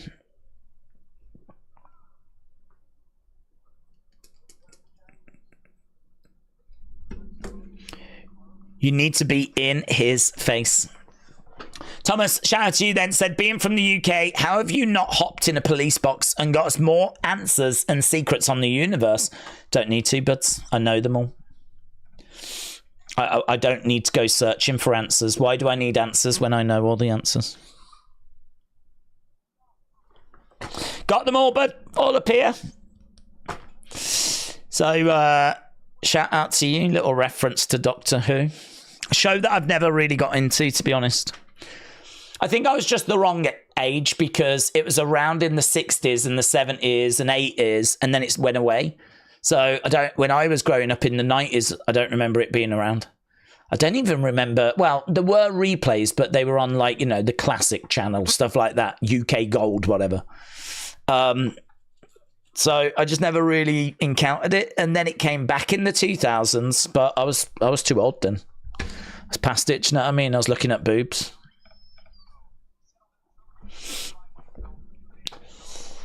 Okay. We are underway with round number 2. Surely that first one was Peak. Surely it was Peak. Amy Jobson said, here we go. World-class striking match, this one. Oh, here we go. Peak has got Ashmers up against the side of the fence.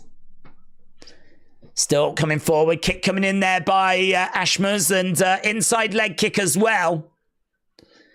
So Peak moving forward, looking for a jab as Ashmers is on the outsides. Oh, tries to throw in a right hand. Couple of hook shots coming in. So Peak putting that pressure on Ashmers. Tortnight said Days could be a wrestling time traveler called Doctor Who. That would make sense. Nice shot coming in there by Ashmers. Nathan said, when Days does UFC, it's non-PG. Oh, hello. Here's Peak again, throwing in some big blows. Ashmers is getting smashed a little bit. Nice kick there by Peak, and he tries for a hook shot, but Ashmers moves out the way. Couple of jabs coming in there by Peak. Yeah, Peak in the center as Ashmers continues moving forwards. Ah, big body shot there by Peak. Kick coming back there by Ashmers. Yeah, nice shot coming back there by Ashmers as well. Swing and a miss by Peak. Ashmers getting round the back. Oh, takedown. And shots coming into the side of the heads. Peak gets over to the side of the cage. Yeah, he's had to scurry over there as Ashmuse trying to get Peak down, trying to drag him down. He's got his leg wrapped around the leg of Peak. And there, he's kind of cancelled it out. He's kind of taken the sting out of the fight. But he's not really offering much here, Ashmuse. He's just got a clinch applied halfway through the fight. Halfway through the fight, and Ashmuse is all over Peak at the moment. Nice single leg, looking for that takedown. But again, he can't get Peak down. Peak's still on his feet, over by the side of the cage. Knee coming into the side of the body. And, oh, he does finally get him down. He does finally get him down.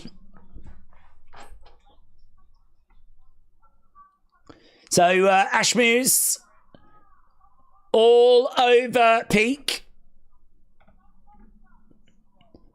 Yeah, this is frustrating. Certainly if you were riding with Peak on this one. I think he takes the first round. He's probably done enough to take this, but he has been dominated for a good few minutes right now.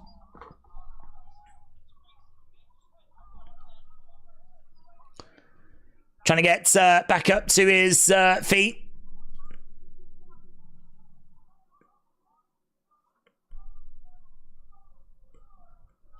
Shot coming into the body there by Ashmuse. Stomped there by Peak as well. We got just over 1 minute 10. Knee strike coming in there by Ashmuse.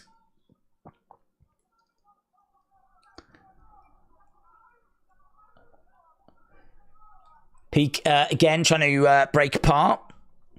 Vicky said, how much have I missed? Well, you missed all the prelims and the early prelims. Shots coming in there by Ashmuse. This is our first fight on the main cards. Nice takedown there by Ashmuse. He's looking for a bit of a rear naked. He had his arm around there, but he wasn't getting the squeeze. So he's now on 6 takedowns in this fight. So we got 10 seconds left to go. Very frustrating for Peak. Very frustrating. Again, hammer fists. I think this might be an Ashmuse round, you know. He absolutely dominated. Dominated.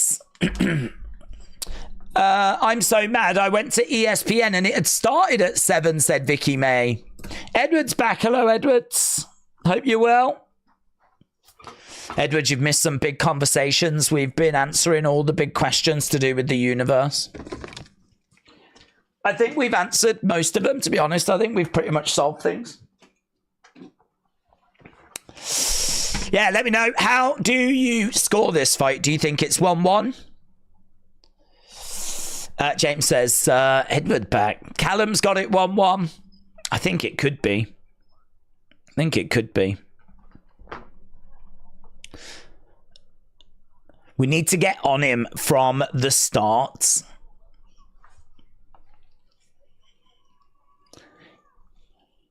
Here we go then. Round number 3. Definitely 1-1, said AB. Batman, hello. Okay, here we go.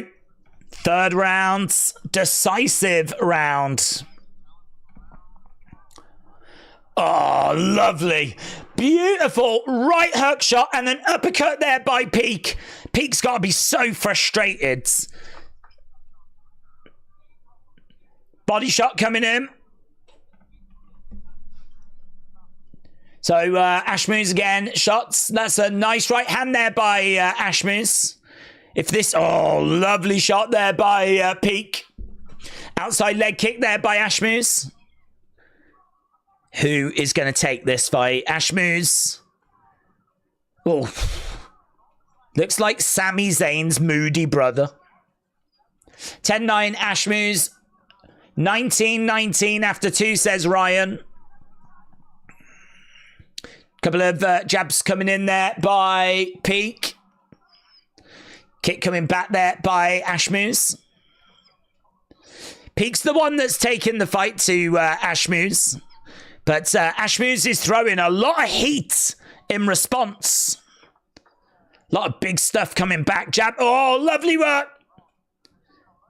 Trying to find a way forward. Jabbing away. Ah, little dig to the body there by Peak. Digging into the body. Oh, and again, big right hands. Yes, good work by Peak. Letting the hands go a little bit. But Ashmuse trying to get Peak down. Driving Peak back against the side of the fence. Peak looking for some sort of guillotine. So Ashmuse has driven Peak back. They are kind of in a bit of a clinch at the moment. Ashmuse has got Peak up against the fence, up against the cage. And at the moment, he's looking to take the sting out of this. It's 44-26. I wonder if I can get the... I should be able to get the round-by-round breakdown. It would be good, actually, to see where we are round by rounds. So, round number 3... It is 12-8 in favour of Peak. So it's very close, but Peak is 4 significant strikes ahead. But we have still got over half the round to go. So it's very close in this round. Very close. Last round was 15-13 in favour of Ashmuse. But we know he had a lot of control time. First round was 19-3 in favour of Peak. So 1-1 going into the third. Peak slightly ahead. But right now he is being controlled. Ashmuse has got Peak up against the side of the fence. This is the third round. We got 2 minutes left to go in this fight. 4 fights left after this. And right now Ashmuse is just controlling Peak. Frustrating Peak.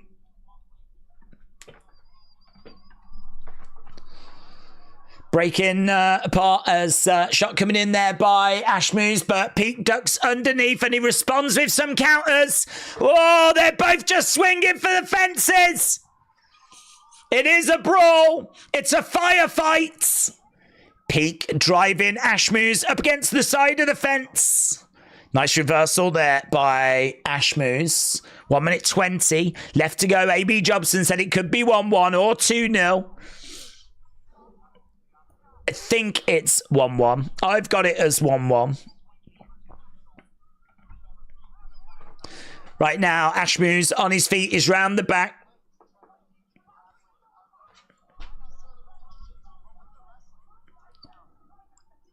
Boom. Knee coming into the sides of the leg there by Ashmuse. Yeah, this is going to be close, you know. This is going to be really close. It might be that Ashmuse is going to edge this. He might just edge this. He's on the feet at the moment here, Peak. He's got Ashmuse just grabbing a hold of him, and he just cannot get him off of him. Ashmuse, 20-odd seconds left to go. So far, it is round 3, 17-15 now in favour of Ashmuse. Oh! Takedown by Ashmuse. 4 seconds left to go. The clock is ticking down. And there we go. I think Ashmuse has got that, you know. I think Ashmuse has got that. Round 1, Peak. Round 2, Ashmuse, but round 3, Peak so far. Says Boxing. Yeah, I think it's going to be... I think it's going to be Ashmuse.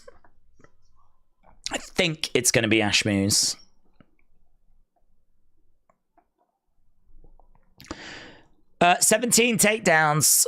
Shot is mental, said Boxing. This is close, says Christopher.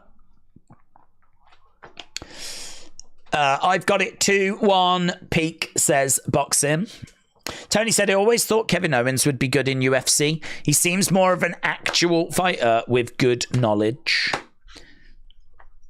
Amy Jobs said the problem with this fight is it's completely up to the judges as to who wins.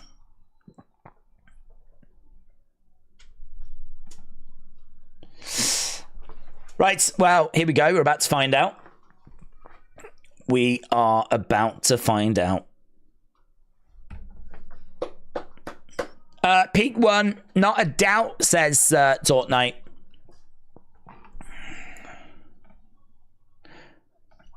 Okay, here we go.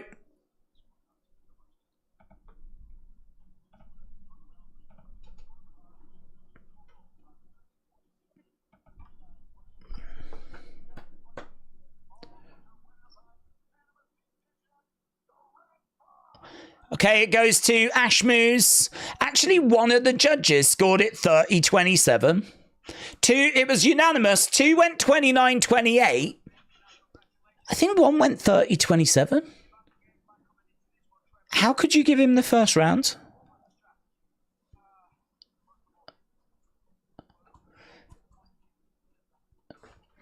There we go. Right, next. It's going to be Schnell and Durden. Korga said, I think Pete Dunne would be a good UFC fighter.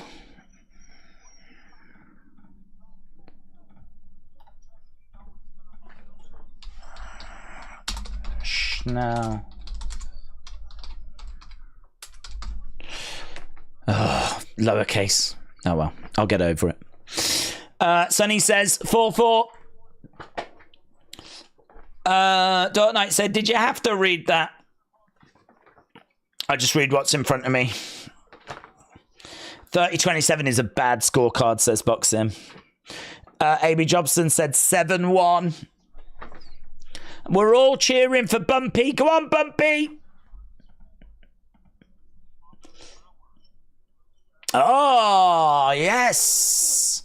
Closest Junior is in the crowd. He'll be fighting soon. Next Saturday night.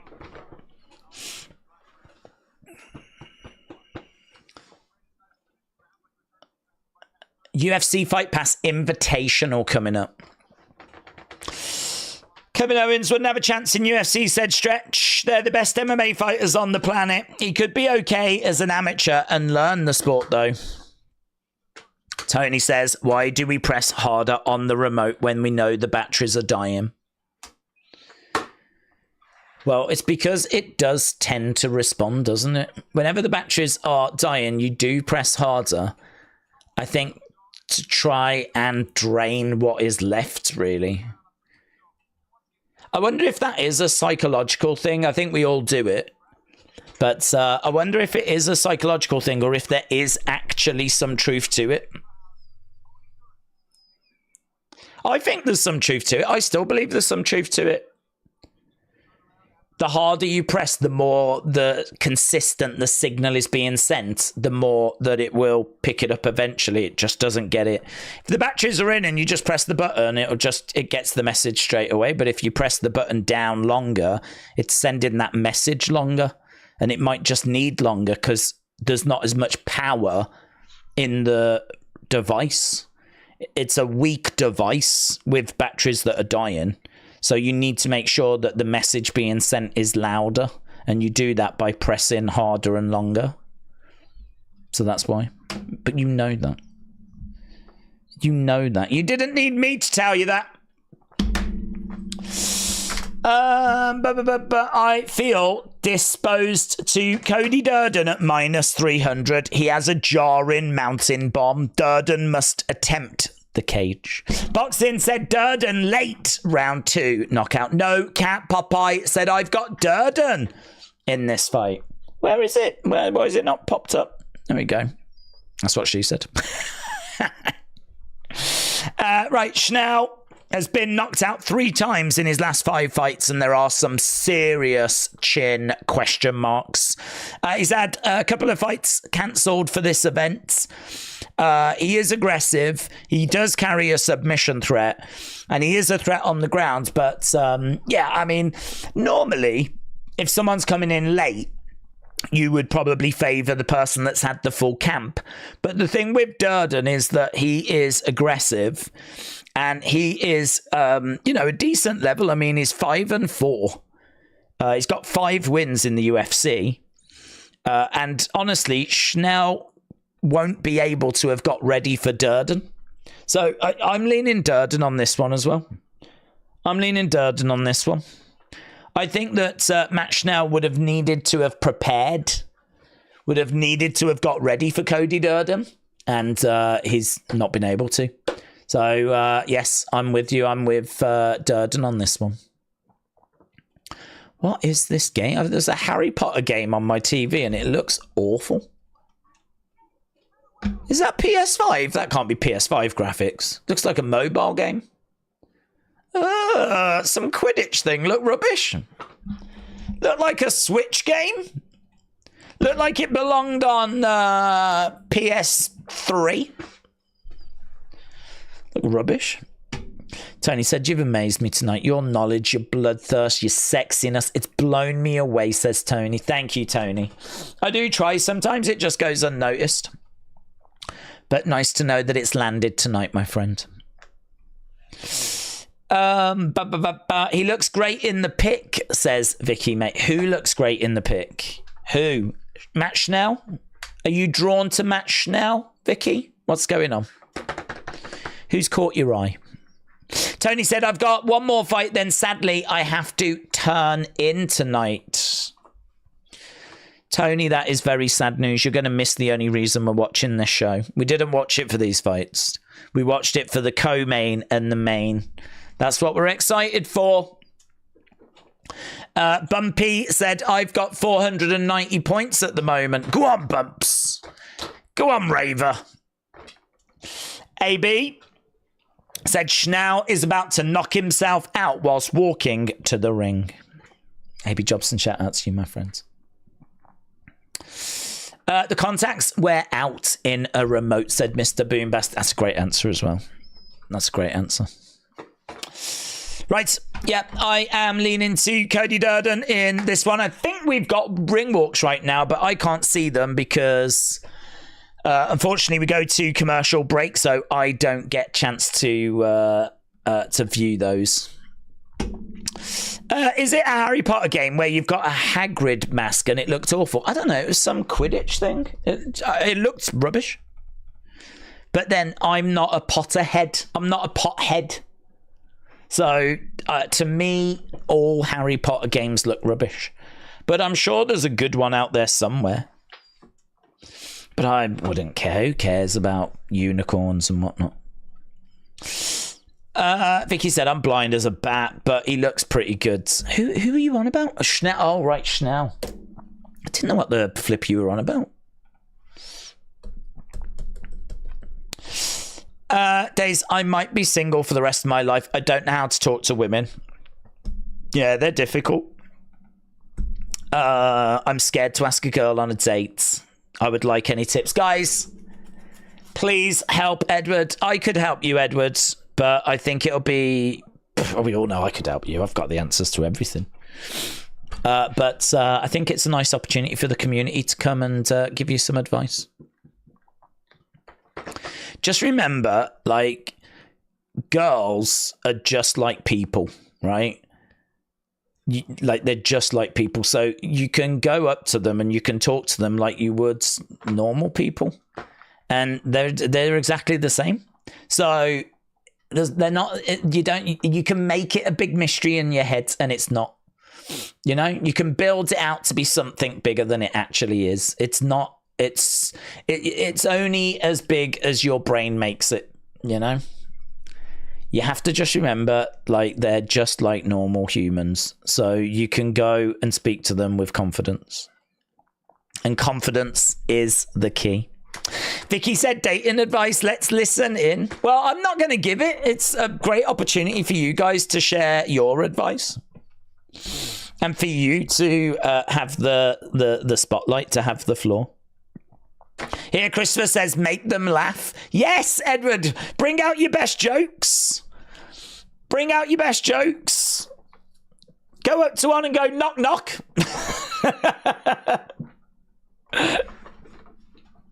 Who's there? Doctor? Doctor who? Yeah.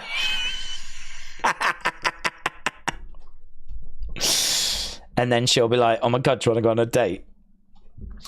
Stretch said it's called Quidditch Champions. Sucks. Flying sticks, chasing balls looks bad. Yeah, and the graphics look rubbish. Well, are you a magician? Whenever I look at you, everyone else disappears. Oh my God, that is it. That is the one. Mr. Boombasty said he needs Theory 101 on how to read a woman. Go ahead. Well, the problem is if I tell him all the tips I know, then it's not very fair to women, is it? Because they'll just be seduced. They'll all be seduced by Edward. I want to give women a chance. Tell her that you tend to her lady garden, said Nagzula. That's nice. That's nice. I make ladies laugh, said Nathan.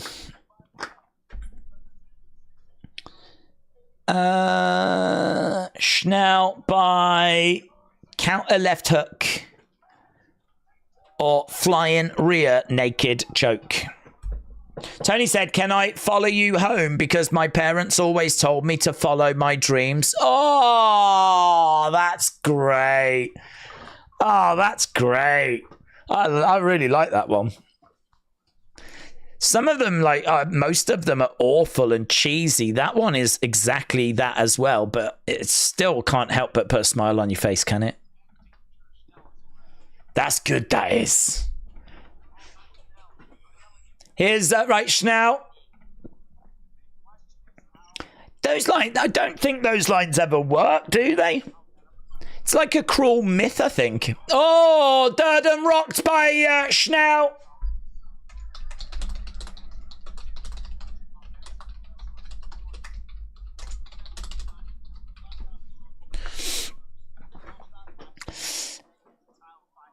Edward said, I've got to be myself, but most women go for looks. Oh. Hook shot. Swinging in. Durden. Grabbing. Schnell got Schnell up against the cage. Nice counter shot there by Schnell. Man, these two just going for it. Schnell is trying to stay composed here. There's a lovely jab there by Durden. Schnell on the outside. Jab coming in there by Schnell. Durden standing his ground in the centre. Outside leg kick there by Schnell. Ah, look at that. Lovely work by Durden. Crack Schnell on the side of the head. Durden doing great work here. He's unloading.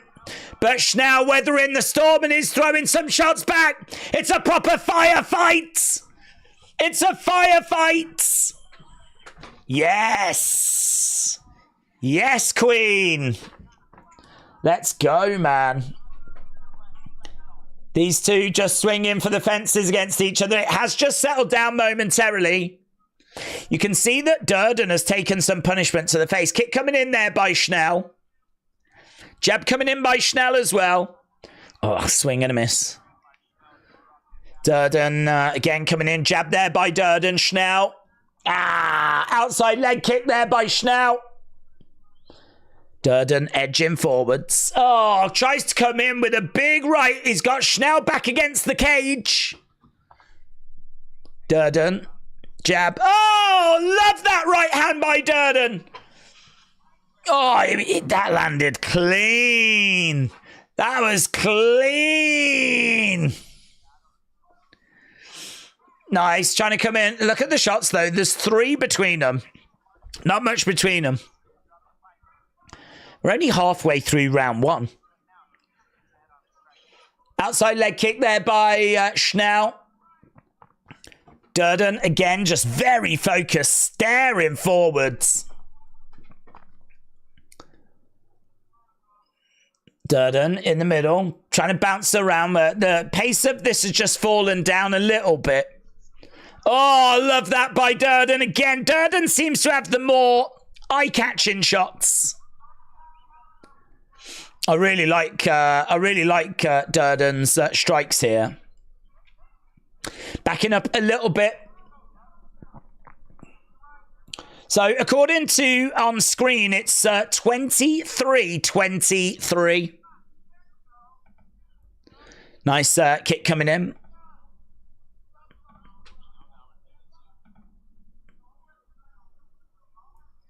Yeah, he's doing well.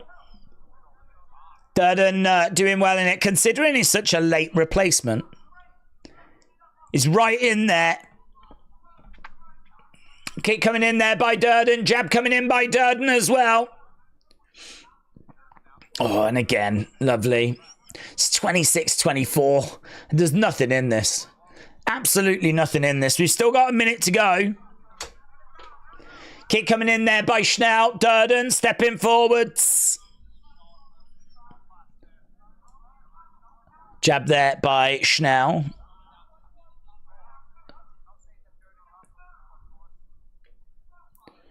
Forty-odd seconds to go. Both guys in the center of the octagon. Jab coming in, swing and a miss. Nice hook shot.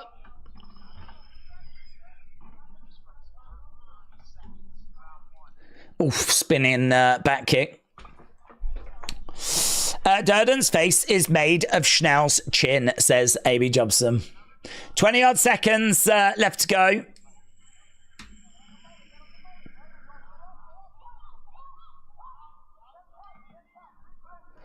Couple of big exchanges. Oh, lovely. Blood coming down the face of Schnell. Blood coming down the left-hand side of Schnell. There we go. End of the round. And it's like 31-30. There was nothing in it. I think you go Durden. Honestly, I think you go Durden. I think the eye being busted gives it to Durden.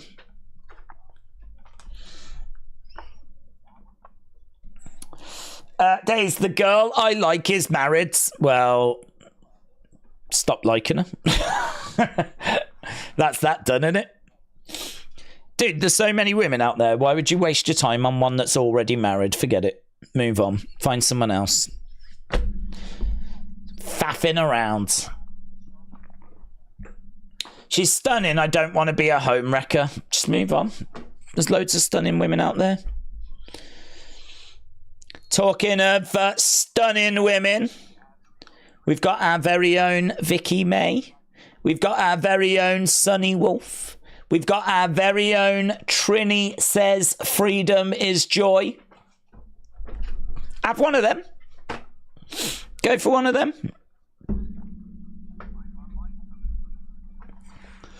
Here we go. Round number 2.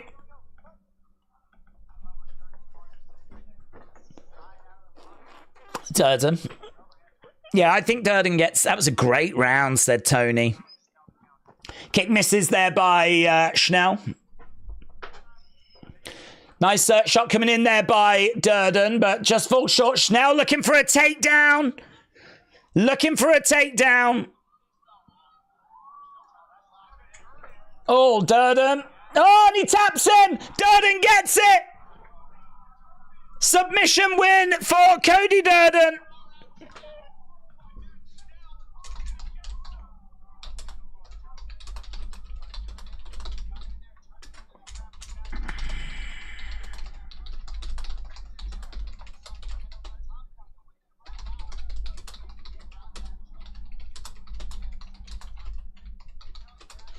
Ninja choke.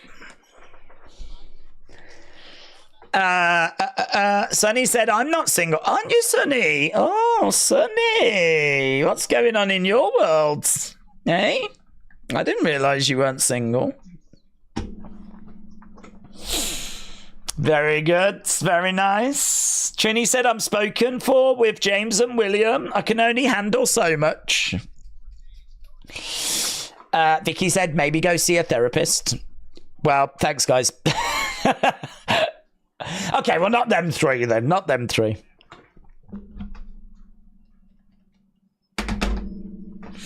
And to be honest, if you've got James and William on the books, I mean, I'd imagine you've got enough to handle there. Edward, get an inflatable girlfriend. That way you save money, says Kim's Trains. That's true. That is true. They do cost a lot. They're like pets. Days, I'm in love with her. Oh, you just think you're in love with her.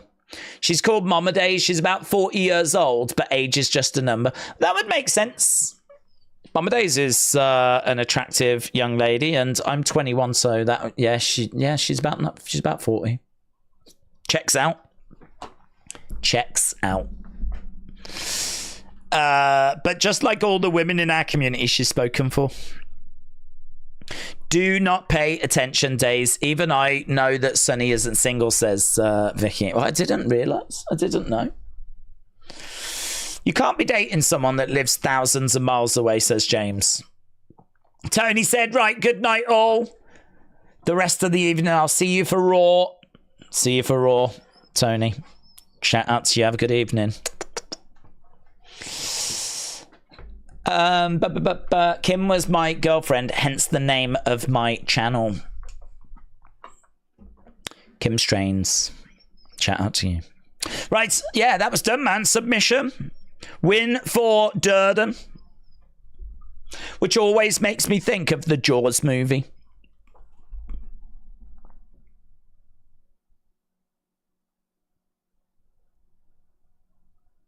Anaconda choke. Nicki Minaj would be proud.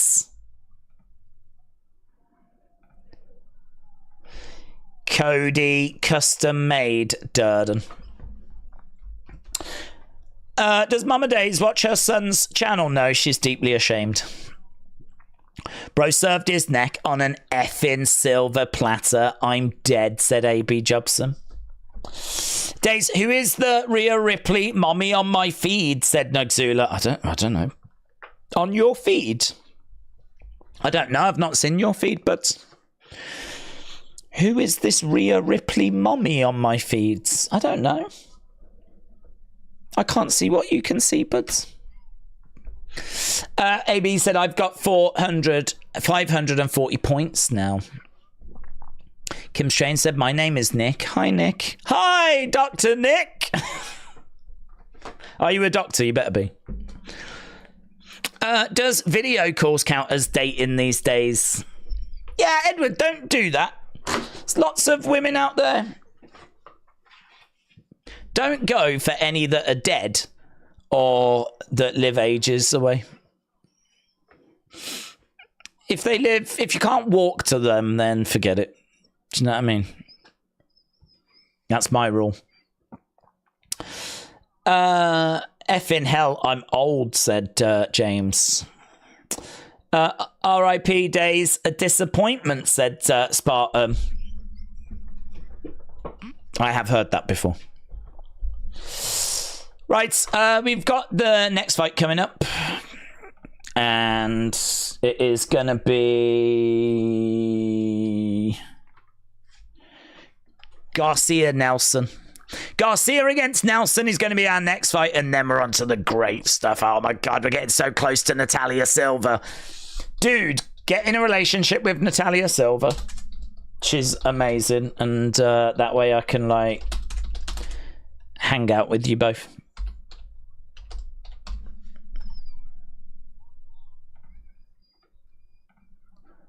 Oh, what happened? Oh, Schnell's put his gloves down.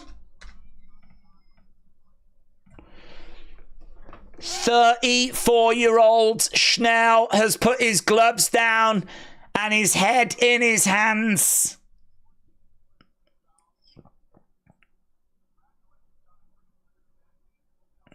Wow, that's it. Matt Schnell has called it quits. He's called it quits. There's Mackenzie Dern and I guess that's her child. Man retired. Days, tell Mama Days cool facts about UFC and WWE and she'll be impressed. She probably will, actually. She's quite easily impressed. Nugzula said, Rhea Ripley, the wrestler that's on my algorithm. I like it.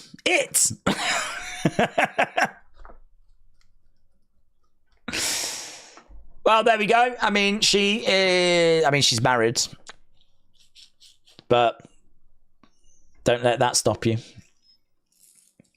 I can't believe he put the gloves down, said Joe. No Cat Popeye said, I'm 21 next year. On April 28th, a week before WrestleMania. I'm the same age as me. That would be good. It's good being 21, buds. Edward, don't lie. We know that you love grannies. The older, the better. Kim Shanes, shout out to you. I'm obsessed with Steve Garcia at -185, said AB Jobson. He has got a passionate Goga Plata. Garcia will penetrate the feet. Let's go. Steve Garcia has got good power. He's got majority of his wins by knockout. He looks to capitalize on openings. He's got a very aggressive style. He's got good striking precision. He's very formidable in striking exchanges. And he's got some first round finishes. And a first round finish here could be possible as well. I like Steve Garcia. He's taken on Kyle Nelson, who's well-rounded. He's got a good mix of knockout power and submission skills. He's shown good resilience and an ability to adapt. And he has faced some challenges against high-caliber opponents. Decision win is most likely, but he's going to have to weather a storm. So, there we go. That'll be good. I'm so looking forward to that. Grasso, Shevchenko.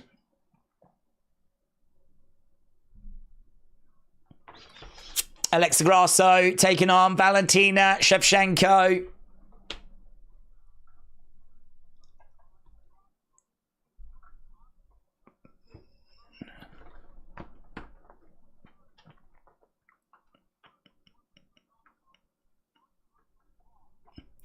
A win and a draw.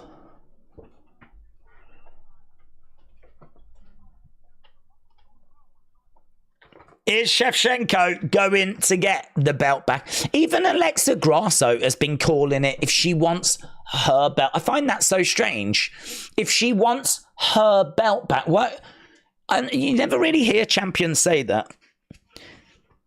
I wondered if that was a glimpse into Alexa Grasso's mentality. Why would a champion say if she wants her belt back? Why did she call it Valentina's belt? I might be reading into something that doesn't need to be read into, but I did find that very strange.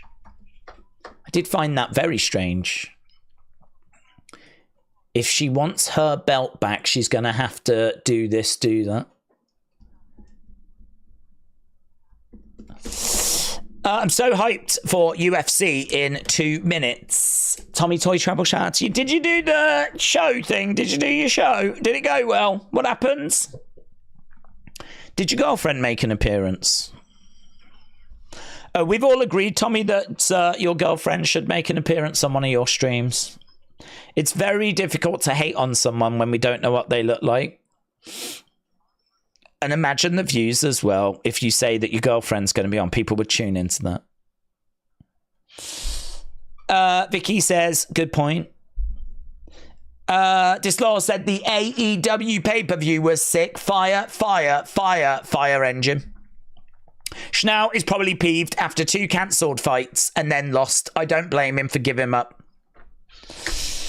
Days, I'm not a doctor. Well, not that I know of. I am no longer the DDT Pro Super Heavyweight Champion. Some idiot in China got pinned by a rug and now the rug is champion. What the flip? What? Spartan says, anyone have match order for AEW? Apparently it's already happened, mate. Tommy's covered it.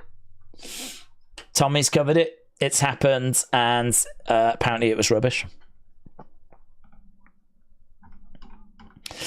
AEW had low ratings, but Dave said the news was on, and that's the reason. Oh, the news was on, was it? On Wednesday. That'll do it. That's unfortunate, isn't it? To be on the same night as the news. That's unfortunate. Yeah, fair enough. Fair enough. You know, there has been some times where the news will be on, and you know, if you do clash with that, you're dead, mate. Tommy, what's the best way to get a girlfriend? I need some. No, don't get Tommy's advice. You don't want to end up with a girl like Tommy's got. You want a good girl? You want a wholesome girl? You want a girl that's going to look after you right?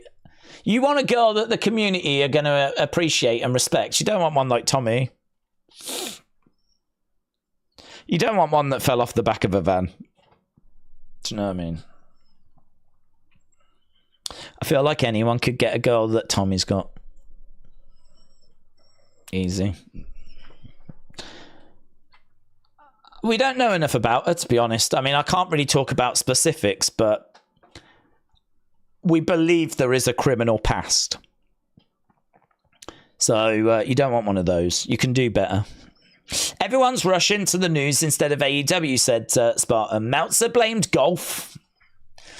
AB said Schnell is overhated. He had a bad chin, but he was always standing and banging and trying his best. Bye, Chris. Bye, Chris. Dislaw Cream, shout out to you. John said Tommy's girl wears the pants in the relation. That's true, actually. That's true. I wonder if we're hating the wrong person. She's just a very strong person, and maybe Tommy's a weak person. And, like, Tommy just gets pushed around and bullied, and that's what I don't like. But maybe Tommy should be stronger. Maybe you're right. Perhaps she's all right, and it's Tommy that's the problem. I don't know. I can't bring myself to hate on Tommy, though, so I'm still going to hate her. Kim Shane said it's a comedy belt that's been won by all sorts of weird stuff, including a monkey, 2 ladders, Ray Mysterio, an email, and Hornswoggle, and a bus. Wild. Joey said, Deja, the worst commentator. Thank you, my friend. King Adult said, who's favourite for the main event? Who is favourite? It's Sean Brady. Sean Brady. Nugzula said, Day's thoughts on Pereira moving down to fight the King of Africa. Yeah, well, he's just wild, isn't he? He wants to go up, he wants to go down. He's fighting people in... Well, he's fighting everyone apart from people in his division. It's not the fight that I would be looking for, because I think people want to see if he can become a 3-weight champion. So him going back down to middleweight is...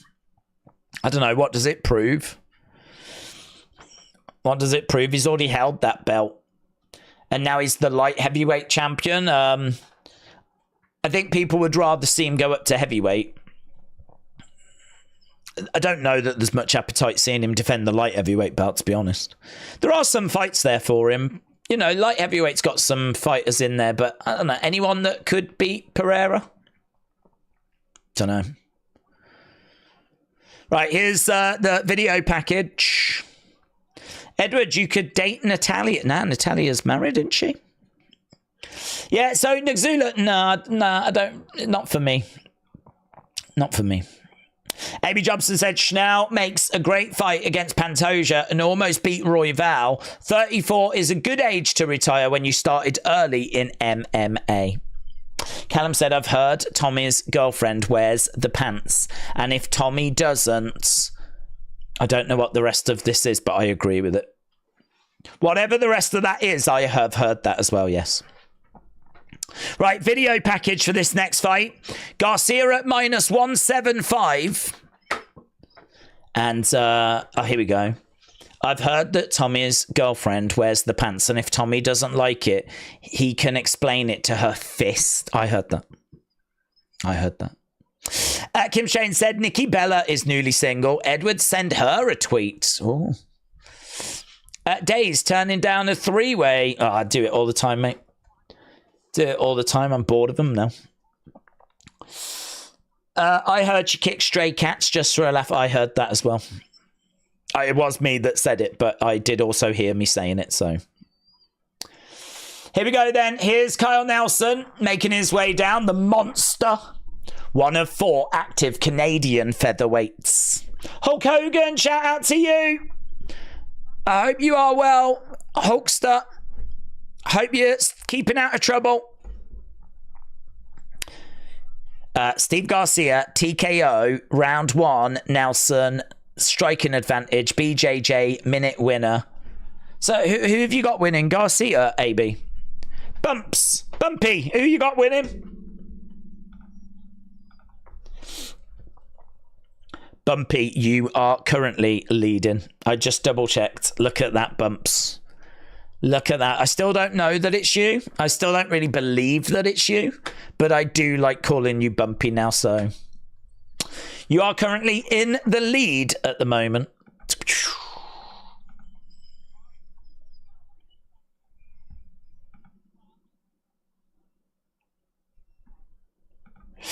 Right.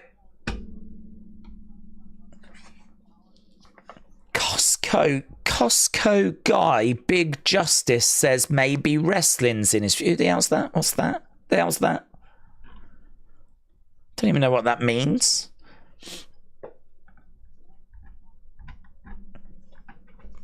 Who the hell's Costco guy? Sonny's got Garcia. I could date Nikki Bella. It's the closest I'd ever get to John Cena. Oh my God, you'd flip and annoy the hell out of her because you'd just ask her questions about John Cena, wouldn't you? Oh, that relationship would fall apart after literally 30 seconds. Kim Shane said, I've got an idea for an opinions video. Should Edward ask Nikki Bella out on a date? Well, he absolutely can. He ain't going to get anywhere.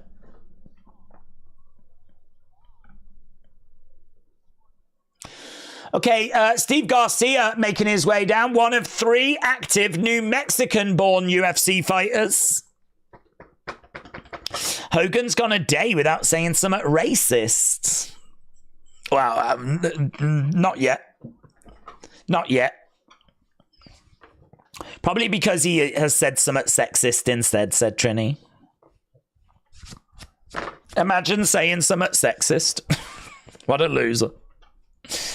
A.B. Jobson said, I have got Garcia. What? Nikki Garcia? You're with her now. Wow. Good job. She was dazzled by your success at predicting UFC fights. Well done. Well done. Right. God, it just takes so long for them to come down, doesn't it? I Am Your Father said the Costco guys. Kim Shane said they're TikTokers. Never seen them, never heard of them. Just more stupid influencer boomers. Rick said I just jumped from 14th to 11th. Rick, let me look. I'm going to confirm that. Are you Jinxie Rick? Is that you, Rick? Are you Jinxie Rick? We don't really acknowledge anyone outside the top 10, so I can't really give you any props. But I will just leave it there for a second so that people can have a look at it and they can see that you are at 11. I'll do that for you. But other than that, there's not. My hands are tied, I'm afraid. My hands are tied. I only acknowledge the top 10. So can you get into the top 10, Rick? Can you get into that top 10? You're number 11 at the moment. Our thoughts are with you, my angel. I just jumped. Oh, we read that one. Trini said, actually, remember Nikki went to prom with a fan. He asked. Oh, what? And she went to the prom with him. Yeah, James, why don't you say it's your prom? Why don't you pretend that you go to some school next year and say it's your prom and then go to that prom? Must be a way of getting in. I don't know that. I never went to a prom, so I don't really know how it works. Can't you just rock up in a tux and they let you in? Can't you just pretend? Is that weird? Is that weird? I don't know. Is it weird to pretend you go to high school when you don't really, and you still go to the prom just so you can go on a date with a hot girl? Is that strange? I think it's okay. I think the bros will forgive you because it's a good reason. Is Charlotte single? No, she's with Andrade. Right, here we go. We're about to get underway then with fight number 10, and we've got some good stuff coming up after this. Garcia against Carl Nelson. Boom. Nelson in red, Garcia in black. Oh, Garcia goes down. Yeah, Nelson has already been able to get round the back of Garcia here, and this is not looking good. Nelson has took the back, and he's not panicking or anything. He's taking his time. Shot coming into the side of the head there by Nelson. And again, shots coming in. He's got the arm around the face of Garcia. So Garcia is over by the side of the fence. Shots coming into the side of the head here by Nelson. Nelson round the back. Shots coming in. Punches coming into the side of the heads. Right now he's got the arm around and he's looking for that rear naked. And again, good work here by Nelson, keeping this fight grounded. Shots coming into the face, into the head, and he's keeping him down at the moment. Very frustrating for Garcia. 1 minute, 40 seconds has gone so far. Wrestle Andy said, Ankalaev Pereira is the fight. Still keeping him down at the moment. Callum said nothing weird about that. Yeah, no, checks out, doesn't it? I think as soon as you know it's because he's trying to get with a girl, you go, fair play. I mean, there's literally nothing off the table at that point. At that point, everything counts. James, put on a dress and turn up to Edward's door. I can't see James doing that, you know. Can't see that. Oh, again, look, Garcia. That was great work by Garcia. He spins round. And now he's hammer fisting away on Nelson. Oh, man, look at him. He's just exploded. Oh, my God. It's like Nelson owes him rent. And it's overdue. Yeah, he just spun round. He was like, bang, bang, bang. Just unloading. Yeah, that was good. That was explosive. But Garcia is just kind of grinding his forearm into the head. So right now we've got Nelson down. Should never let another man take you back, says Callum. Oh, Nelson's covering up. He's not offering anything in response. Referee's thinking about it. Keep going, Garcia. Oh, he had the finish in his sights. He had the finish in his sights. The referee was right there. The ref was right there. He was so tempted to end that. He was so tempted to call that. Oh, I feel like he's just snatched defeat from the jaws of victory. Well, he might not get defeated, but he has absolutely battered Nelson here. 23 significant strikes to 1. Oh, man, now he's all over him again. And they stop the fight. Stop the fight. And he has. It's done, mate. Steve Garcia. Yeah, look at that. He's got a big bump on the back of his head. That doctor, she always looks so fabulous, doesn't she? She reminds me of the Queen. She's got this, like, bright purple, I don't know what it is, jacket, dress, who knows? It's all the same. But she's not. You would expect her to be in like a black sort of t-shirt, and like everyone that works there is in the same sort of thing, aren't they? Trainers, shirt. She always wears like this really. She's like the Queen, if the Queen wasn't dead. She's the new Queen. Well, there we go. I mean, relentless, mate. Flipping relentless. Vicky said, why didn't he get up when he could? Callum said, who's fisting? Oh, yeah, he just got fisted hard. He just got fisted so hard on the ground that they had to end the fight. They just had to stop the fight because of how brutal the fisting was.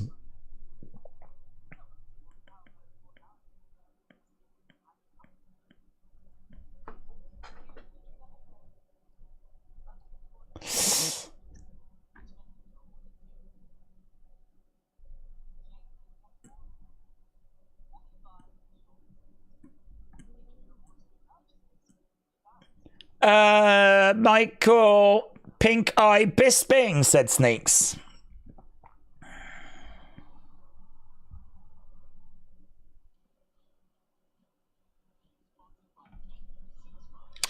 That was absolutely pathetic from Nelson. Oh my God. Who cares? Because I just remembered next. We've got the fight that I'm probably most excited for. Jessica Andrade versus Natalia Silva. Let's go. Let's go. I wonder if they'll be fisting in this one. Let's flipping go, mate. Yes! My sis just smoked one and went to the mall and thought her car was stolen because she left the mall from a different entrance. Fives up on my tenfold for 200 quid. Let's go, said No Cat Popeye. Shout out to you, my friend. James said, my ass is an exit only. Thank you. Guys, that's breaking news. That's breaking news that James has just shared there. Sure, I've heard of a film called Brutal Fist. I'll Google it. I'll let you know. What was it called? Brutal Fisting. Brutal Fisting. Don't want to go video. Yeah. Oh. Yeah. Yeah. Can't. Yeah. Can't show those. Yeah. Nope. Definitely nope. That is, I mean, it is right up there. Whew. Nope. No way. Sometimes we can flip over to the other screen and we can show what's on the images, but I think that's so horrific that actually not only would the channel be shut down, I think YouTube would be shut down. I think that would probably be the end of this platform if we were to show the images that I just saw. I'm also doubting if I will ever sleep again, to be honest, after what I've just seen. It was horrific.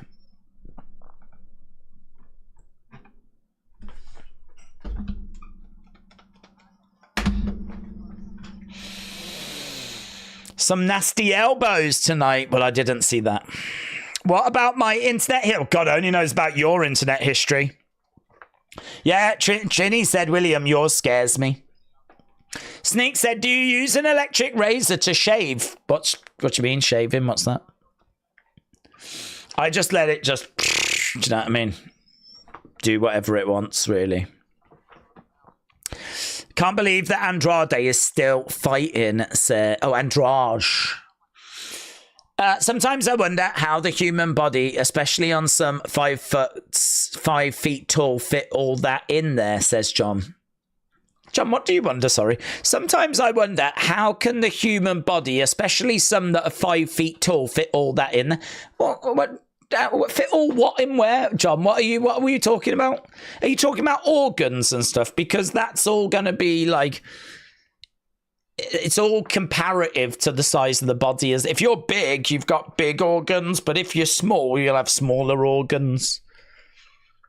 It's not like everyone has the same size organs, if that's what we're talking about. Is that what we're talking about, John? What fit what in where, John? Fit what in where? R.I.P. Days, it was nice knowing you. Yeah. It was horrific, mate.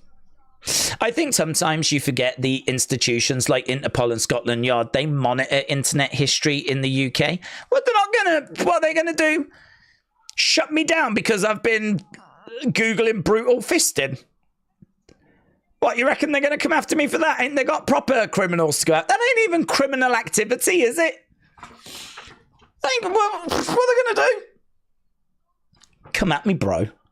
Come at me, bro. Scotland Yard, if you're watching, I just saw loads of pictures of brutal fisting. What are you going to do about it? Do you know what? You're going to do nothing. You're going to do nothing. Cowards. Nothing. And Interpol are so useless, they just quit doing whatever they're doing. They started a band. So, I ain't worried about them boomers. Do you know, if anything, they should be worried about me. Yeah? They should be worried about this community and about what we're gonna get up to. Not what we've been up to, what we're gonna get up to. Because I got big plans. Big plans next year. Pavlovich is built like a clown from American Horror Story, said Sneaks. Vicky said, I can't wait for next week. AB said, no one cares. It's 2024. Yeah? God. Yeah, it's not weirds at all on the same channel that does Kids Magazine review. I don't do them anymore, Trini. Also, Googling Brutal Fist. I don't do those anymore. Stopped doing them last year, actually. Trying to get me in trouble. Yeah, we've moved on. Plus, also, you should be 13 if you come on, and I think it's all right then. I'm not sure. You got to be 13 to come onto YouTube. I think, haven't you? I don't know. What? No, there's kids YouTube. There's a whole kids YouTube. So that's fine. I didn't show anything. You shut up. Trying to get me concerned. I ain't got nothing to worry about. I'm cool. Cool, baby. Cool like a cucumber. Had I have shown the images, then we could have a conversation. But, do you know what I mean? They're all locked away. Up here, aren't they? They're all locked away. What are you looking forward to? 307 or 308? I don't know. I've never looked into the future. I am not a fortune teller. 307 is Pereira Roundtree. Don't give a flip about that. Taporia Holloway, 308. Easy. 308. Whitaker Chimaev as well. Have you seen the Minecraft trailer? No. Or is it too kiddie, mate? Dude, do you know what I'm looking at? I ain't looking at Minecraft trailers. Do we think that Shane McMahon will appear tonight? Nah. Why would he be at UFC? Doesn't make any sense whatsoever. Kian said, let's go Silva. Yes, Jessica Andrade, former champion, 17 wins, 10 losses. Brazilian Jiu-Jitsu black belt. She can be a bit sloppy and slow, but she's got power in both hands. Heavy hitter. And she's aggressive. She needs to be focused. She's got good power. Cardio question marks. But and a few chin question marks. But Silva, flashy finisher. She is just a volume. Great volume. But actually, if you look at her volume, it's down on Jessica Andrade. 4.53, not bad at all by Natalia Silva, but 6.62 from Jessica. But she's durable, she's bouncy, she's active, she's positive. She's got great lateral movement. She darts in and out of range. Good counter strikes. Yeah, so I like Natalia Silva. There she is. Pop, pop. Natalia Silva to win inside the distance is plus 200. That's Minty's bet. That's what Minty says.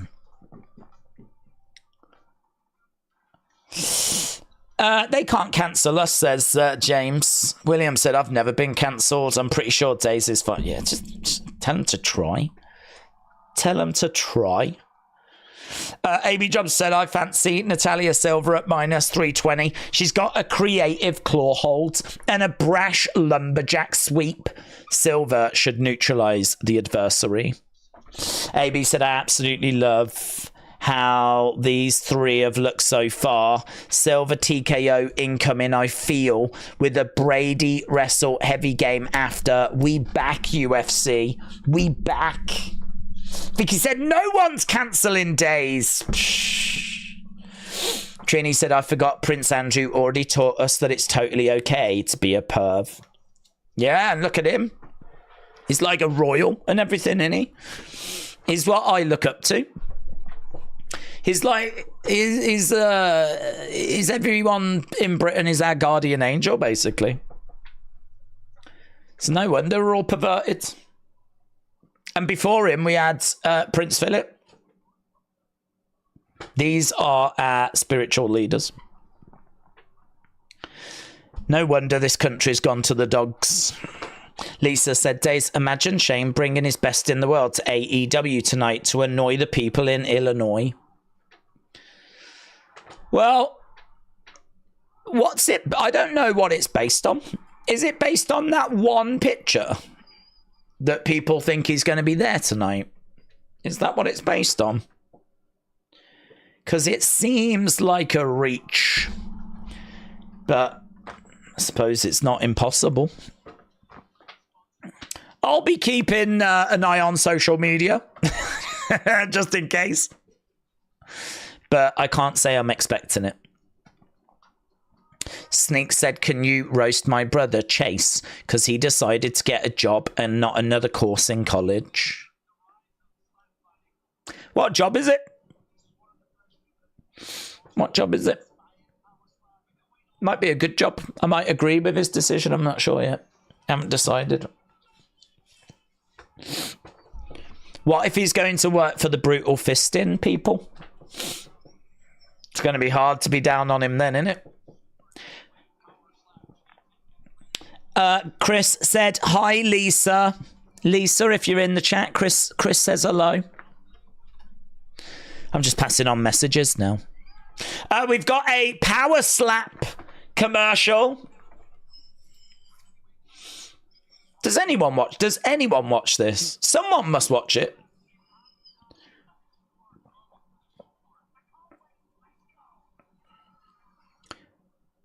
The crazy Hawaiian is taking on the dumpling. The crazy Hawaiian versus the dumpling. Dream match. That is a flipping dream match. Trini said, I've laughed so hard I have hurt myself. I'm sorry to hear that, mate. It is based off Moxley's stupid promo where he said, this isn't your company, which he copied from a movie, not Shane. He hasn't thought of a job. Oh, what? So he's just left college to get a job, but he doesn't actually have a job? Well, he could go into brutal fisting. He could be the fisty. Couldn't he? Tell him if he doesn't book his ideas up, he might end up as the fisty.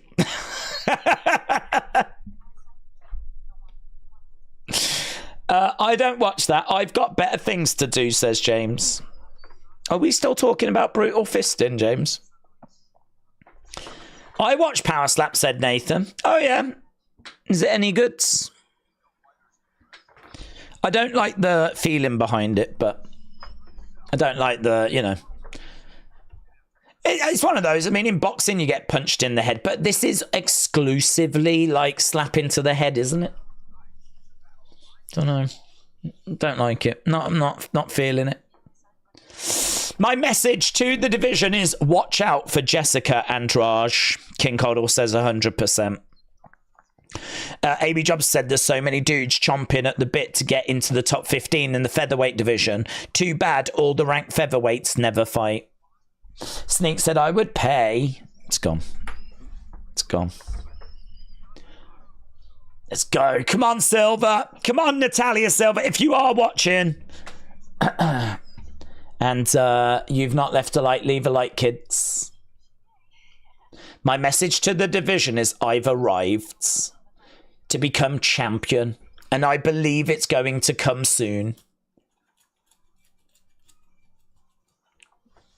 She seems so nice, doesn't she, Natalia Silva? She's like, she gives mum vibes.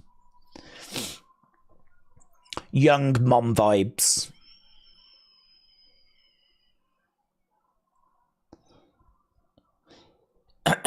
Here she comes, making her way down.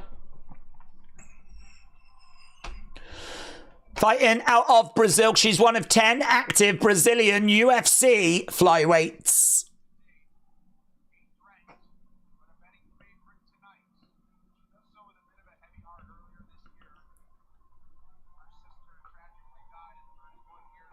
Oof. Silva's sister passed away earlier this year. 31?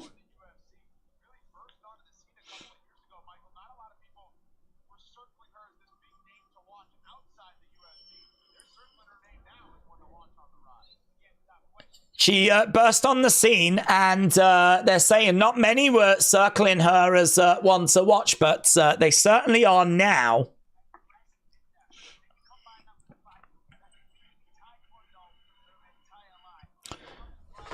So she's got a Taekwondo background. She's made her way down. This is our co-main event. King Hoddle said, surely Andrade wins this. The dude is just too strong. We would never know what he would pay, said I am your father. That's true. Trini said, you guys have ruined me. The next time someone holds out their fist for a bump, the first thing I'm going to think of is this. Oh, my God. Well, that's good, actually, because who knows what their intentions are. You might think it's for a bump, but maybe it's not. Perhaps they're offering a service. And you just think it. And you just naively think it's a fist bump. They're like, and you're like, oh, yeah. See, we've just saved you. God only knows what situation you might have ended up in.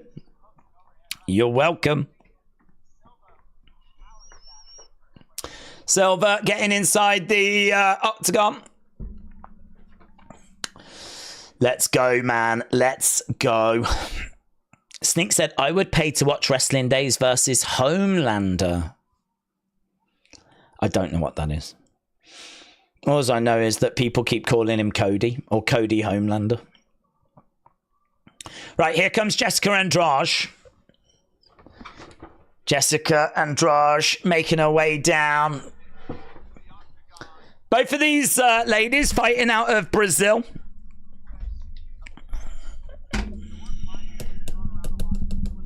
Only fighter in UFC history with 5+ fights in 3 different weight classes.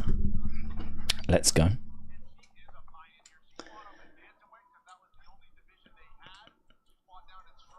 Strawweight.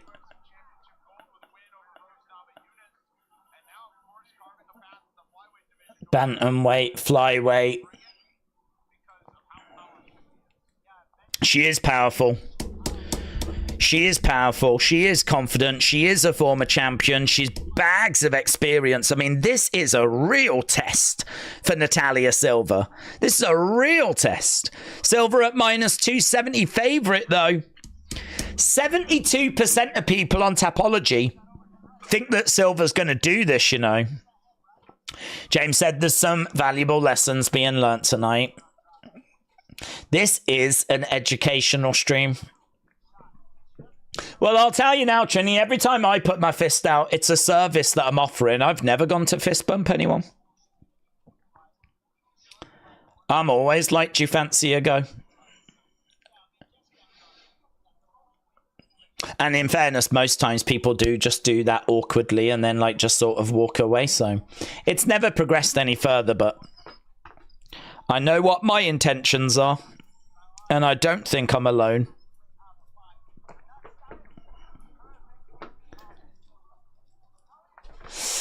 Okay, Andrade is in the octagon then. We're about to get underway with this one. Let's go. Let's go.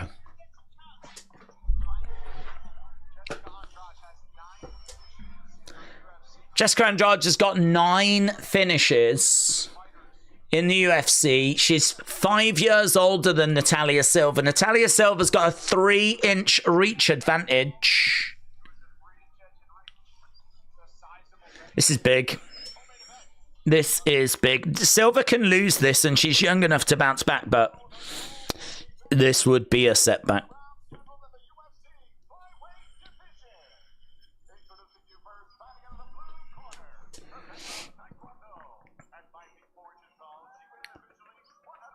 She's 4-0 as a UFC favourite. Ranked 8th. Big test. Former champion in front of her. This could have been the main event, actually. This could have been a fight night main event. I'm glad it's not.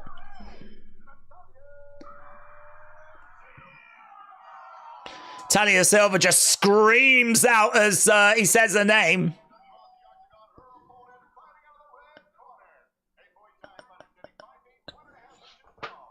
I don't feel like Jessica Andrade. I feel like there's nerves with Silva, but I don't think there's any nerves with Jessica Andrade. Like, she just doesn't look nervous at all, does she? Natalia Silva will utterly destroy Jessica. I wouldn't be shocked if it's first round knockout. Jessica just doesn't evolve from her obsolete style that worked like 5-10 years ago. Spartan said it's the co-main and it's only half one. Yeah, well, we did start earlier, didn't we? R.I.P. Andrade, she is overrated. Natalia is championship caliber.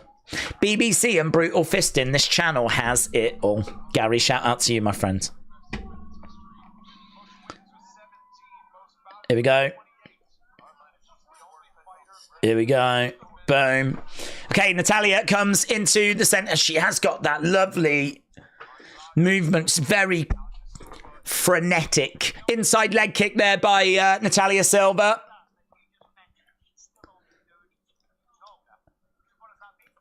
Kick coming into the body, but lovely shot there by Natalia Silva. Natalia Silva's got the real height advantage over Andrade. Tries to come in with a shot to the body. She's getting backed up a little bit though. Andrade is doing a really good job here of backing Silva up. Yeah, Silva right up against the cage. When she's throwing a shot, she's like shouting out as she throws out like a jab. Oof. Goes for a leg kick there, Silva. Andrade right in front of her, following around. Jab coming in there by Silva. Andrade, again, keeping it tight. 1-2 straight down the middle. She can't land these shots, though. She's throwing them, but they're just falling short. Again, fall short. Oh, that was good. That landed. Andrade trying to swing away, but Silva is able to weather that. Yeah. She's on the outside. She's like, hook shot almost coming in there by Andrade. Oh, she's running out of room. I mean, everything that Silva's throwing is, it's kind of like hope, really. Oh. Yeah, she is. She's really cutting the space down for Silva. Yeah, that's good. Work the leg kick. That's good. Good leg kick there by Silva. Andrade is looking very comfortable. I mean, look, Silva is working harder, doing more, getting more success. But it's only because Andrade is seemingly waiting for a moment. She's waiting for an opening. That opening might not show itself, but it could. Silva again, feinting, moving, coming in, throwing in a shot to the body, circling around the other way. Oh, there we go. That was better. Throwing in a head kick as well there by Silva. Circling around on the other side. Oh, Andrade gets in close. She's just got no room, has she? Silva's just got no space. Andrade's just keeping it really tight. Ah, swing and a miss there by Silva. Oh, tries to go upstairs. Oh, she got herself a bit stuck there. Andrade probably could have capitalized on Natalia's low kick there. Getting herself into a bad situation, a mistake. But wasn't punished for it. Throws out a jab. It's 13-7. Oh, Andrade, heavy hands. Oh, lovely kick by Silva. Oh, Andrade goes down. Yeah, lovely side kick. That's a big bit of info that Silva's just got there. That's a big bit of info. That push kick. Andrade just went flying as a result of that. Silva circling around on the other side. Andrade keeping the pressure on. Oh, heavy shots by Andrade. Yeah, lovely. We got just over a minute to go. It's definitely a Silva round, this, but you do worry about the shots of Andrade when she can get in close and let the hands go. She is unfazed, man. Andrade is completely unfazed. Nice kick coming in there by Silva. Jab there by Silva as well. Silva circling round Andrade, coming forward, putting the pressure on. Silva up against the fence. She's swinging for the fences, getting out of there. She's sort of like hitting, moving. She's just trying to win the round by the looks of it. There's not much that Natalia's throwing that looks like she's trying to end the fight. Yeah, nice knee by Silva. Back, she throws out a kick. Kick coming back there by Andrade. Oh, low kick coming in there by Andrade. And again, Silva trying to get away. It's a really fun fight, this, you know. Oh, firefight at the end. Firefight at the end as Silva walks away. That was hard work, man. That was hard. If you're a fan of Natalia Silva, she is on her toes, moving around, throwing a shot, getting out of there. And she is constantly being pressured. Touch her a little more. If she shortens the distance, just push her away. Put the jab to the chest. Great round, said K-Dub. Vicky said it's on ESPN. What a kick. WWE have tweeted a video of the Creeds explaining why they joined up with Gable. Let's go, man. Here we go, round number 2. If you are watching and you've not left a like, leave a like. It is greatly appreciated. They're just showing a couple of replays first. Couple of replays.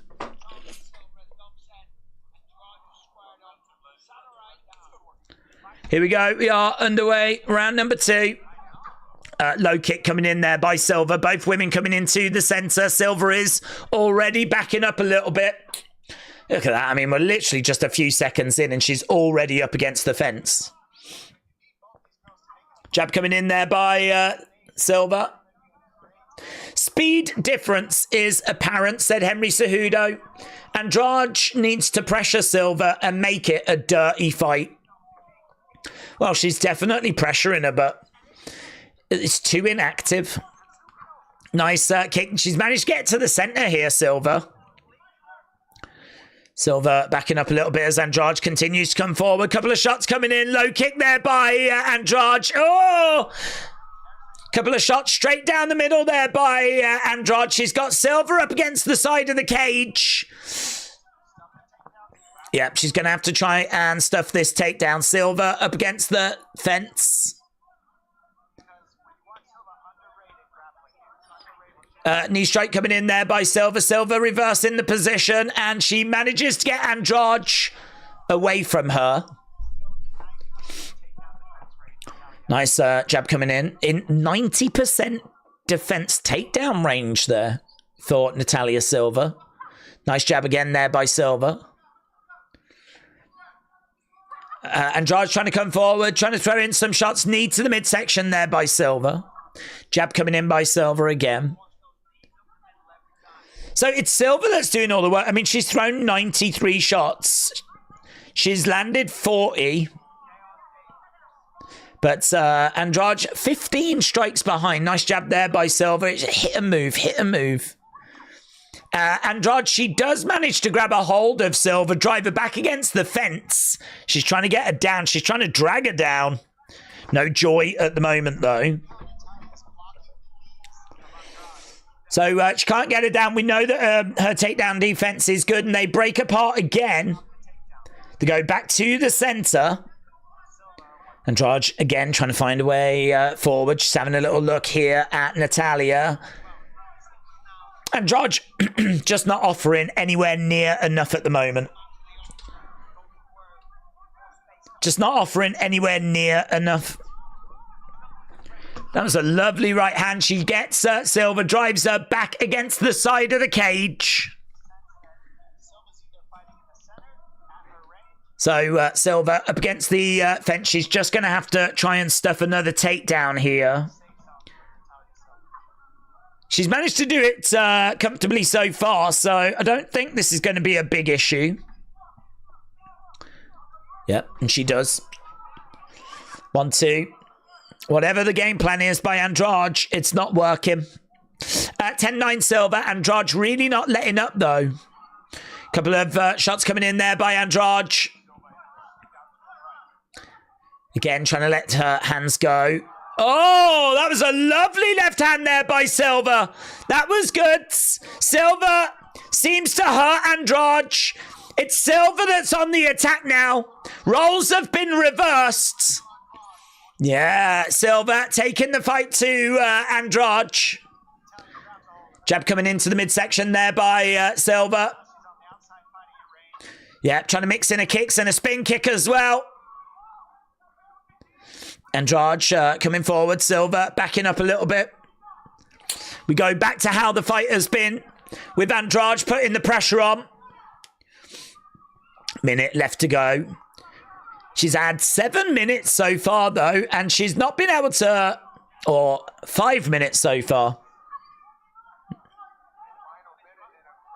No, she's had way more than that. Oh, big shots coming in. Of pressure in. Yeah, she's had 9 minutes.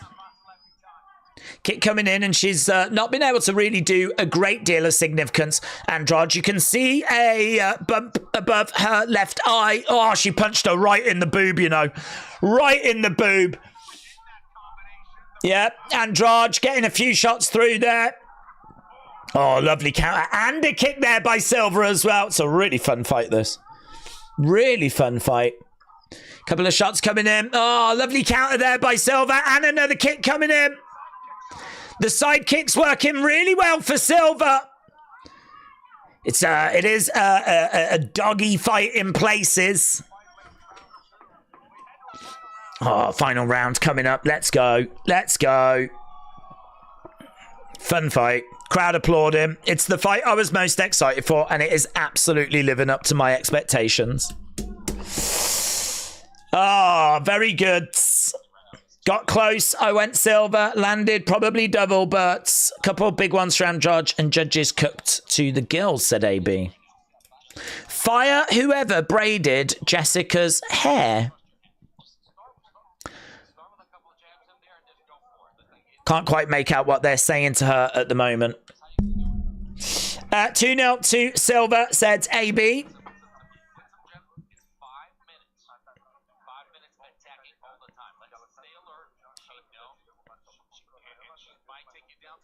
She might take you down. Stay alert.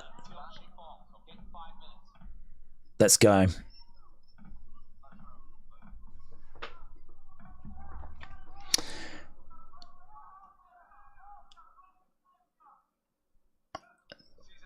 Someone was shouting. Someone couldn't make out what they were shouting.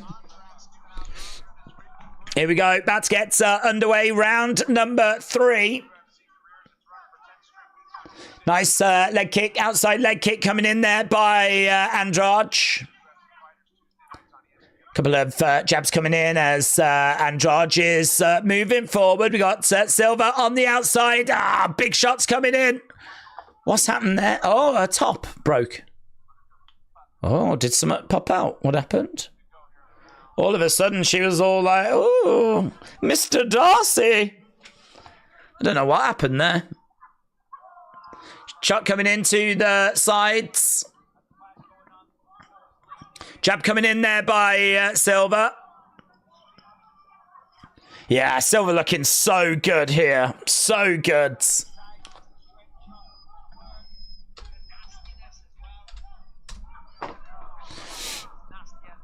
Andrade putting the pressure on. We got 4 minutes left to go here.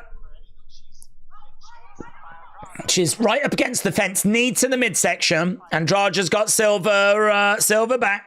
Callum said slip. Well, I'm on it, guys. I've gone straight to Twitter because they'll know.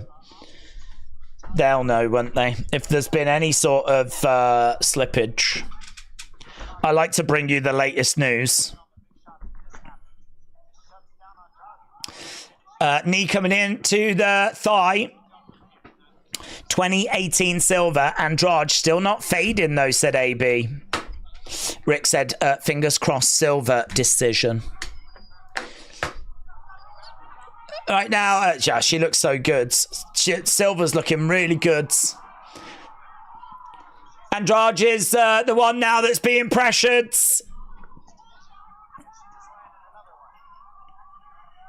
Inside leg kick and going upstairs. Over by the side of the fence.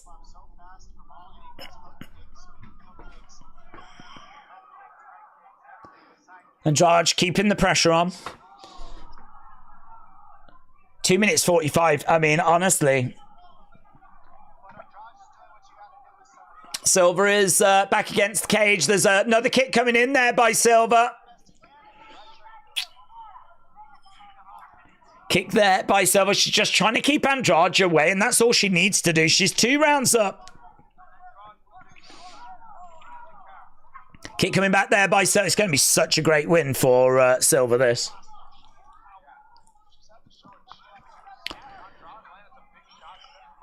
Silva really... Oh, so much action. Just constantly moving. Hitting and moving. She has been hit a fair few times as well, but look at that gap. 91-47. Spartan says, what time of slip? What type of slip? The nip type. I'm desperately looking for images or footage right now, and there's just nothing. There's just nothing. Twitter has let us down. It's as if it never happened. But we all know it did. They go back to the middle. Silva with a jab. Again, we've got Andrade putting the pressure on. This has been a good fight regardless of women's MMA, said Amy Jobson. Yeah, I mean, there's blood coming down the nose of Andrade. I mean, we're clearly at the point now, and we were at the start of this round, where Andrade needs a finish. She needs a finish. Couple of big shots coming in there by Jessica. Jab there by Silva. Oh, wow! Big hook shot there by Andrade. Silva ate it, though. That was really good. Yeah, that was a big, heavy shot, man. Jab coming in. She's trying to cover up a little bit, throwing in a counter shot. She's having to weather a storm. Smile on her face.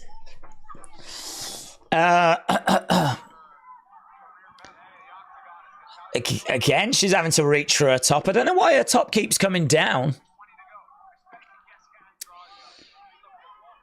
Jab coming in by Silva. Again, she has to get out of there. Kick to the midsection. You can tell that she's definitely feeling the effects of this one. Silva. Andrade seems to have a little bit more in the tank right now, but there's no time left. There we go. End of the fight. Silva's going to get that. Tim said, I got 1K on the line. Let's go, Silva. I think you've done it. You surely done it. 110 significant strikes to 60. You surely did it.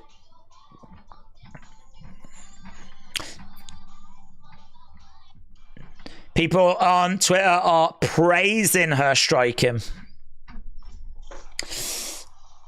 Silva is a beast. What a performance by Silva. What a fight. Silva looked amazing.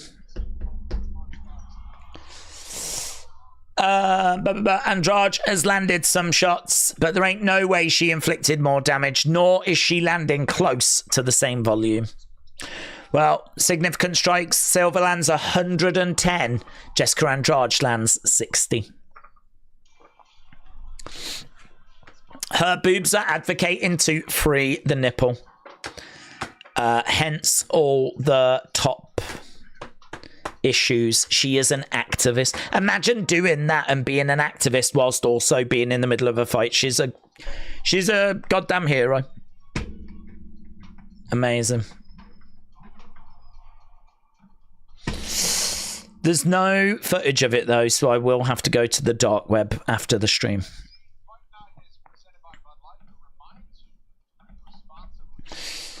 Right, Dub said Curtis.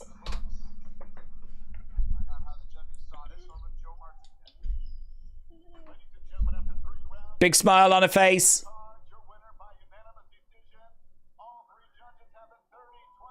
30-27. Silva gets it. Silva gets it. All three judges scored it. 30-27. Wow. Natalia Silva, how does that feel? That is 6 wins in a row, and of course you just beat a former champion. How does this moment feel right now?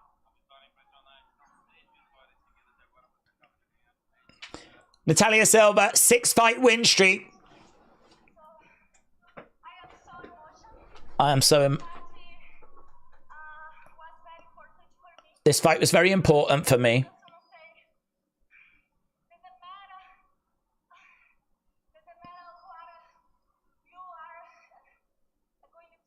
Doesn't matter what you're going through.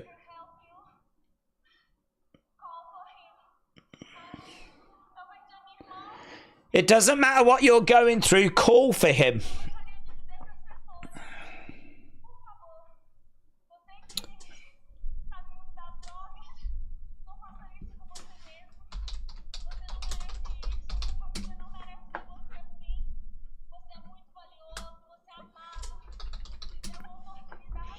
Don't know what she's saying.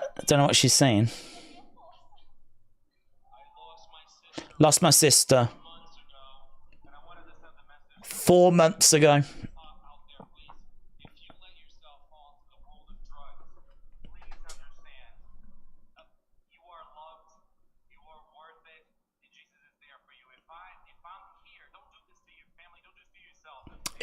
So she says...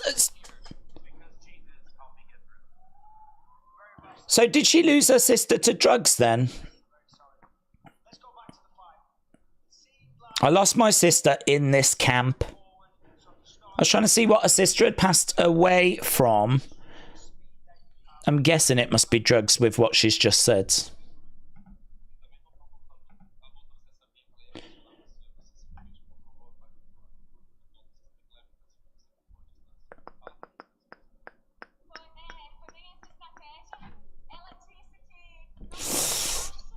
Dates call for Jesus. As a Cuban once said, I'm gay for Jesus, said Alexis. I was trying to see what her sister had passed away from.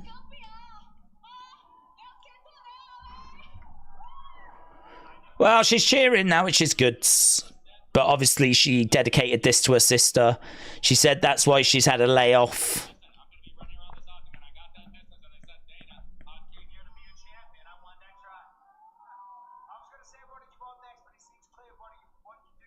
So she wants a title shot next. I don't know if she's going to get that. But she is certainly on her way. She was ranked number 8, and she just beat number 6. I had Jessica Andrade higher.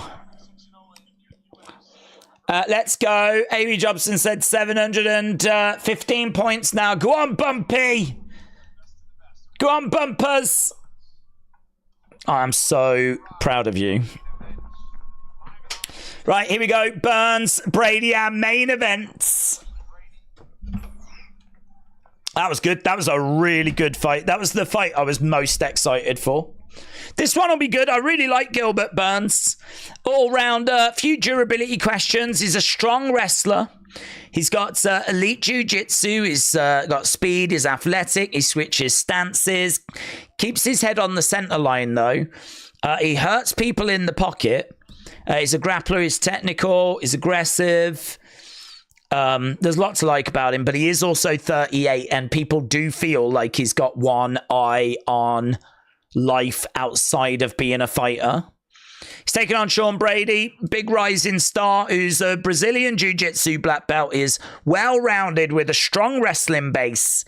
He's got solid grappling. He is big and strong enough to control Burns.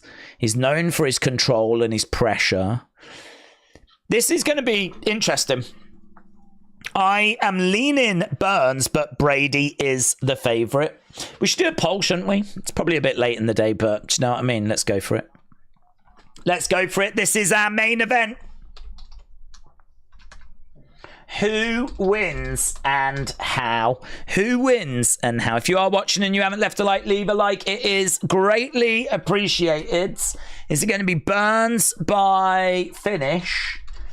Is it going to be Burns by decision? Is it going to be Brady by finish? Or is it going to be Brady by decision? Let's have a little look at that, shall we?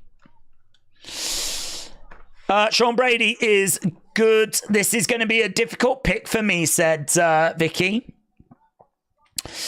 Days, what are you hiding behind a green screen? Anything? I don't have a green screen.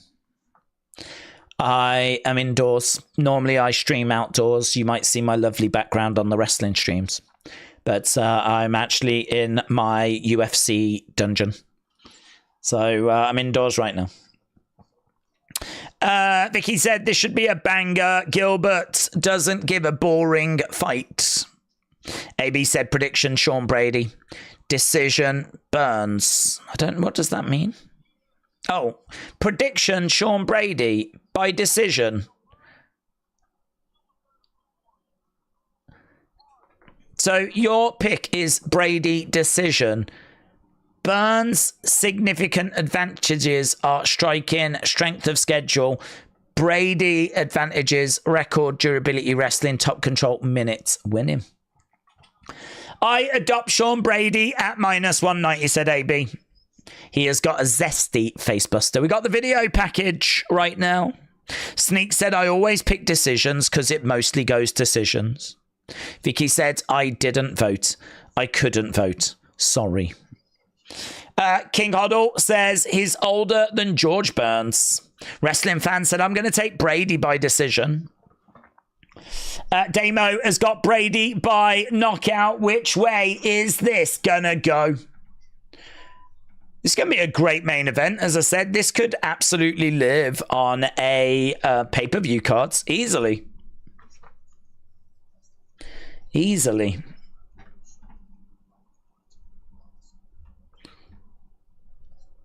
So we just got the video package right now.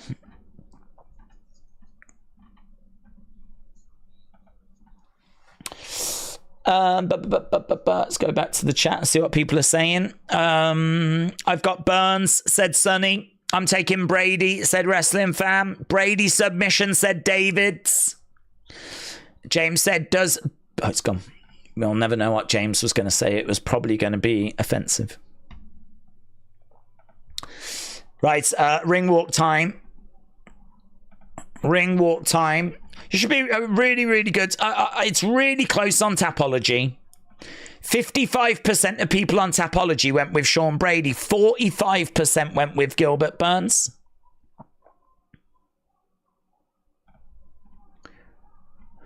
So we got the ring walk right now. Does Burns release the hounds on Brady, says James. Sonny says, I've been having weird dreams. I think we're all going to have weird dreams after this stream. Here's Sean Brady then. Sean Brady coming out first.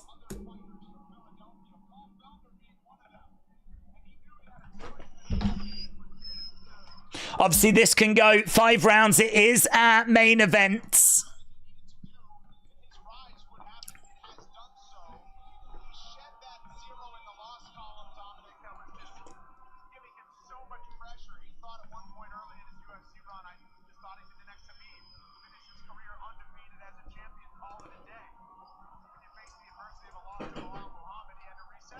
So, yeah, Sean Brady losing to Bilal Muhammad is 6-1 in the UFC.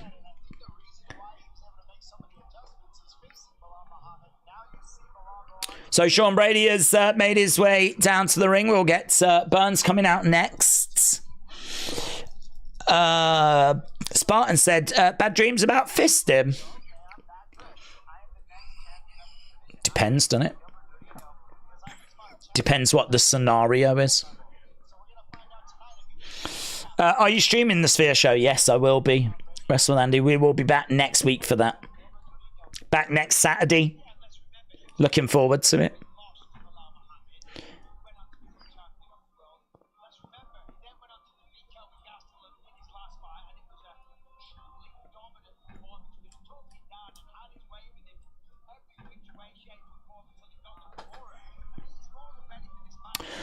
I had a weird dream last week, said Sneaks. What was it, buds?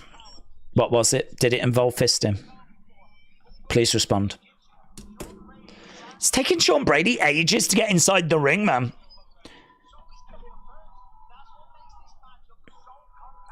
Brady is finally inside, and we should be getting Gilbert Burns making his way down.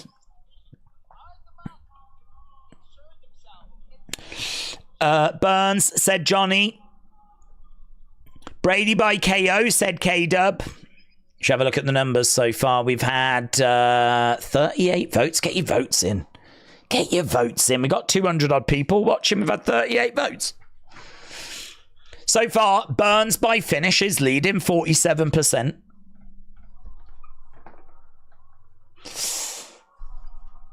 Right, here we go. Burns is making his way.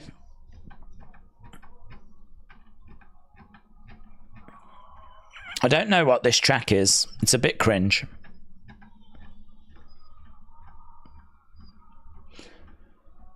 So he's making it. I really don't know what this track is.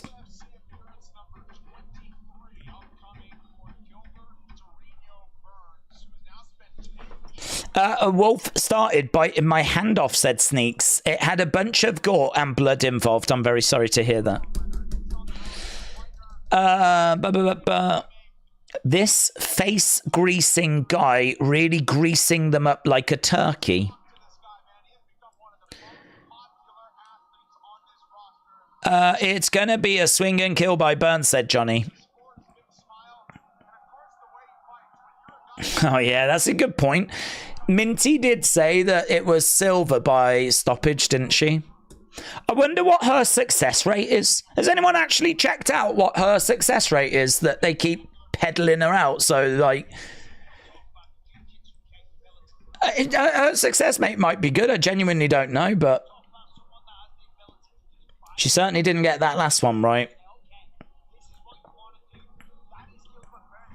Gilbert Burns then has made his way down. Anyone who gave Andrade ever one round, please get new eyes.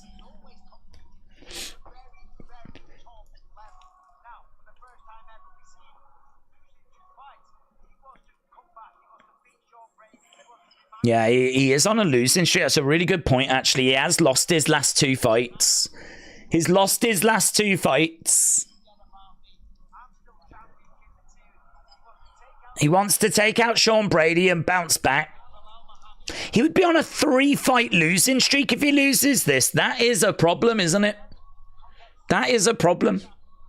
Yeah, Gilbert Burns is definitely, I mean, this fight alone could be in the sphere. This fight could be a main event anywhere in the world, and we're lucky enough to have it in this Apex.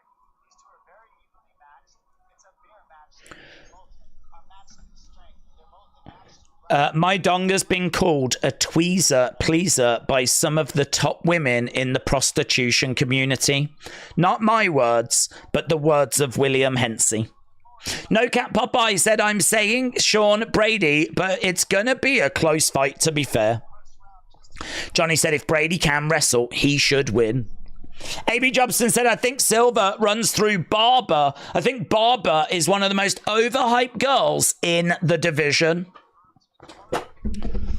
Right, here we go. Bilal Mohammed said, I think Burns hits harder, but Brady is stronger. Let's go. Let's flippin' go.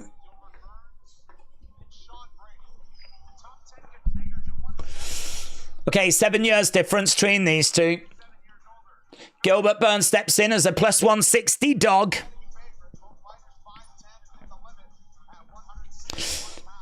I am so skinny, I can see the outline of my skull, said Sneaks. Damo said, I love Gilbert, but if he loses this, I think he should retire. Sonny said, Days, I've got Burns winning submission round 2. AB Jobson said, hard choice. Burns did better against Bilal, but he's getting to that age. Brady had a great last performance, but I don't know if he can go 25 minutes. He won't sub Burns, so maybe decision. Spartan said, imagine Bilal was at AEW because that is in Chicago. Imagine if anyone was at AEW. Right, here we go. We're about to get underway.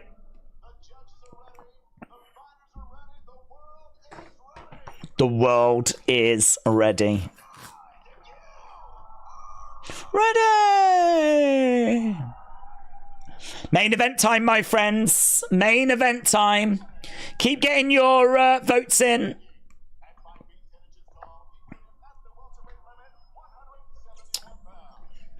I'm going Brady, said King Huddle. Burns looks a bit long in the tooth. Vicky May said LFG.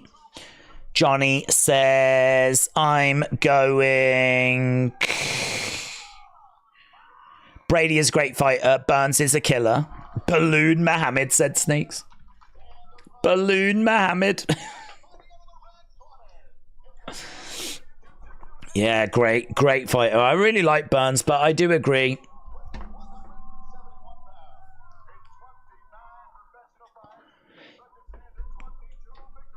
"29 professional fights. He's got 22 victories.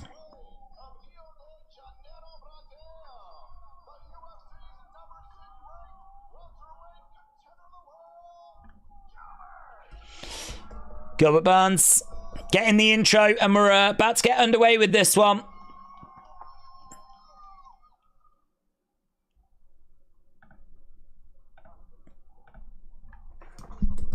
Protect yourself at all times. Let's go. Main event time, let's go.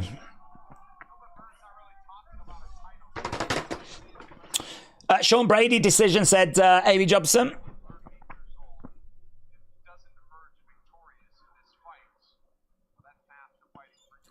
Okay, both guys ready. Boom, we are underway. Both guys in the center. We've got Burns in white shorts. We've got Brady in blue. Gilbert needs to turn around this losing streak. Brady is a rising star. But right now, this one can go 5 rounds course. Inside leg kick there by Brady.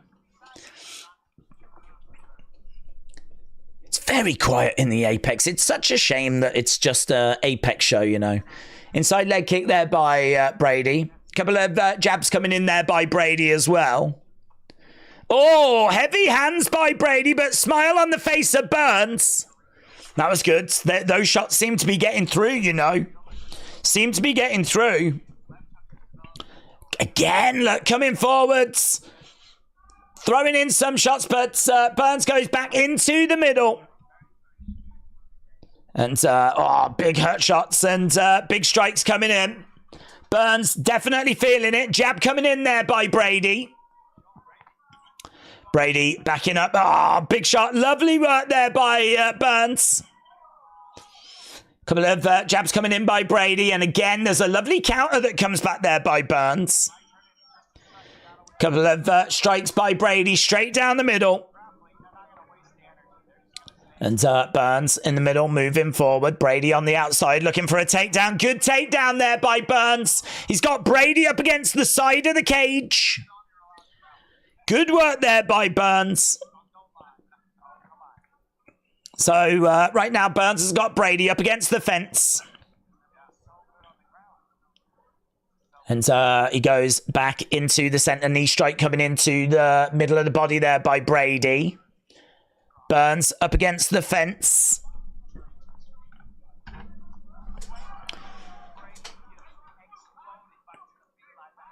So at the moment, it's all Sean Brady is absolutely dominating this. Brady throwing in some shots, driving Burns back. So yeah, knee strikes coming in there by Brady. And again. So he's got Burns up against the side of the cage. He's throwing in some shots.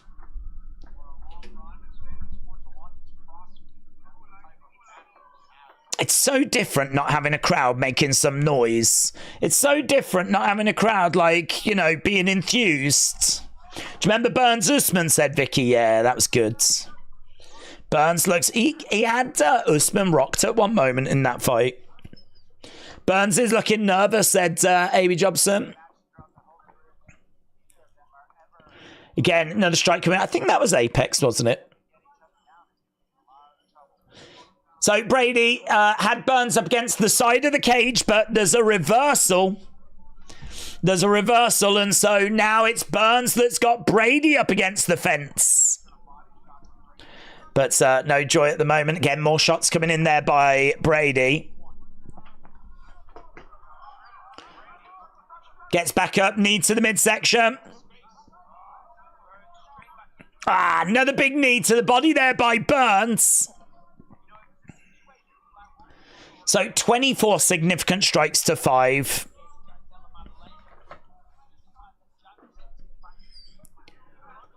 Jab coming in there by Brady, and he's driving Burns back. Burns trying to cover up. Yeah, Brady looking so much better. 24 significant strikes to 5. So our poll, you had Burns by finish 54%. Brady by finish 22%.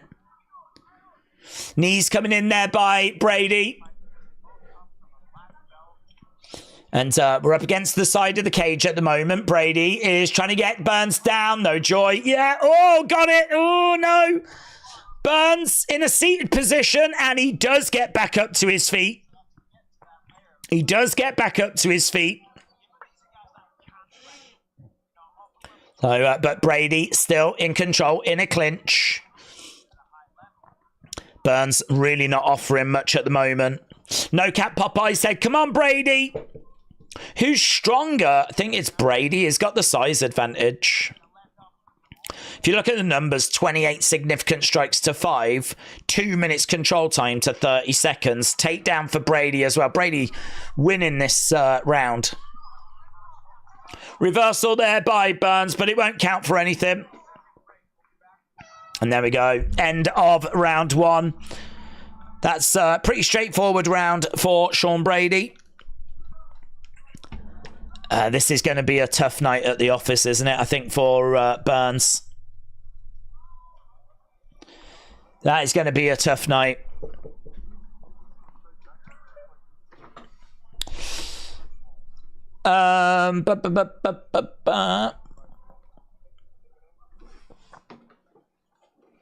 Ospreay retains. It was an incredible match, says James. William said, I looked at her eyes. I said, no, I want my fish law to smell like one. She came out of that chair chasing me. I ran. I don't know what that means. I don't know what fish law is. Is it like folklore but with fish? Is that the next Taylor Swift album? Brady pacing around. Damo said Burns didn't really offer much that round.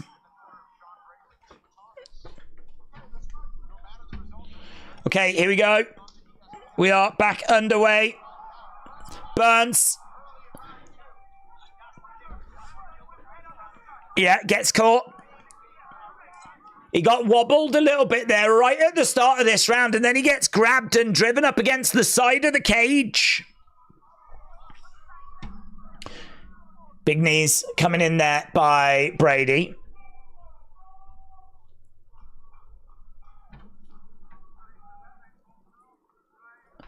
Again, shots coming into the side of the body. 10-9 Brady after round one. Amin said, I'm back. Do you think Roman costs Solo next Friday? Yes. Miko said, I'm joining next week for the Not Show, which I think is the Fear Show. It is the Sphere Show, yes. That is obviously the much bigger show. This one really has been like, for me, this was about the main and the co-main. The rest of the card was okay. There's a lot of clinching in this fight, though. Right now, Burns has got Brady up against the fence, and he's grabbing a hold of the wrist. Brady trying to break apart. They do go back into the center. Let's see what we can do with the striking. We know that Brady is well ahead in that department. Lovely. Couple of shots coming in there and landing them. Burns just getting backed up a little bit. Oh, hook shot. Lovely work there by Brady. Burns again just edging forward. Brady on the outside. Another couple of shots coming in. Brady 24, Burns 2, head strikes. 1-0 to Brady. The wrestling seemed to cancel each other out, said AB.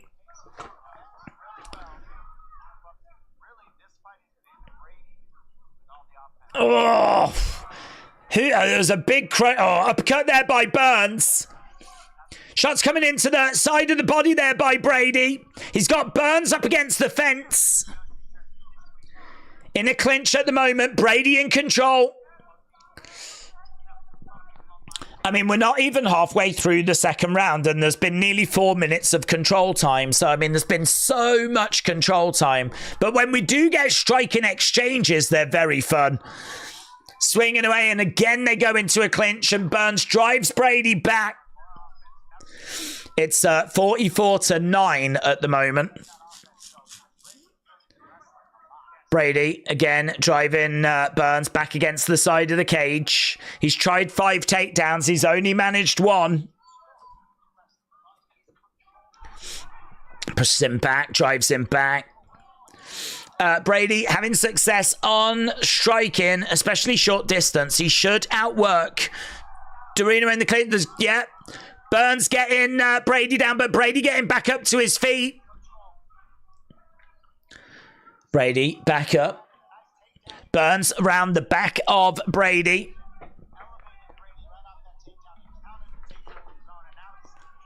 Shots coming into the side of the heads.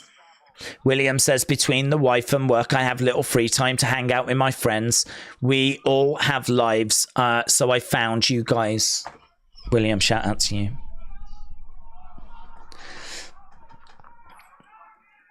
Brady back into the middle. Burns in the middle as well. Both with 1 takedown. Burns 1 from 2. Brady 1 from 6. They're just circling around each other at the moment, and they're just sort of sizing each other out. There's a lot of respect in there. Inside leg kick there by Brady.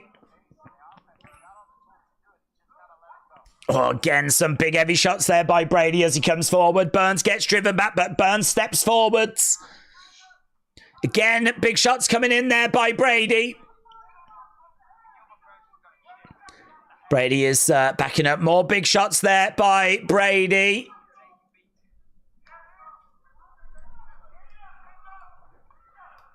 Again, another shot there by Brady.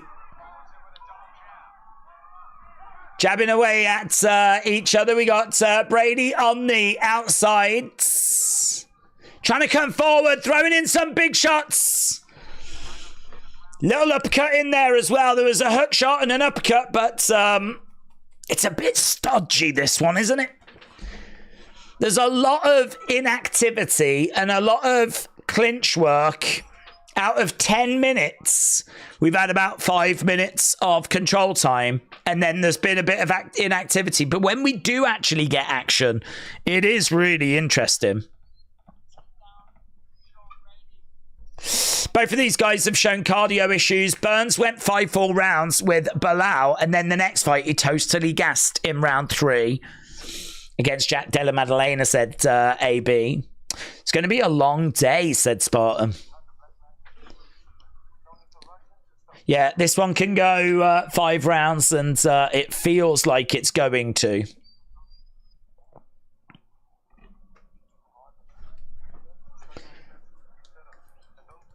Round number 3 coming up.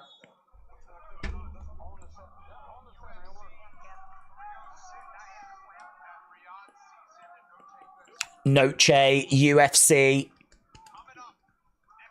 Save $10 on UFC 306. Offer ends on September 9th. Here we go. Round number 3. Both fighters in the center. Burns coming forwards. Brady backing up a little bit. Burns throwing in a jab. Brady responding with a shot back. Oh, a couple of kicks there. Kick coming into the midsection by Burns. Yeah, Brady up by 2 after 2. I don't think there'd be any arguing with that. These guys are getting it, said Stephen One-Boy. Again, into a clinch. Burns driving Brady back against the side of the cage. Shots coming into the side of the body. Knee coming in there by Brady. Burns is getting destroyed, said Oscar. 2-0, said King Hoddle. Yeah. Brady has got Burns up against the fence again here.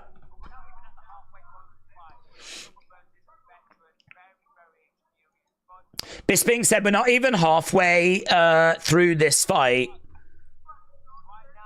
Burns is a veteran. Is he trying to just save a little bit of energy? Don't know.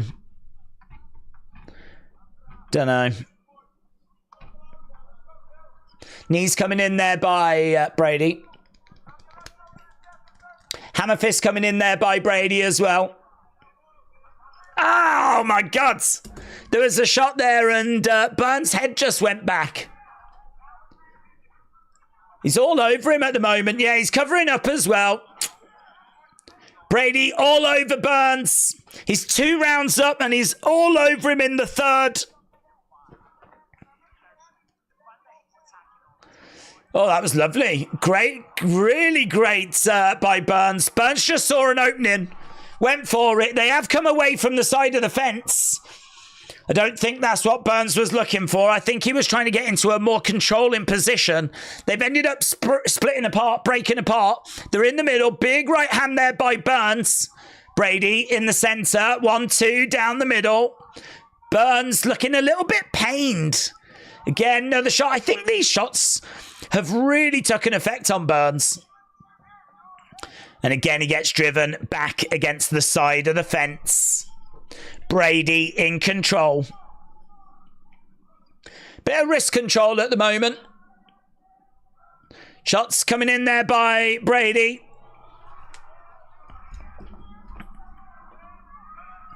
We've got 2 minutes 15 left in round number 3. Burns reverses the position. And now Brady reverses the position. Brady wins by TKO, said No Cap Popeye. Knee coming into the body there by Brady. scrappy, man. Again, he tries to... I think he looks for a takedown there, Brady. Yeah, he was looking for the takedown. He hasn't managed to get it, though. Instead, he's just driven Burns up against the side of the cage. Lots of clinch work in this. So much clinch work. Shots coming in. About half this fight has been in the clinch. It's exactly where we are right now. Again, they break apart. Brady throwing in some shots straight down the center. Burns, we got a bit more intensity. This is better. This is better.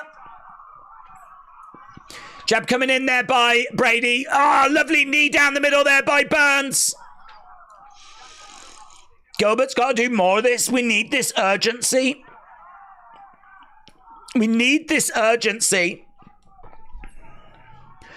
Explodes forward, tries for a takedown, manages to get Brady down momentarily. Couple of big shots coming in there by Brady. Brady driving Burns back against the side of the cage. Picks him up, looking to take him down. Big takedown there. Great work by Brady. Brady getting Burns down, taking the sting out of this one. And shot coming in there by Brady. Again, shot coming into the side of the head. Hammer fist coming in as well. Gilbert is a championship wrestler, said Vicky. There we go. End of the round. Frustrating round, that one. It's very hard to get excited about people just grabbing each other and just pinning them up against the fence. As we said, 15 minutes gone and it's about 8 minutes. Well, it is exactly 8 minutes if you add both the control times together. 8 minutes out of 15 control time. And then there's been a good couple of minutes of inactivity. But the 5 minutes of action that we have had has been good. 80 significant strikes to 26. Sean Brady definitely winning on this one.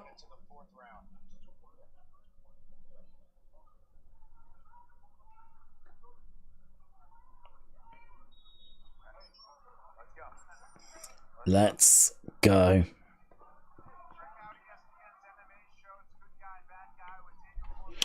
Let's go. Match of the night, says AB Jobson. Here we go. Round number 4.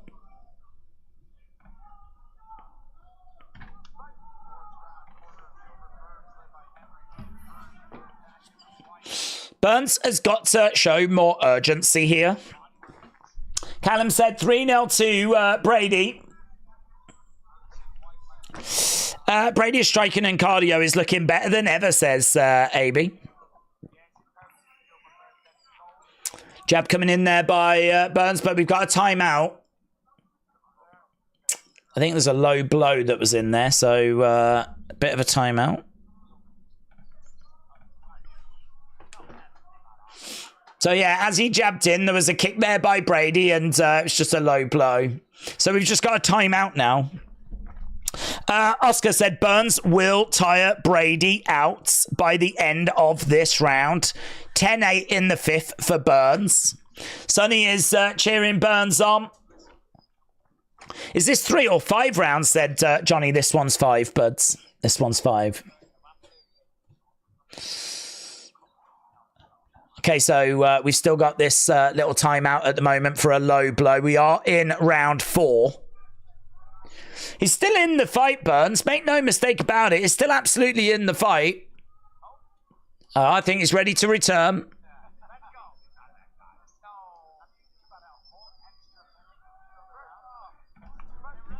Boom. Right, nice. Oh, what now? A low blow there for Brady. Jesus. Now we've got another low blow. Brady goes down, and this one looked bad. He crumpled over in pain. Yeah, I mean, it was pretty good, to be honest. It was right on the dong. That's not him taking like a cheap way out or anything. I mean, that one definitely landed. So he's pacing around, he's walking around. He's definitely feeling the effects of this. So, kicked in the testes. Is he ready? I think he might be ready to come back now. Keep it clean, guys. Handshake between the two of them, and we should be back underway now. Here we go. So a couple of low blows. Is that a sign that they're both tiring? Is that a sign that... Oh, kick coming in. Nice. Kick coming back there by Brady.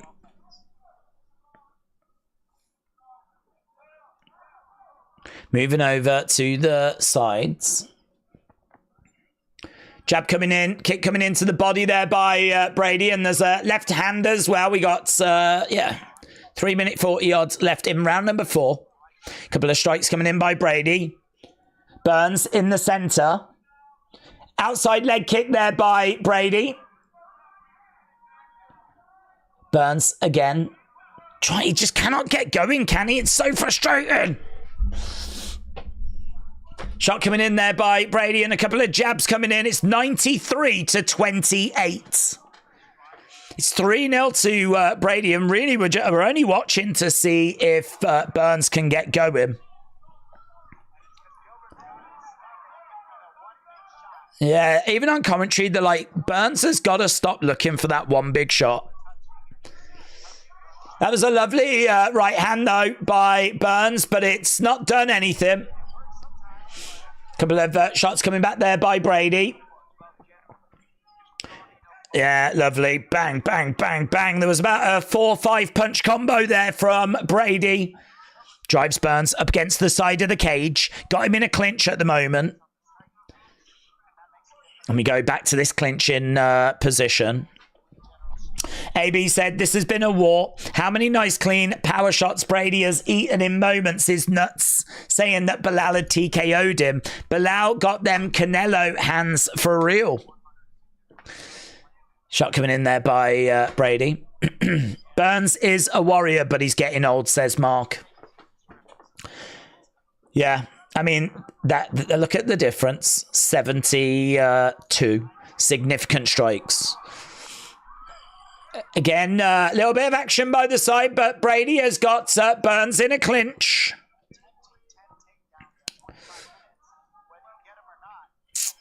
Just under 2 minutes to go. Shots coming in by Brady as Burns just doesn't have any answers at the moment. Again, little body shot there by Brady. They two of them break apart. Burns goes back to the middle, tries to reset. Again, 1-2 straight down the middle. 3-punch combo. Looking for a takedown there by Brady. Brady gets a takedown on Burns. Brady on top of Burns. And he could probably see the end of this out. The first fighter to get 3 takedowns on Burns since 2016. Brady becomes the first fighter to get a takedown on Burns since 2016. He's still got him down at the moment, but Burns is trying to grab the leg. We know how good Burns is down there. Now Burns looking to try and get round the back of Brady. This has been probably the best period for Burns, actually. Oh, good work there by Brady, but Burns stays round the back. Lots of scrambles, and they're on the feet. Burns round the back of Brady. I wonder if he'll retire tonight, says Vicky. Well, I think he still has something to offer. But I don't know. Against the high-level competition now, there's big questions. Maybe a gatekeeper into the top 15. Brady spinning around. We got 6 seconds left to go. Burns' cook said, Mr. Quay. Aubrey says, come on, Burns. Well, there we go. 20 minutes we've had in this fight. And we have got one more round to go. One more round. One final round. Days, I was going to go to sleep, but I love you guys. Good night. Sleep well. Edwards, sleep well. Burns winning would get a big boot. Yeah, imagine if he pulled it out now. That would be amazing. Time to hang up the gloves, Gilbert, said Damo. Callum says he's washed. Well, whatever he's got, he needs to show it in this final round. Whatever Gilbert Burns has left in the tank, we need to see it. The difference is 75 significant strikes. Brady has took Burns down 4 times. First time anyone had taken Burns down 3 times since 2016. All the numbers are in Sean Brady's favour. I like Burns. I really like him. I think he's been brilliant for MMA. I think seeing someone of his caliber.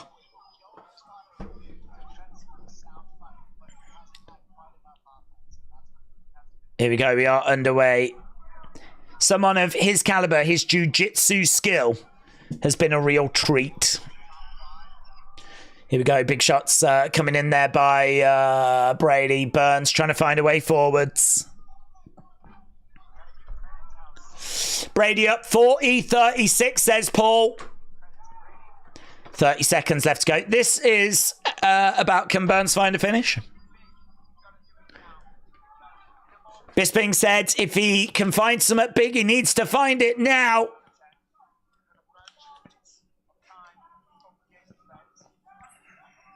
So Brady just staying out the way. This could be Burns' last fight, says No Cap Popeye. Quickly, Days, have you seen the series Heels? I haven't. I've heard of it, but I have not seen it. I think Burns needs to go all out here, said AB. Brady is most likely up on the judges' score. Oh, it's got to be. It's got to be. Yeah, whatever you've got, unload it. You got 3 minutes 45. It's going to be really hard to get Brady down and find a finish. If he's going to finish him, it might have to be on the feet, but there's no sign of that. Couple of shots there. Low blow again. God. Another low blow. Another low blow. And Brady feeling the effects of this one. It's more of a knee to the body, actually. Yeah, the foot sort of hit the groin as well, but it's totally accidental. Imagine he does get knocked out, said Spartan. Vicky said he'll never be champ again. Yeah, it was a knee. It was fine. Right. He gives a thumbs up, and we are going back to the center. They touch gloves, and we are about to get back underway. Heavy hands here by Brady. Heavy hands. So Burns in the middle, moving forward, jabbing away. Brady on the outside, inside leg kick, and again heavy leg kicks. Burns' leg just buckled momentarily there. Another inside leg kick there by Brady. Couple of jabs coming in there by Brady as well. 19-1 on the leg kicks. Nice kick coming back. Oh, and he went for a knee there, Burns. But Brady grabs him, drives him up against the cage. And right now he's trying to grab the leg. Brady has got Burns up against the fence. 2.5 minutes to go. Jobson said, I've got Brady by decision. I think that is looking very good. That is looking very good. So 2 minutes 17 left to go. Oh, Burns. Big swing there by Burns, but he doesn't get it. Kenneth, shout out to you, my friend. Takedown there by Brady. Brady is on top of Burns right now. Burns is down on his back with Brady on top. 1 minute 56. That might be it, you know. That might be it.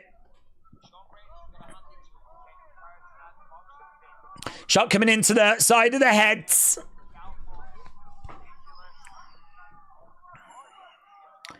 So Burns on top of Brady. Brady again throwing in a shot to the side of the heads. Trying for an armbar, but no joy. Brady has got Burns up against the fence. Brady is all over Burns. Got just over a minute left here, and we're once again over by the sides. Nice takedown and side control. Yeah, he'll probably just see this out now. Kian said, lock him up, Brady, and I think that's exactly what he's doing. Burns down on the ground. He's still battling away, but there's only 40-odd seconds left to go. Amy Jobson said, what did you expect? His 38. That is all she wrote for Burns. 30-odd seconds left to go, and I think we're just going to be seeing this thing out. Burns is trying to get back up, but 20-odd seconds. There's not going to be much time for anything here.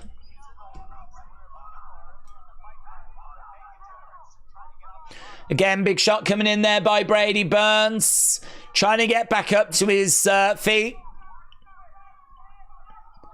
Takedown, Brady. There we go. End of the fight. Clean sweep. 5-0. Feels bad, says Callum. I agree. I don't like seeing that. I wish Burns... I can't make an argument that Burns got anything really out of that. It's Jova. Brady doesn't have a finish on him, though, says William. That's all she wrote for Burns. Frustrating. That to me was like one-way traffic. I mean, Burns was game, but he was just... I mean, it's 10 minutes 34 to 2 minutes 43. It's 7 takedowns to 1. It's 134 strikes to 39. I mean, Burns offered Summit. You know, he got half a round of control time. He got a takedown. He had 39 significant strikes, but outclassed. Just outclassed.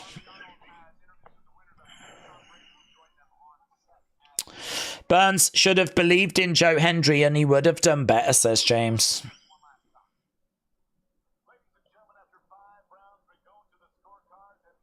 Here we go. Here's the totals.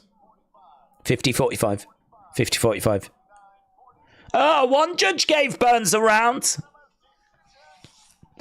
50-45, 50-45, 49-46. So one judge gave him a round.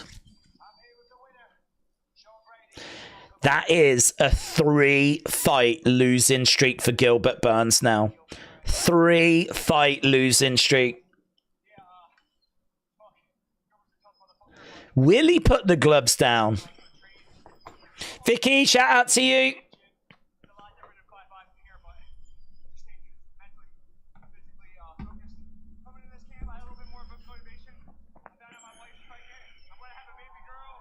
I found out my wife's pregnant, said Sean Brady. Joke's on him, though, because it's not his. He just doesn't know yet. Bummer I was so late, but I did have fun for a few hours, says Vicky. That is what I guarantee. David said 5-0. David, I hope you well, but... Amy Jobson said prediction correct. Brady correct. Decision 5. Give me that. Perfect. Perfect. Should we have a look, see where we are with this? I'm interested to see what's going to happen with Burns. So in joint 10th, we've got CNAAX, AWS88, and 6 Soul. In 9th, we've got MFPM9. In 8th, we've got 206 Stoner. In 7th, we've got William Hensey. In 6th, we've got David Walker. 5th, we've got Cletus 316. 4th, we've got Houdini 199X. Joint 2nd, we've got Dort Knight and Garrett Hayden. But in 1st place, well done to Bumpy, whoever that is. Whoever that is, Bumpy, if you are out there, many congratulations. Please start showing yourself in the chat. I think the community would love to really pick the brains of Bumpy, considering you've just finished first. So, Bumpy, if you're watching, don't be scared. Don't be intimidated, please. Show yourself in the chat whenever you're around. It will be great to hopefully have you more active in the chat next week for the Sphere show, because I think then you could really give people, like, you know, some tips. So, Bumpy, shout out to you. Yeah, I Am Your Father said congratulations, Bumpy. Spartan says congrats, Bumpy. Aubrey said Bumpy is a smooth operator. William, well done. What was the clock when the fight finished? It was over. It ended. It was done. And Burns did not leave his gloves in the ring. Jake said it's me. Oh, is it Jake? Jake said it's me. Oh, but I Am Your Father says it's me as well. Oh, this is confusing, isn't it? This is confusing. No, Cat Popeye said congratulations, Bumpy. Jake says thank you. Is it Jake? Is it you? Jake says thank you. Oh, Jake Bumpy Holden. That does have a ring to it, doesn't it? That does have a ring to it. Well, there we go, guys. We are done. William said, I'm going to give you all a tip. Don't even bother playing, because next week I am winning this shiz. Do you know, next week is going to be so good. You know, I think with these Vegas shows, they're really like... Ugh. The card this week was not brilliant. The top end of it was. For me, anyway. I was really interested in those final 2 fights. Next week, we have got a pay-per-view. It's at the Sphere. It's going to be flipping bonkers. They're spending 20 million on it. Yeah, that is definitely something to get ready for. Days, it was A.B. Jobson. Well, there's a lot of people claiming it was them, but it's hard to pin down exactly who it is. Jake says that it's him, but so does I Am Your Father, so can't be everyone, can it? Glad that Silver won. I bet 300 to win 100, said Mayor Pete. Well done. Well done. Fear the Sphere, says Aubrey. That's what we're going to do next week. We're going to fear the Sphere. I wonder if we'll see WWE there. I don't know, man. I don't know. One of the lessons they might have learned is that financially it's not worth it. I mean, if you've got to spend 20 million, because they said, it was really interesting actually, they said to Dana, you've spent 20 million, does that mean you're not going to have to spend 20 million again next time? And he was like, no, we are. Like, that's just how much it costs.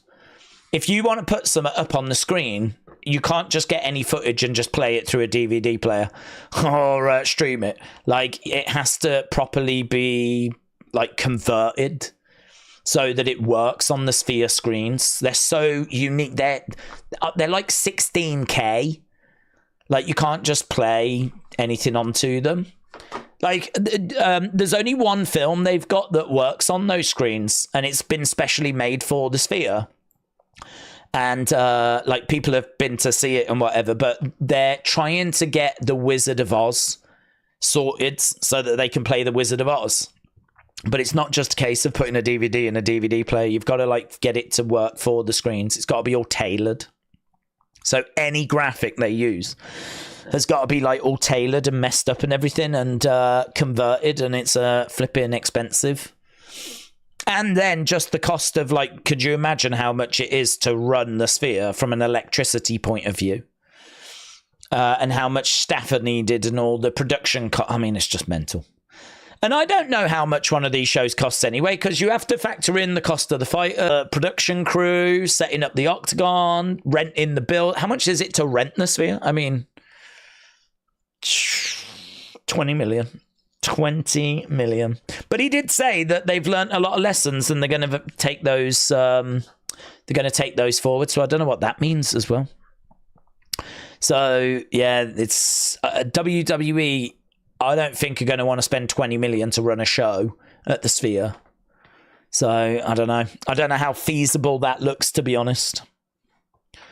I don't know how realistic that is. Unless they do a weekend at the Sphere and they can kind of jump in with UFC and maybe cut the cost down somehow that way. But it's hard to see them wanting to spend 20 million.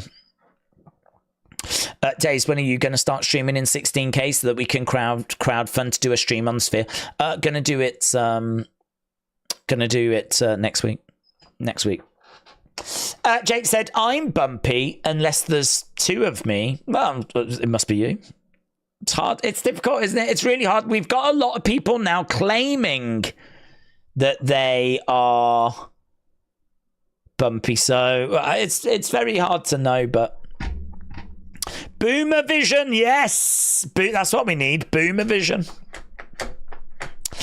I don't even know if it'll look that impressive, but we will see. Well, I think it will, but then I'm easily impressed. You know, I'm easily impressed. But I'm looking forward to it. Should be good. Right, with that being said, I'm going to run away and just grab something to eat. Oh, hello. So appreciate the support. Appreciate everyone joining us. And I will see you again next week for UFC as we head closer towards UFC 306 and that Sphere show. It is literally 7 days away. So thanks for watching.